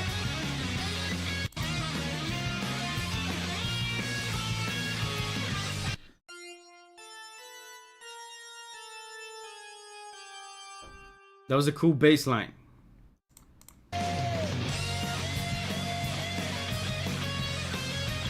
Pay attention.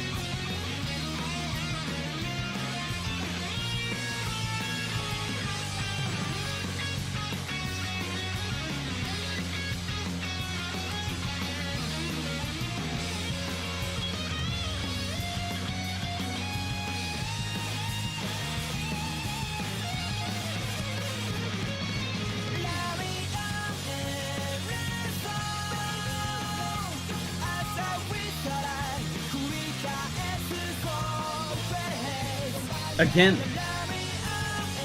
they're doing a chromatic descent there. That's not easy to do.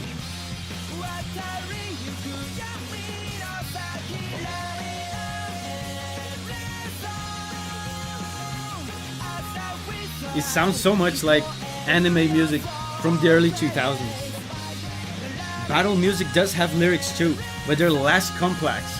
Yeah, that's why I said that you never know. Like this could have been gameplay music.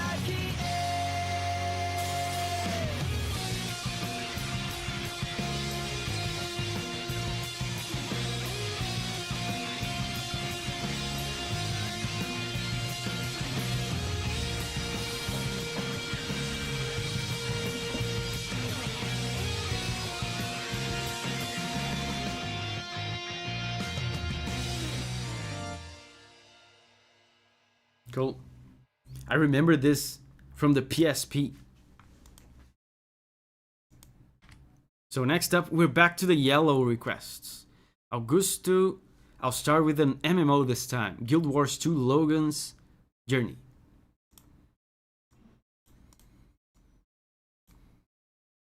Guild Wars 2. Am I going crazy? Didn't Jeremy Soule compose for Guild Wars? Jeremy Soule from Elder Scrolls. Yeah, Jeremy Soule. This is from Jeremy Soule. Yeah, this is going to be a banger. Banger warning.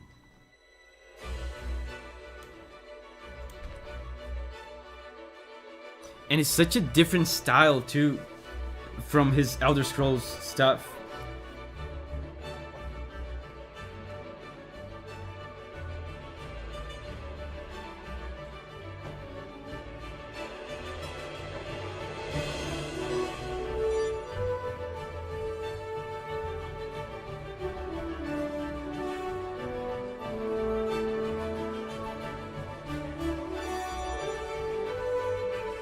So glorious, man.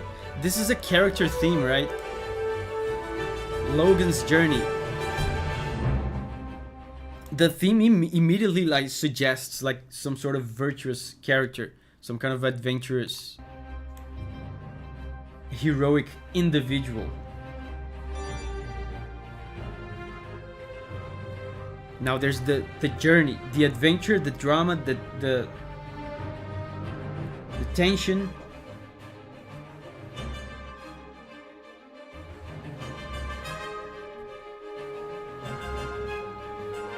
This is a beautiful track, dude. Get ready. One of the main characters from the human race. He's a paladin-like character.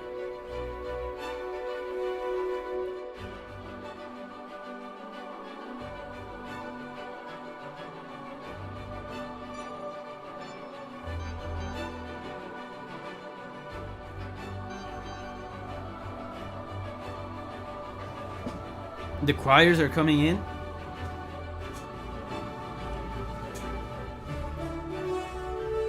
Dude, the brass. The brass is so manly.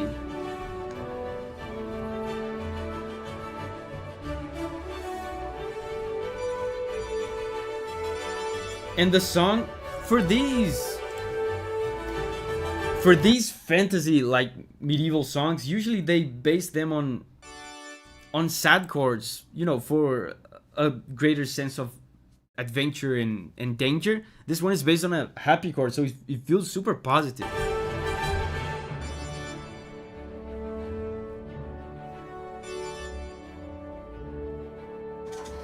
It feels like, you know, the name of the track is Logan's Journey. It feels like excitement for the journey ahead.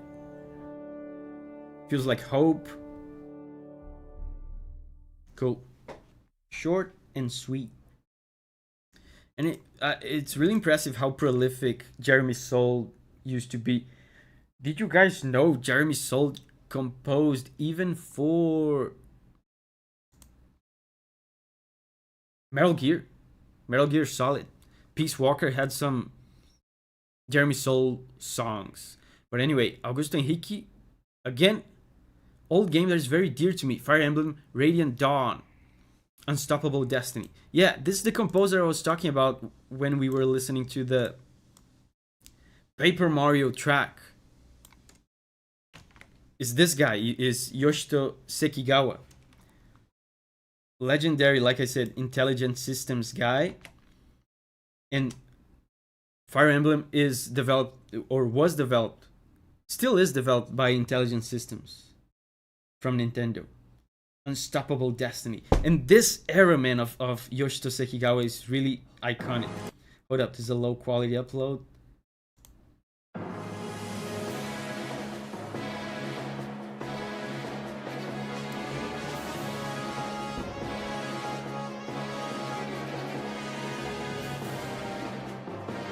Fire Emblem music from him, from this area, has a ton of polyphony, a ton of complex textures. Amazing press.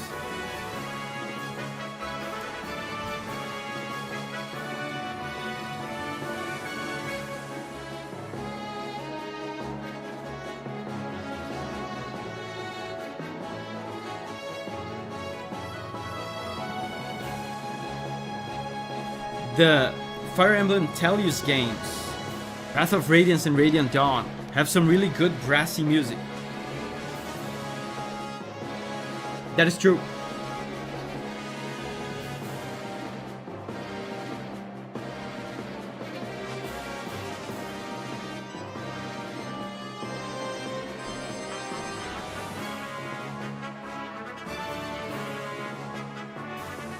It's so complex, man. His arrangements are so complex.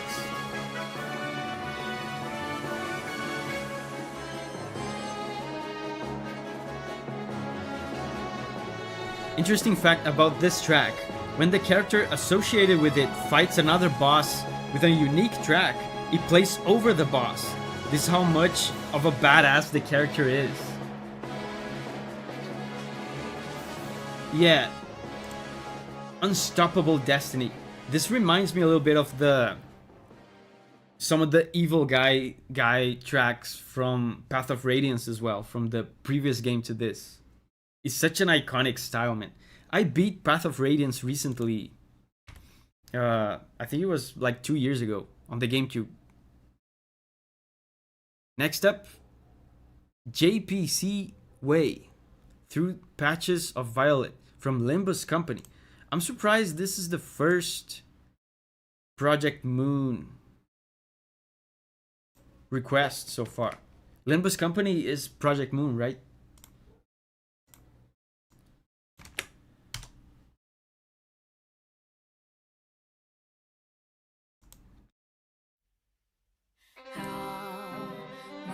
Black Knight is the character in question, yes.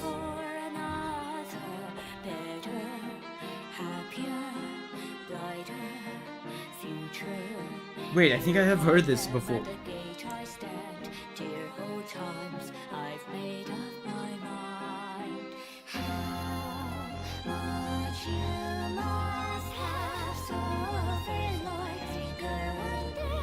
This is so cool.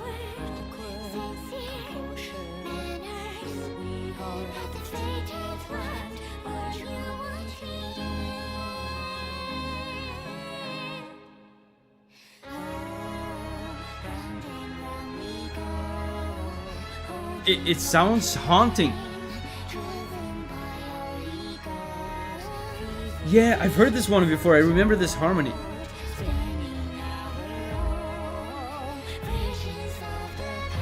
I remember.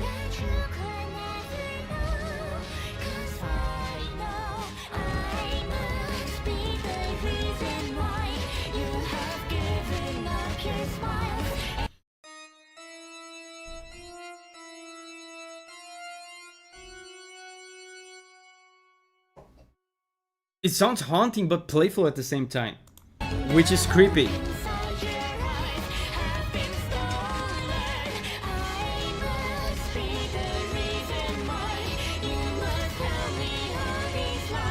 This chromatism builds so much tension, man. It feels so creepy.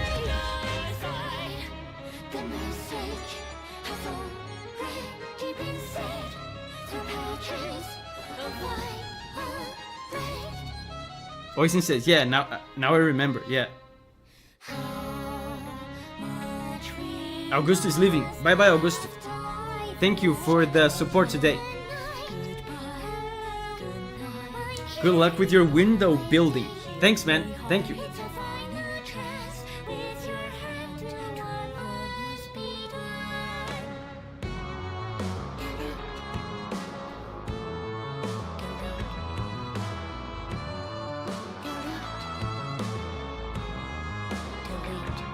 There's a sense of irony in the song, I feel like, because of the contrast of the haunting kind of melodies with the kind of playful sounds and playful vocals.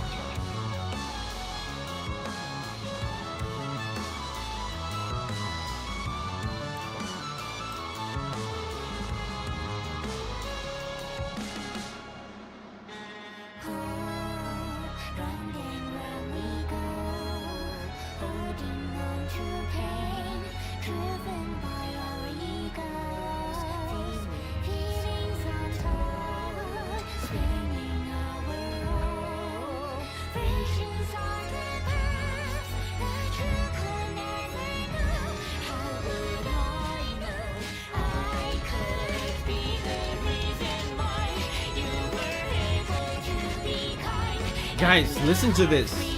Listen to how much tension this builds in and how haunting it is. It feels like something stalking you from behind and approaching little by little.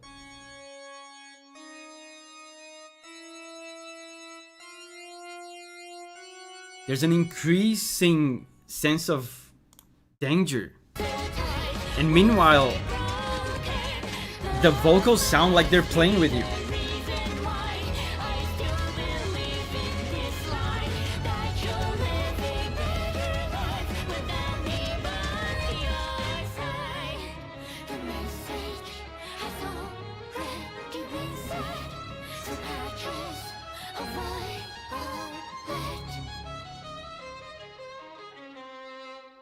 Amazing. Cool. Next up is Froggy. Again. Guilty Gear Strive, Love the Subhuman Self. Probably the best track to shout in the car too. Let's see if that's true.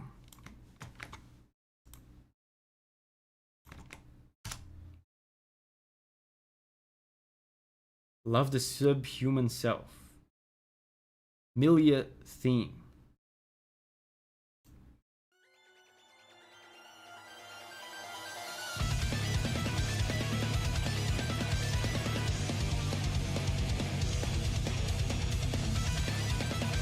Oh man, the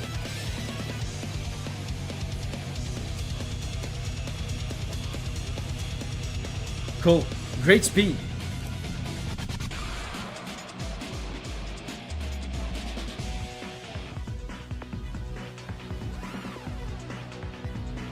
Great speed. Yeah, great rhythm. Sometimes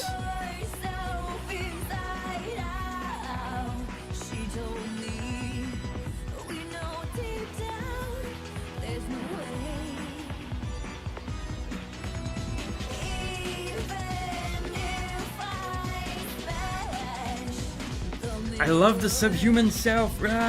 Sometimes I feel like this Guilty Gear these Guilty Gear tracks are sometimes a little bit too crazy. They build a certain level of hype and then they interrupt it because they go somewhere else completely different. So I like that they are at least maintaining a steady rhythm that you can jam to.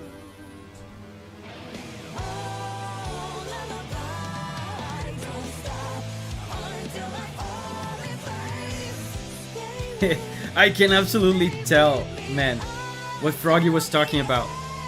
The best track to shout in the car.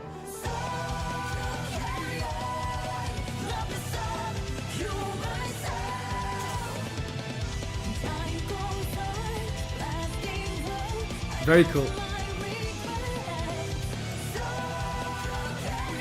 One of the strongest tracks on the OST. It sounds very power metal. Very power metal.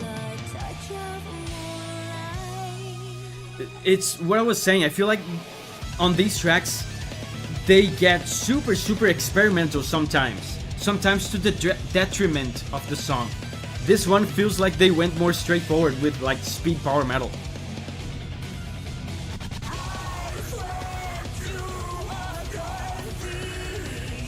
Poyo Poyo says, should I recommend more Persona stuff? Of course I should. What kind of question is that? Yeah, you should.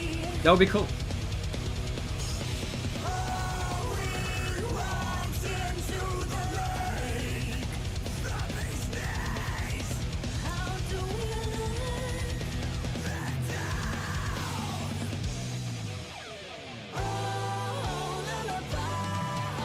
Oh, lullaby, dude.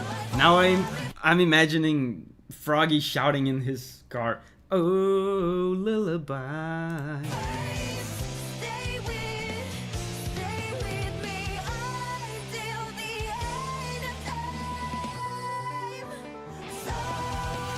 Yeah, amazing chorus.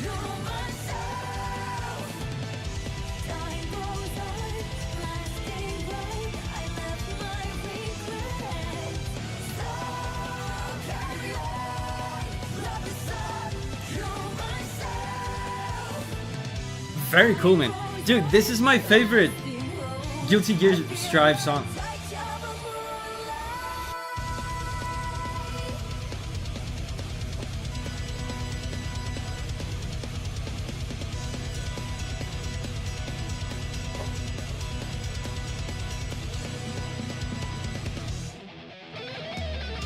Oh, solo.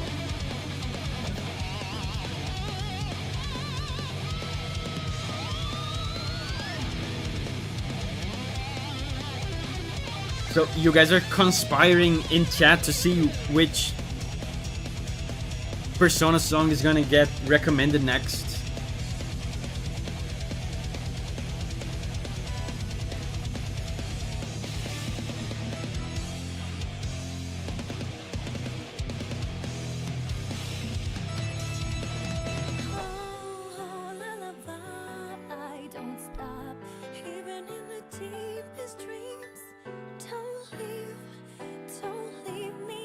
Amazing harmony there, man.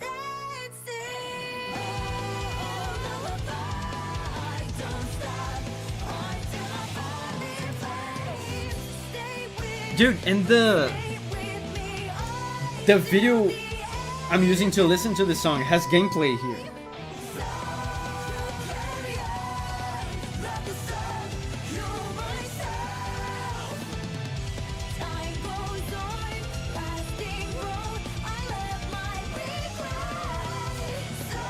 So is Guilty Gear Japanese? It is, right? Guilty Gear is Japanese. It's a Japanese game.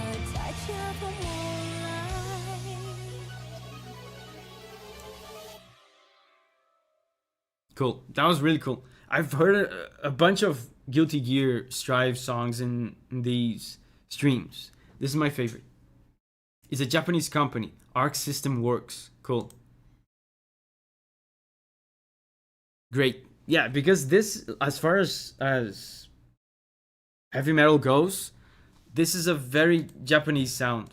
Japanese people love this kind of speed power metal.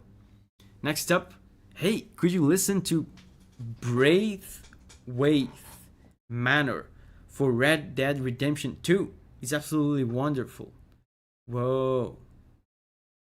Thanks, man, for the support. Let's go. Braithwaite. Red Dead Redemption 2. I don't know what to expect from this. Oh, I know what to expect from this. Is it going to be like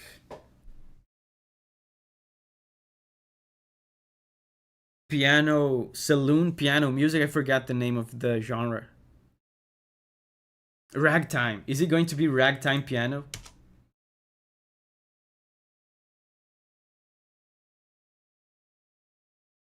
Braithwaite Manor. Wait, there's a few There's a battle track.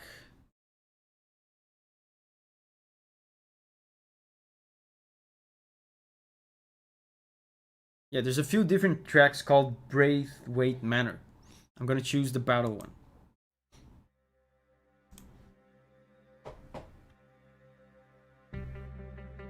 Battle, okay. Yeah, I chose the battle one.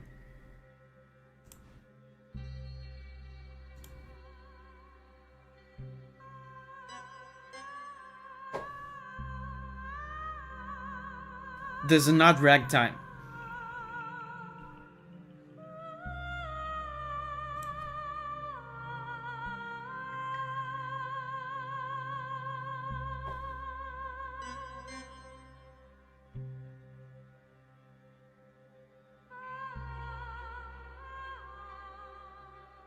This is not ragtime at all. This sounds like Ennio Morricone. Like classic cowboy movie music.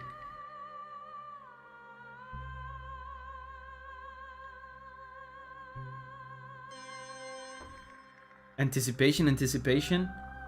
They're holding just this one bass.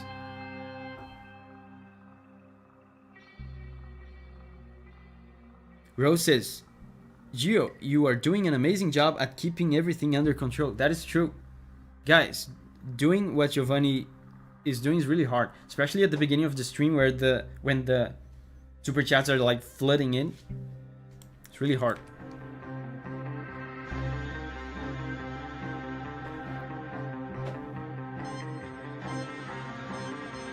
The guitar, it absolutely sounds like Ennio Morricone. This song, you burned down a plantation with your outlaw gang. And they are still holding the same chord. There's no movement in the harmony. They're just holding the same chord, building anticipation and layering more and more instruments over time.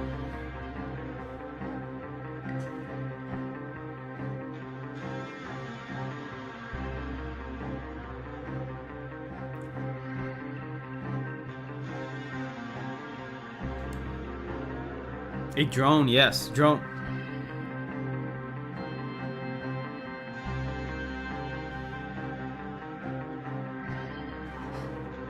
I wonder where this is going, if it's going to explode into something loud. And the video here says this is the song for the Manor Battle. I wonder if this, in the game, if this is dynamic music that changes as you play.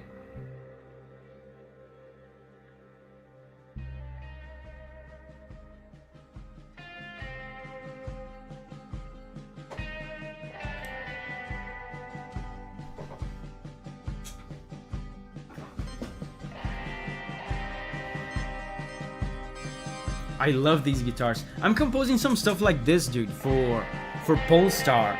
It's a JRPG with like a spaghetti western theme. This is a fantastic guitar tone though. I should try to steal this guitar tone.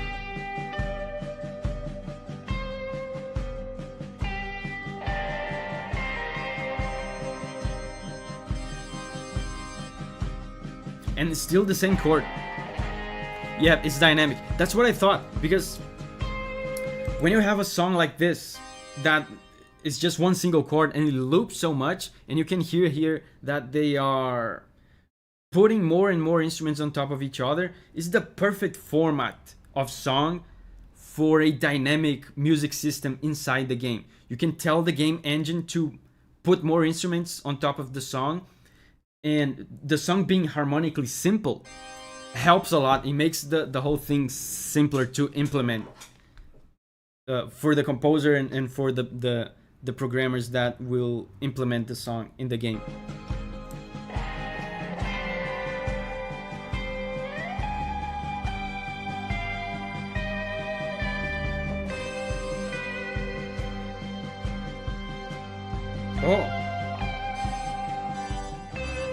Oh, changed chords.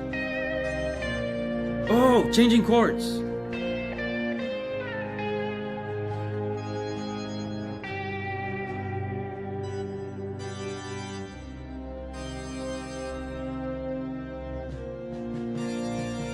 very simple harmony, looping harmony.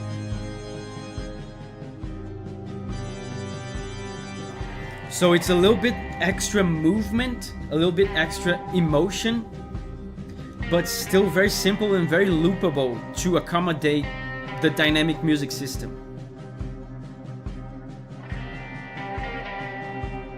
Getting some inspiration. Yeah, this is a great guitar tone.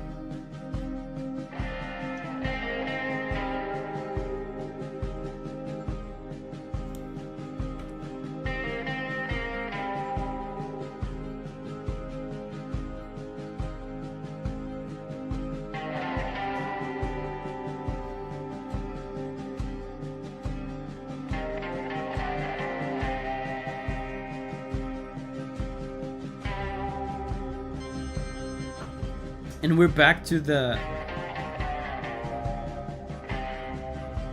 single sustained chord. And the song is very long. We have already heard 5 minutes and a half, so I'm gonna start skipping ahead.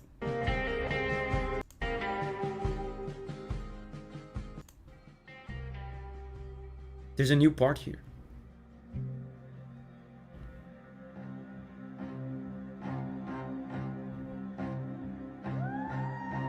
Whoa.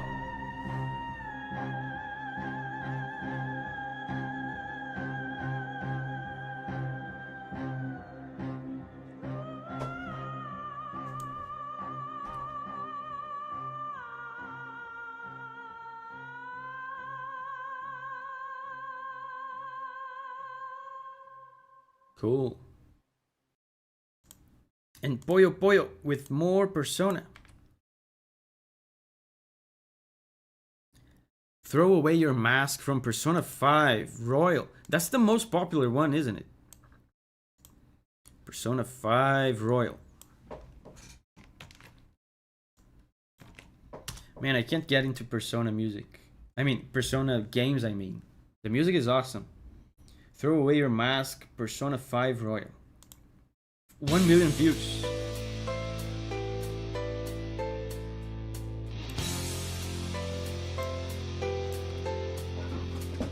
I just think the games are neat.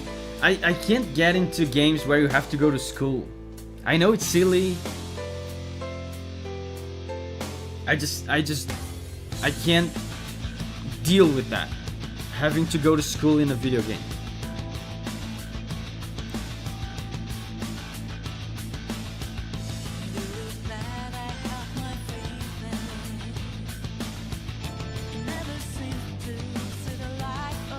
Cool. Yeah, and it's what I was talking before about Persona music being kind of unpredictable.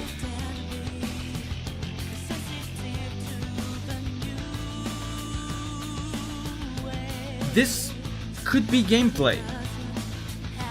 This might very well be gameplay.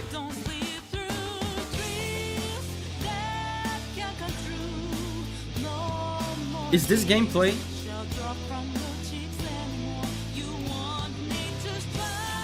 I could see this being played during gameplay. I love the female vocalists in these games. Pollo Pollo says, hey, I get it.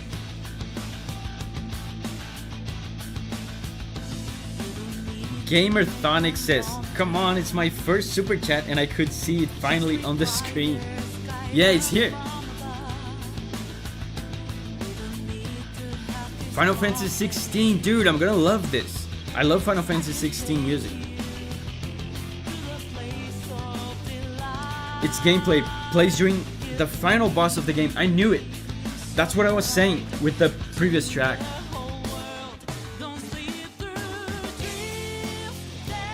I had a feeling that this one, even though it has vocals and it sounds unusual for gameplay, I had a feeling that this one was gameplay. Because there's at least a consistency in the energy, in the intensity of the song and the kind of emotion that it portrays. It's not all over the place like the previous one was, where I correctly guessed it was not gameplay because it was too frantic. from your cheeks anymore. You won't need to strive for greatness.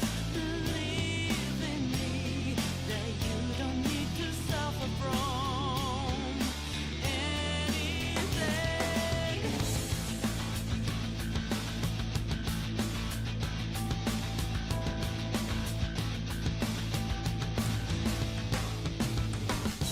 You can throw your mask away.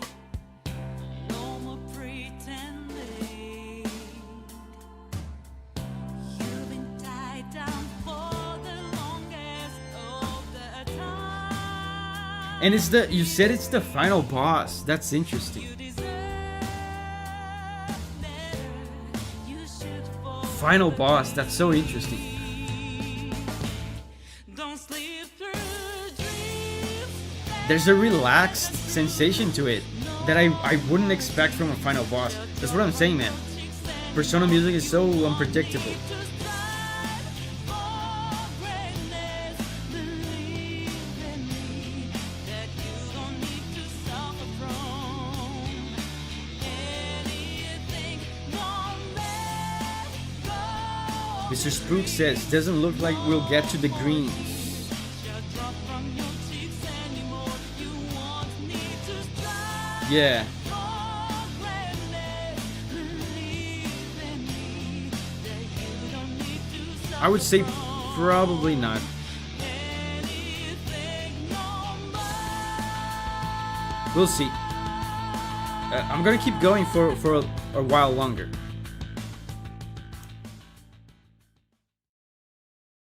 Poyo Poyo says, honestly, one of my favorite fights in all game is not a fight against a crazed villain, but against someone trying to make the world a better place.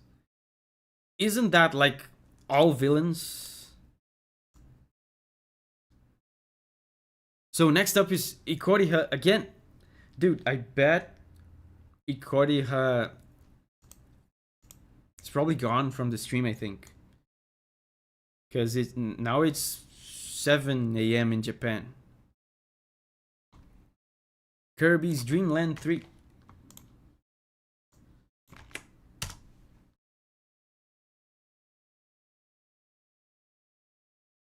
Oh, that's the original Dreamland, like on the Super Nintendo. Dude, first Super Nintendo track of the day. Iceberg.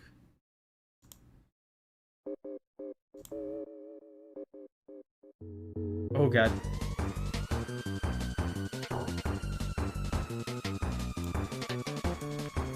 Call of Booty says, because they are probably a bad person who thinks they are a good person. Yeah, that's like 99% of the villains.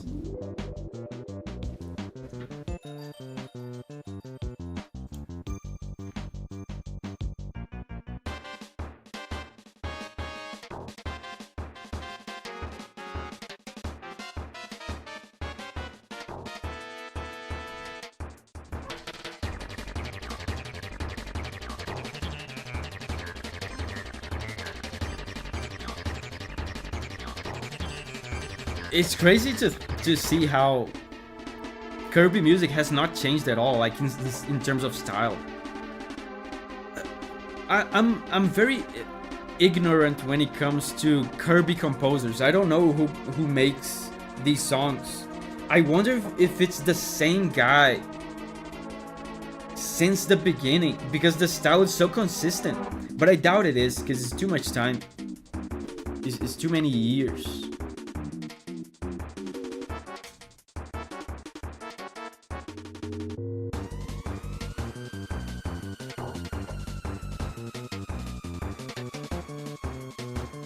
The bass is going crazy.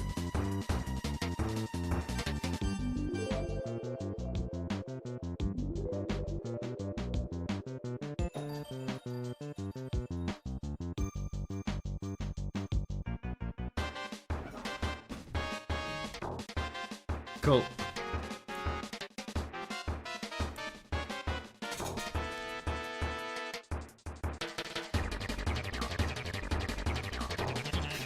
The synth sounds, man, go crazy. I've actually never played this particular Kirby game.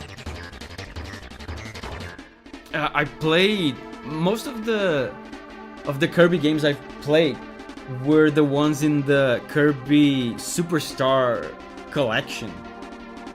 There are so many good tracks in that.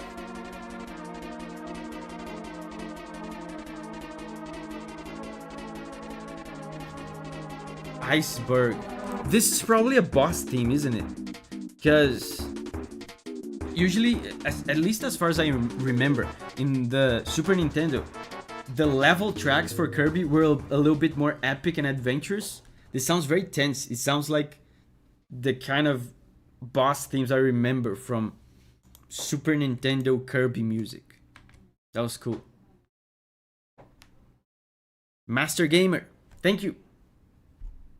Take a listen to Garuba da Horas theme from Monster Hunter Frontier.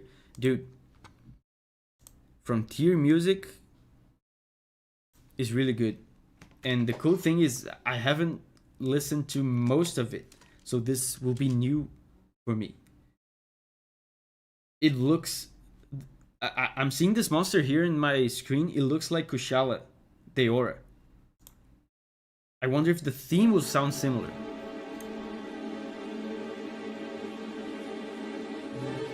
Been enjoying your Monster Hunter song reviews and wanted to show some support. Thanks, man. I have a bunch of them.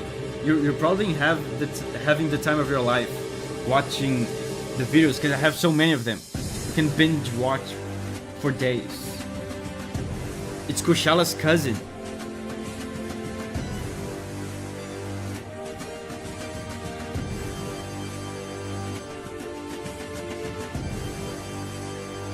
This does not sound at all like Kushala Deora's theme. It's completely different.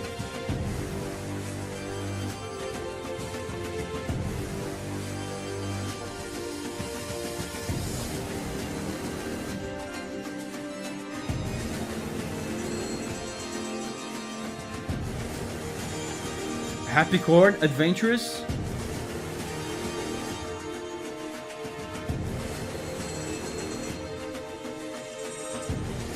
There's some ethnic instrument on the left speaker.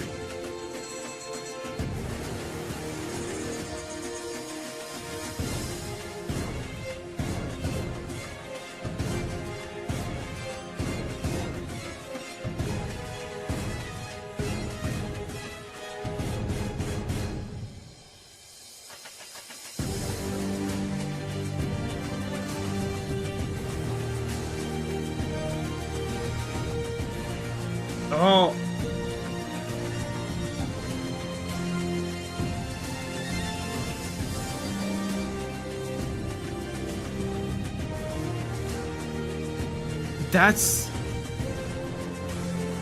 This sounds very unusual for Capcom, I'm gonna say.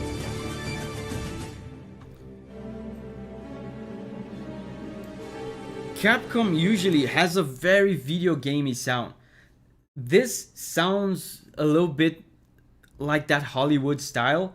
It has that kind of Hans Zimmer style. I'm actually curious to know who composed this, like the composer.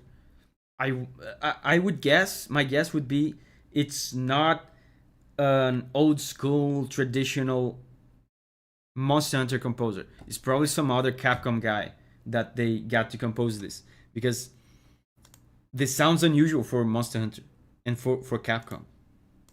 But the vibe is nice. There's a vibe of divinity to it. Like you're in awe of this divine creature. And of course there's the danger and the tension.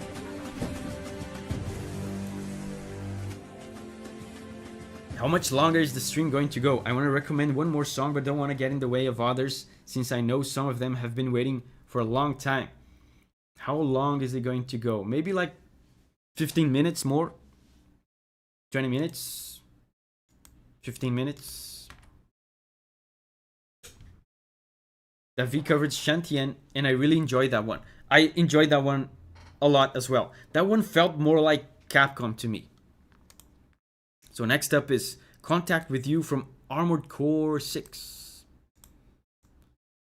I have reviewed some Armored Core music recently, but it was not Armored Core 6, I don't think. Contact With You. contact with me. Mr. Spook says, what? I'm not even gonna hear Roar of the Jungle Dragon. Dude, the stream was supposed to go on for 4 hours. And I'm gonna do over 5 hours. Armored Core.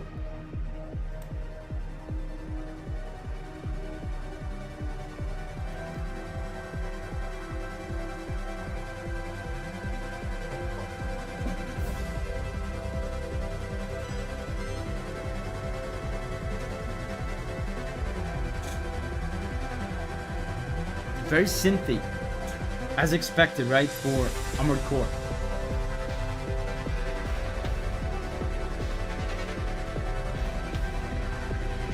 It's so interesting to hear songs like this coming from FromSoft. They're known for very orchestral stuff. Loved Armored Core 6, such an awesome game. Is Armored Core 6 worth it? Totally forgot about it. I never played it. I've seen reviews of it. What I saw didn't seem super intriguing to me. Dude, that sounds very cool. There's an alien aspect to it, but these choir-like sounds at the top of the mix, there's a kind of a heavenly feel to it.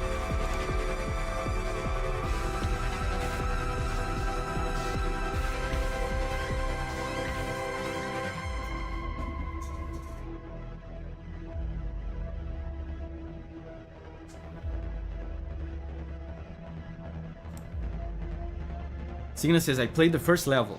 It didn't resonate strongly with me, but it was a fantastic version of what it was trying to be. That's the feeling I got when I watched the reviews. It seems like a fantastic game that I will not enjoy. That's the feeling I got. Gameplay loop is addicting. Abkin says, I'm not into mecha genre, and I still loved it.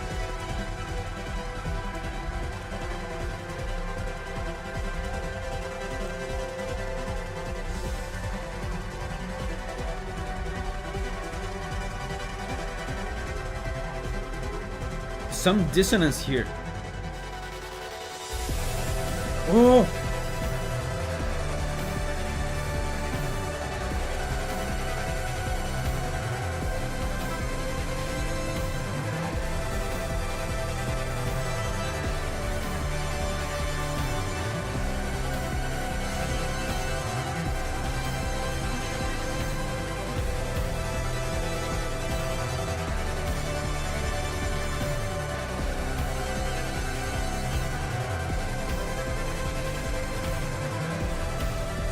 Very simple harmony, like super elementary. Did I say armor? I meant harmony. When I listen to stuff like this, I get reminded that in my own music, I have to be mature enough to sometimes use very simple stuff too. Sometimes, you want to show that you're a big man, that you're a big professional composer, and you do a bunch of complex stuff. But FromSoft is doing stuff like this.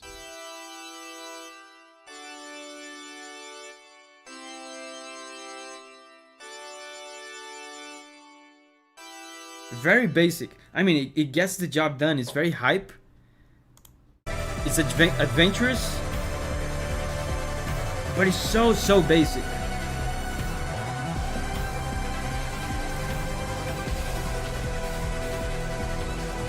I feel like that's the sign of a master.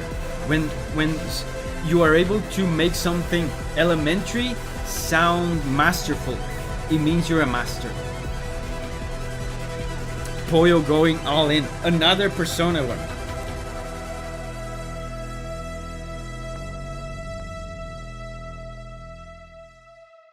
Poyo buying all of Davi's windows single-handedly.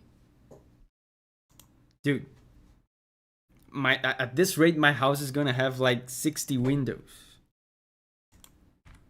So next up, okay, last recommendation from me: Nevermore Persona Golden.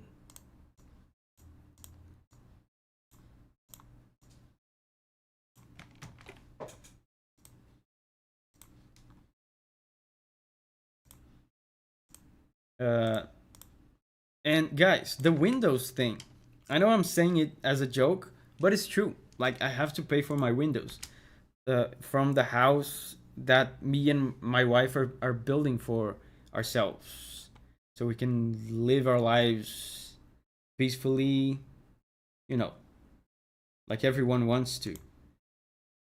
So I've been saying, like, kind of jokingly, but it's true. And you know, looking at my UI here on YouTube, the money I've made for this stream is actually enough to pay for the windows. So that means a lot. Thank you guys. Thank you very much. You're helping a lot.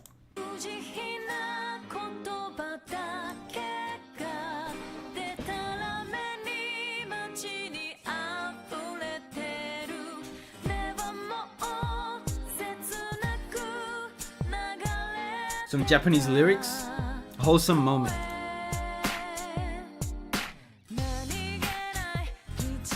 Man, listen to the funky bass. If you're listening to this stream on your phone speakers, I command you right now to get some headphones.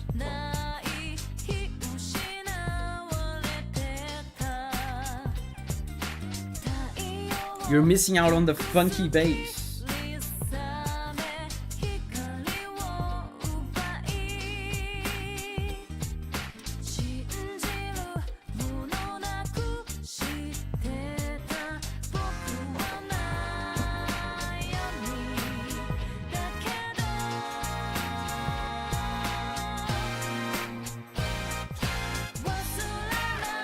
Oh man, I love this. Now, is this one gameplay or not? Let me try to guess. Oh, I kicked my camera.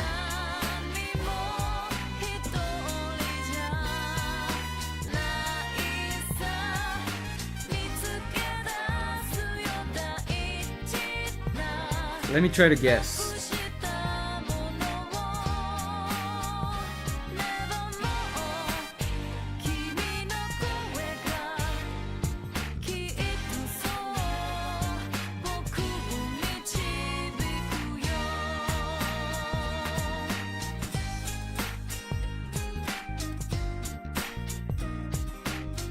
Man, it's so tricky with Persona, man. I feel like it could go either way. Is this gameplay or not?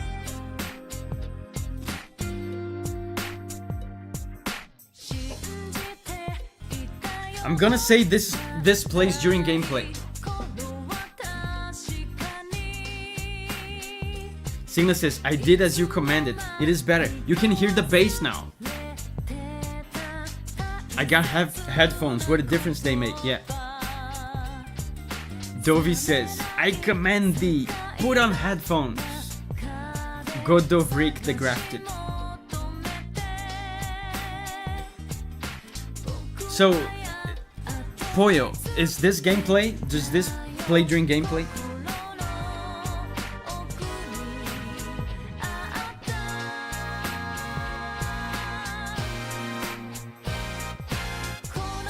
It sounds consistent enough in intensity and in emotion that I think it could be played during gameplay. But also, there's kind of a nostalgic, melancholy feeling to it, a little bit of a bittersweet feeling to it that I feel could be some sort of cutscene or credits theme. Oh, I just said it. Poyo says this actually plays during the credits. Oh man, I got it wrong.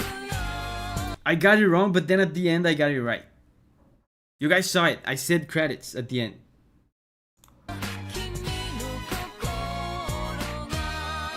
I noticed the nostalgia, the bittersweet feeling that is so characteristic of credits themes. I noticed that. But the music was so chill that I thought it could be gameplay. Oisin says, I always use headphones for Davi's streams and videos.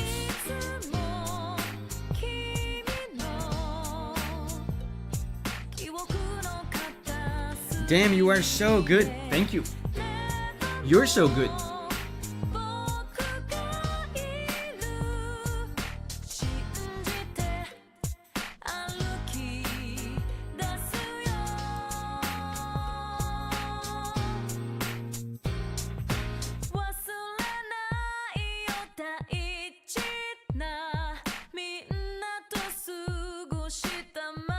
Such a vibe.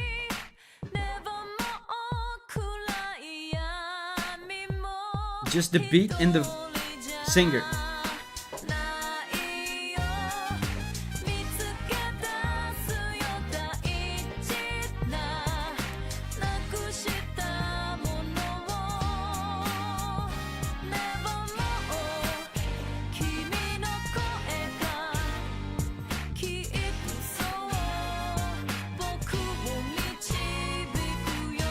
Amazing. The way they resolve this sequence, of course, is so satisfying. It feels like you're at the end of your journey. Rudoka says, soon is my super chat. Where is it? Rudoka is here.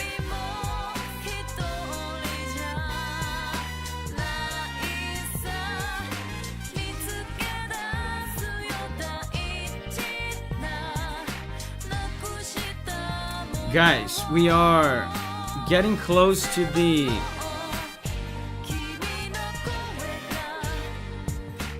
We're getting close to the 5-hour mark on the stream. So I will be ending the stream soon. Okay? I need you to not cry. I need you to be strong. And as the description of the video says, as the rules say, you know, I need to end the stream at some point, and the requests that were not heard will remain unheard, unfortunately. Call of Booty says, I can't promise. You need to promise. Don't cry. Be strong for me, Call of Booty.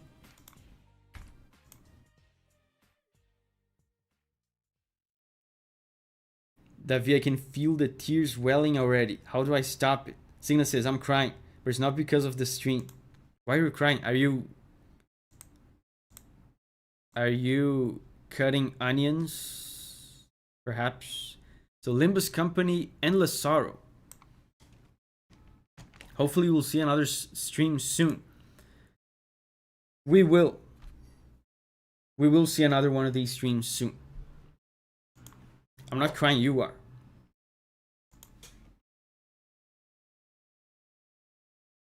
Limbus Company.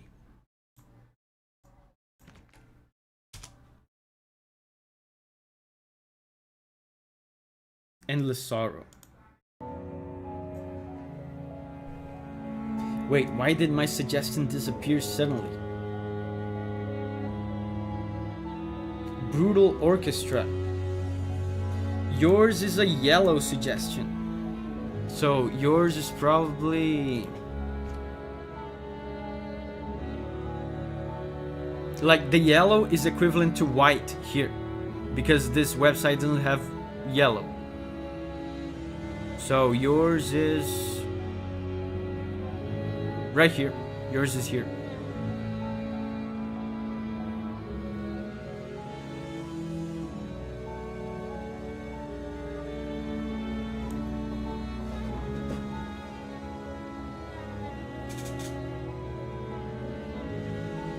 Some lonely violins.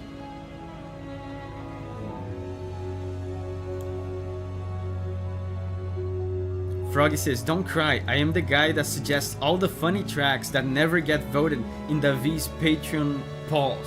Yeah. Froggy is very used to being disappointed when it comes to suggesting stuff to me. So you guys should ask him what's his secret for not crying. Dunderbeer says it was originally right underneath Kirby. That's why I was confused. Yeah, it's because Giovanni, who is helping me, was ordering the tracks. Sometimes when I refresh the page, we catch a suggestion in an awkward place while Giovanni is like ordering them around.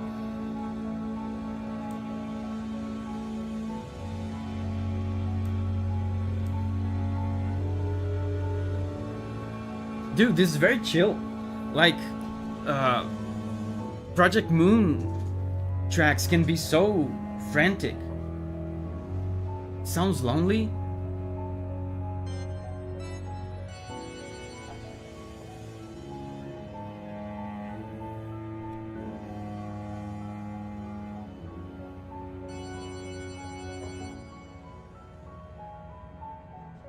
The lonely piano. Okay, that was kind of sudden.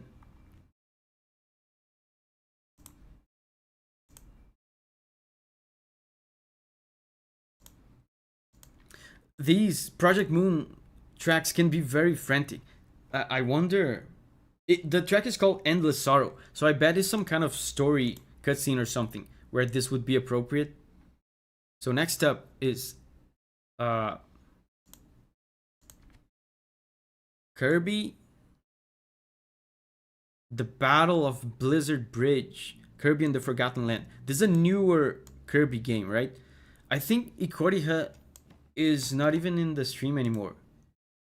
I think he will be pleasantly surprised when he watches the VOD to see that we got to his requests. His Kirby requests.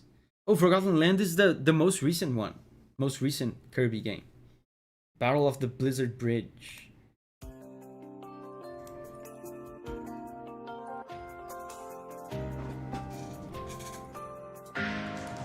They're usually given a battle theme. That was a story one. That's what I said. That's exactly what I said. It sounded like a story cutscene where that kind of emotion was appropriate.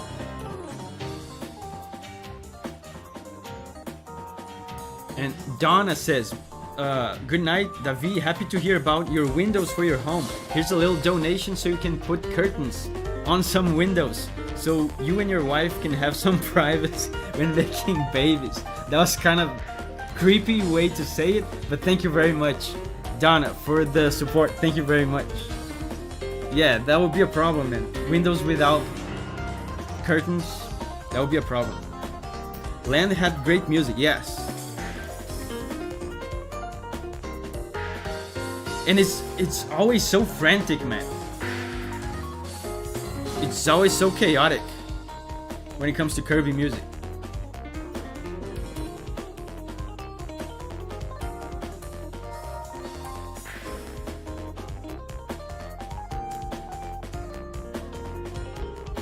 Like the syncopation, yeah. This synth is just going crazy. Listen to this. The guy's like freestyling it.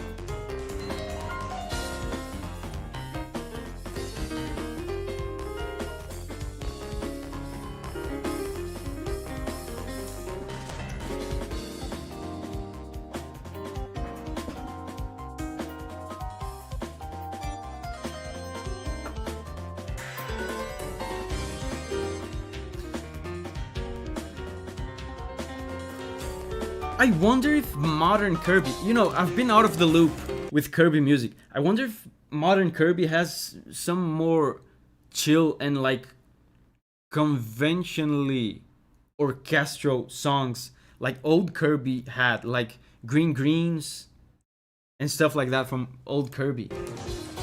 I wonder if new Kirby has some tracks like that.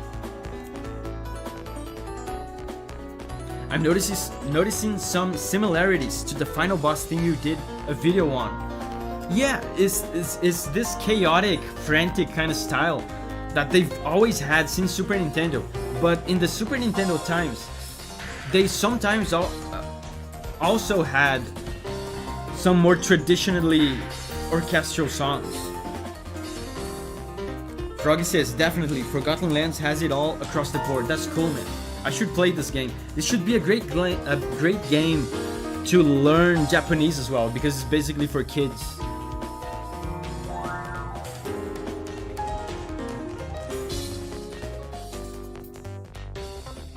Sounds like jazz to me, yeah.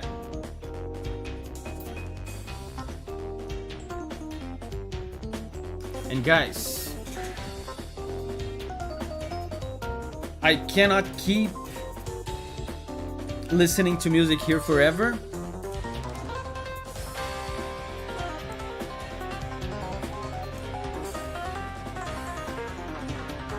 Man, this is going crazy. So let's make a deal. Let's listen to 3 more tracks, okay? Whatever they might be. 3 more tracks and then we end it. Because I gotta go eat something. Giovanni's also busy. It's a busy man.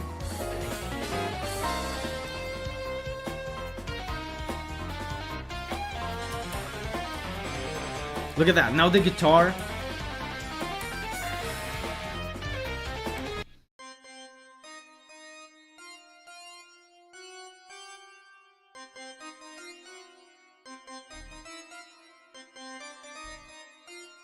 Yeah, and he's using the same blue note that I talked about at the beginning of the stream. Blue note.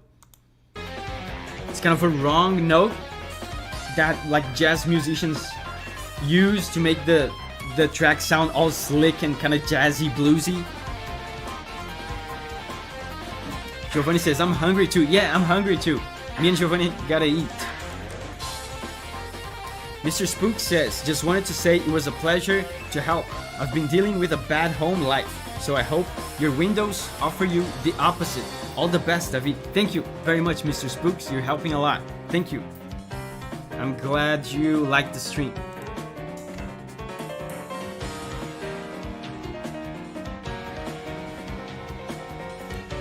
Signa says, I'm also hungry, but you don't see me complaining about it.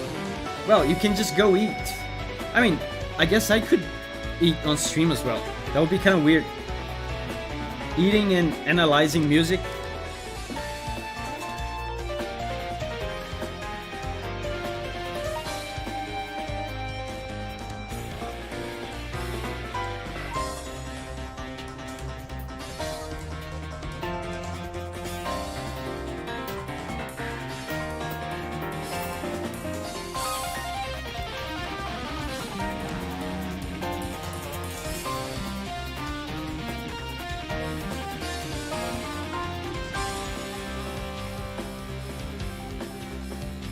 Okay, this song is pretty long.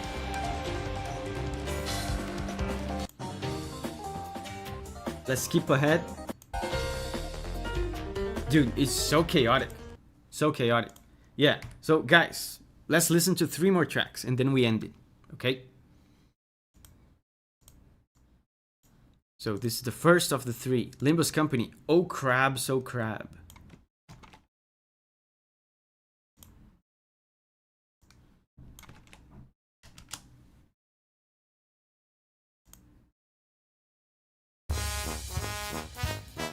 Wow.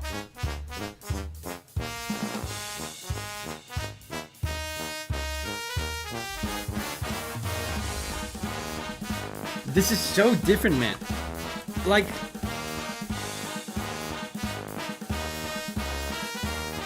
sometimes I feel like I get a distorted opinion of game soundtracks because the only tracks that people suggest to me are sometimes only like the combat tracks.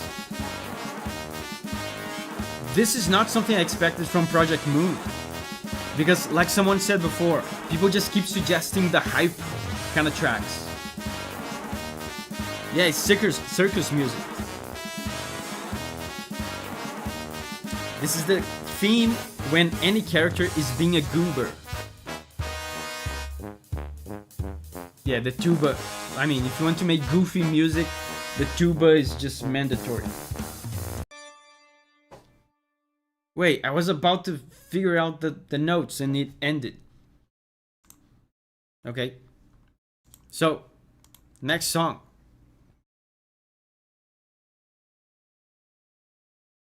Battle of the Blizzard Bridge. Wait, didn't we hear this one already?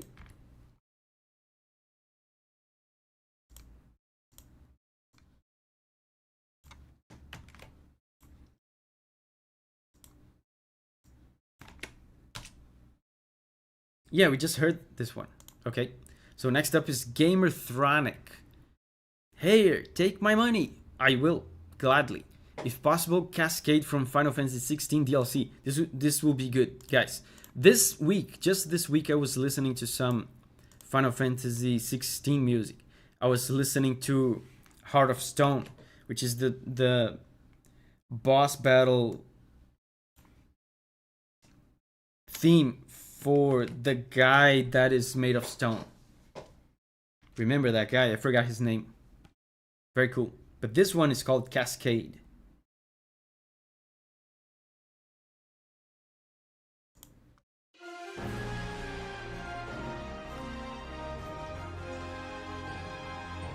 Gamerthronic says, yeah, I got picked. Yeah, and guys, this is the second track of the 3. So after this, we're just gonna listen to another one, and then we're gonna end the stream.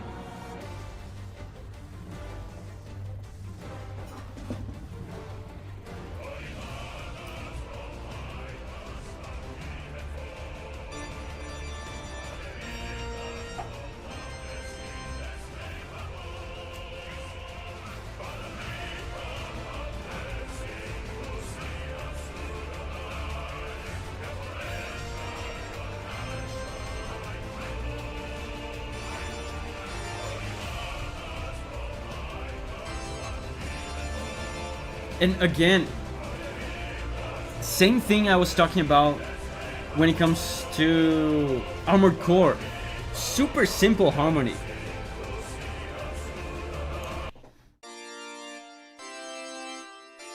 Super simple, and it just repeats forever.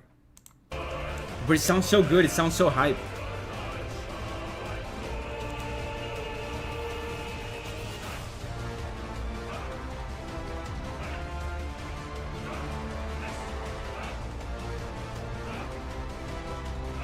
Oh, Dunder Bear says, hey, whatever, let me attempt to snipe the last spot with Brutal Orchestra. Thanks, man. Thank you for the support.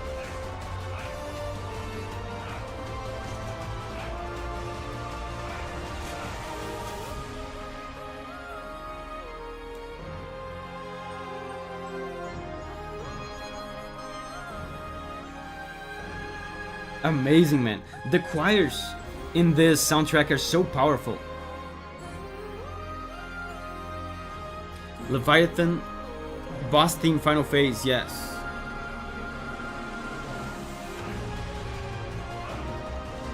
Heaven says, as a tuba player, I wish I had more goofy music to play. Way too many really tedious marches. Dude, you're a tuba player, that's amazing.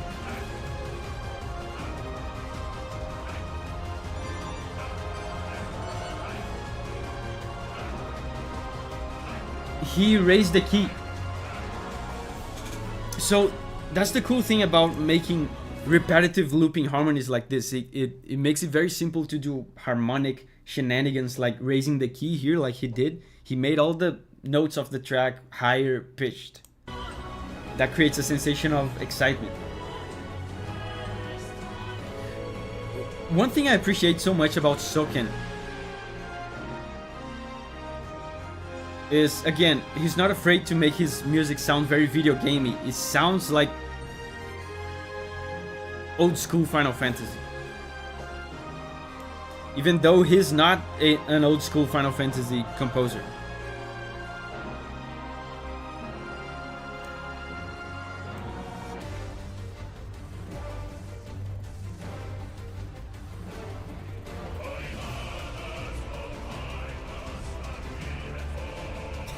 Froggy says, no, Mikhail with his Polish slotty. I was rooting for him. Dude. Sad. F in the chat for Mikhail. Rip in peace.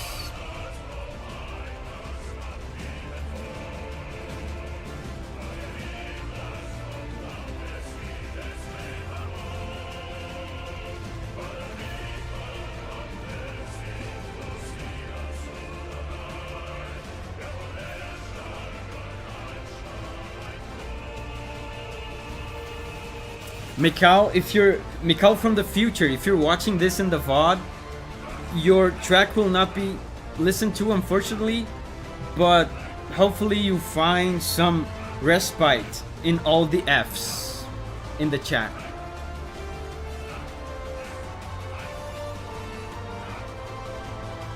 Yeah, and Dunder even said sorry. Oh, Mikal is here. It's okay. I thought you just left the stream. So many people donate at the beginning of the stream, and then they realize it's gonna take forever for their request to come up, and they just leave.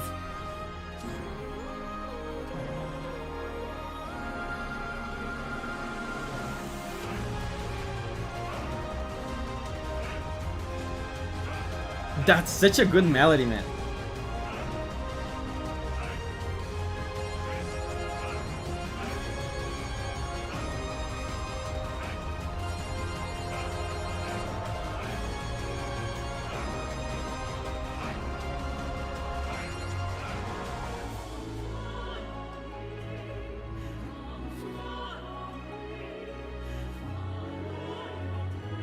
You know what? I haven't played the Final Fantasy 16 DLCs. I should play it. I should play it. Whoa, it's over. Yeah, this is the last track of the stream, guys. Last track. Thunderbeer, or Bear, or Bar. Brutal Orchestra. Wait. From what game? Brutal Orchestra, Feel the Rhythm.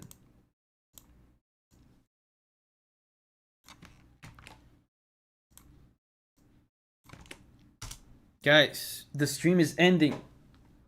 I need you to be strong. Music Man theme.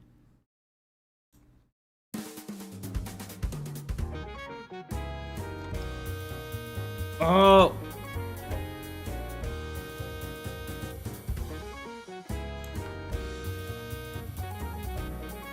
Brutal Orchestra is the game. Feel the Rhythm is the name of the song. Okay. I don't know this game.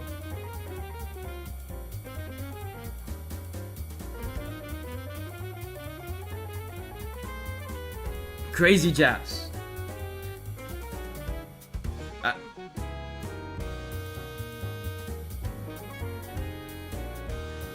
With jazz songs like this, it's super, you know, I like to figure out the chords of the song. With jazz songs like this, it's super difficult to figure out because these songs are done in a mode of harmony called modal mode, where they keep changing keys so fast that it's hard to pinpoint one home chord, one main chord, one main key for the song because it keeps changing all the time.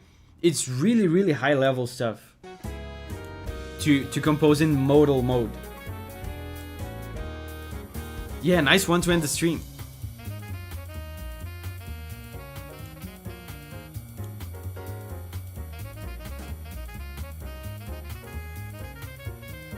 This sounds like Kirby, but better. It does have like a Kirby quality to it, because Kirby is also very fast-paced and jazzy.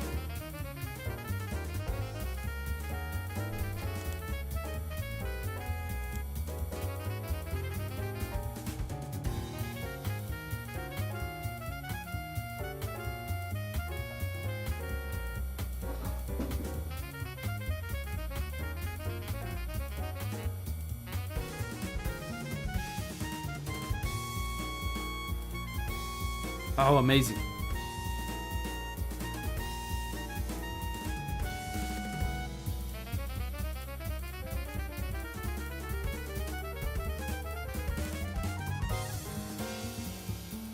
Man, the bass.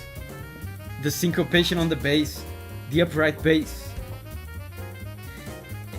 This sounds... almost sounds like improv. Sounds like the guy's freestyling on the sax.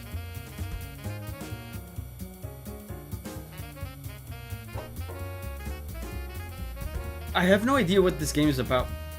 Sax solo. Dunder says it's gameplay as well. I was about to ask that.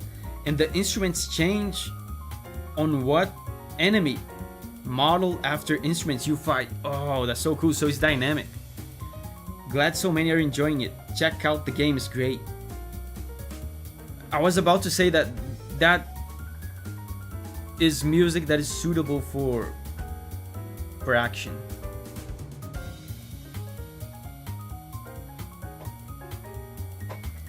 It's a roguelite.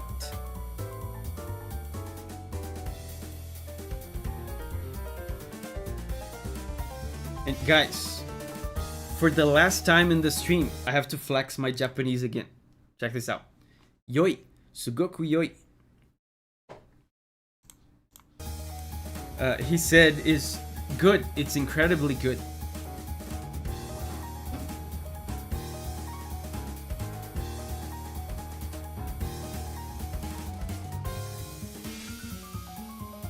Is a party-based roguelike. Gamerthronic says, night guys, don't know if I am able to slip after the thrill with the nearly pick over and over. But thanks for the nice stream, everyone. Thank you, Gamerthronic.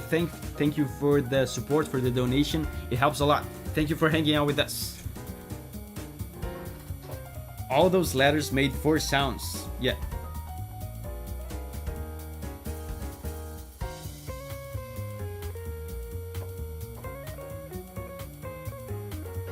Man, the guitar. So yeah, I'm noticing that the instruments are like taking turns improving, soloing. So I guess that's what you were talking about, Dunder. When you're in the game, the game probably moves dynamically back and forth to different instruments soloing depending on what you're doing.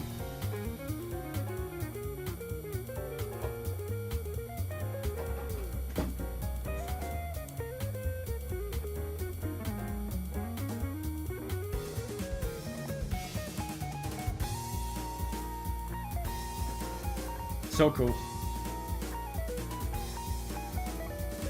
Yeah, and I'm noticing that the basic structure of the song is looping. What is not looping though is the soloing instruments on top. That's cool. Yo, Davi, how did you feel about Red Dead 2 music? It was really cool. It was better than I expected. Clearly some good inspiration from Ennio Morricone. Amazing guitar tone. That was very good.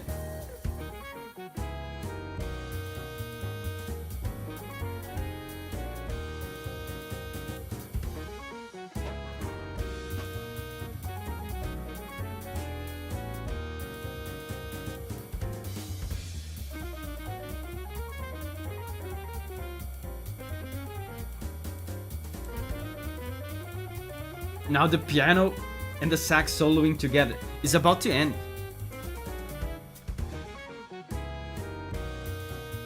Such a nice melody. Yeah, it's looping.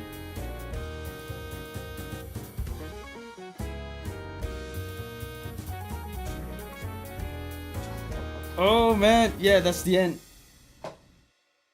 Guys, this is the end of the stream. I'm so tired. I'm hungry. Giovanni's probably very hungry as well. We're leaving, guys. This is the end of the stream. This is the longest music stream we've ever done. Thank you very much, guys, for the support. Like I said before, the Windows thing, like I say it like in a meme kind of way, but it's true. And I appreciate it a lot that you guys are helping. Thank you very much. Yeah, Giovanni says I am.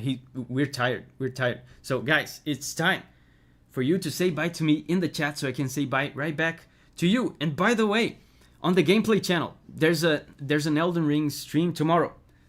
Be there for Elden Ring tomorrow on the gameplay channel, okay? We're gonna play some Elden Ring, defeat some cool bosses, okay?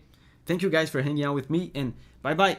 Froggy, Chancellor, Tommy, Abken, Donna, Shidex, Rose, Dunder, Signa, Reklov, Oisin, Albo, Giovanni, thank you for the help, Giovanni. Snail Girl. Mr. Spooks. Gamerthronic.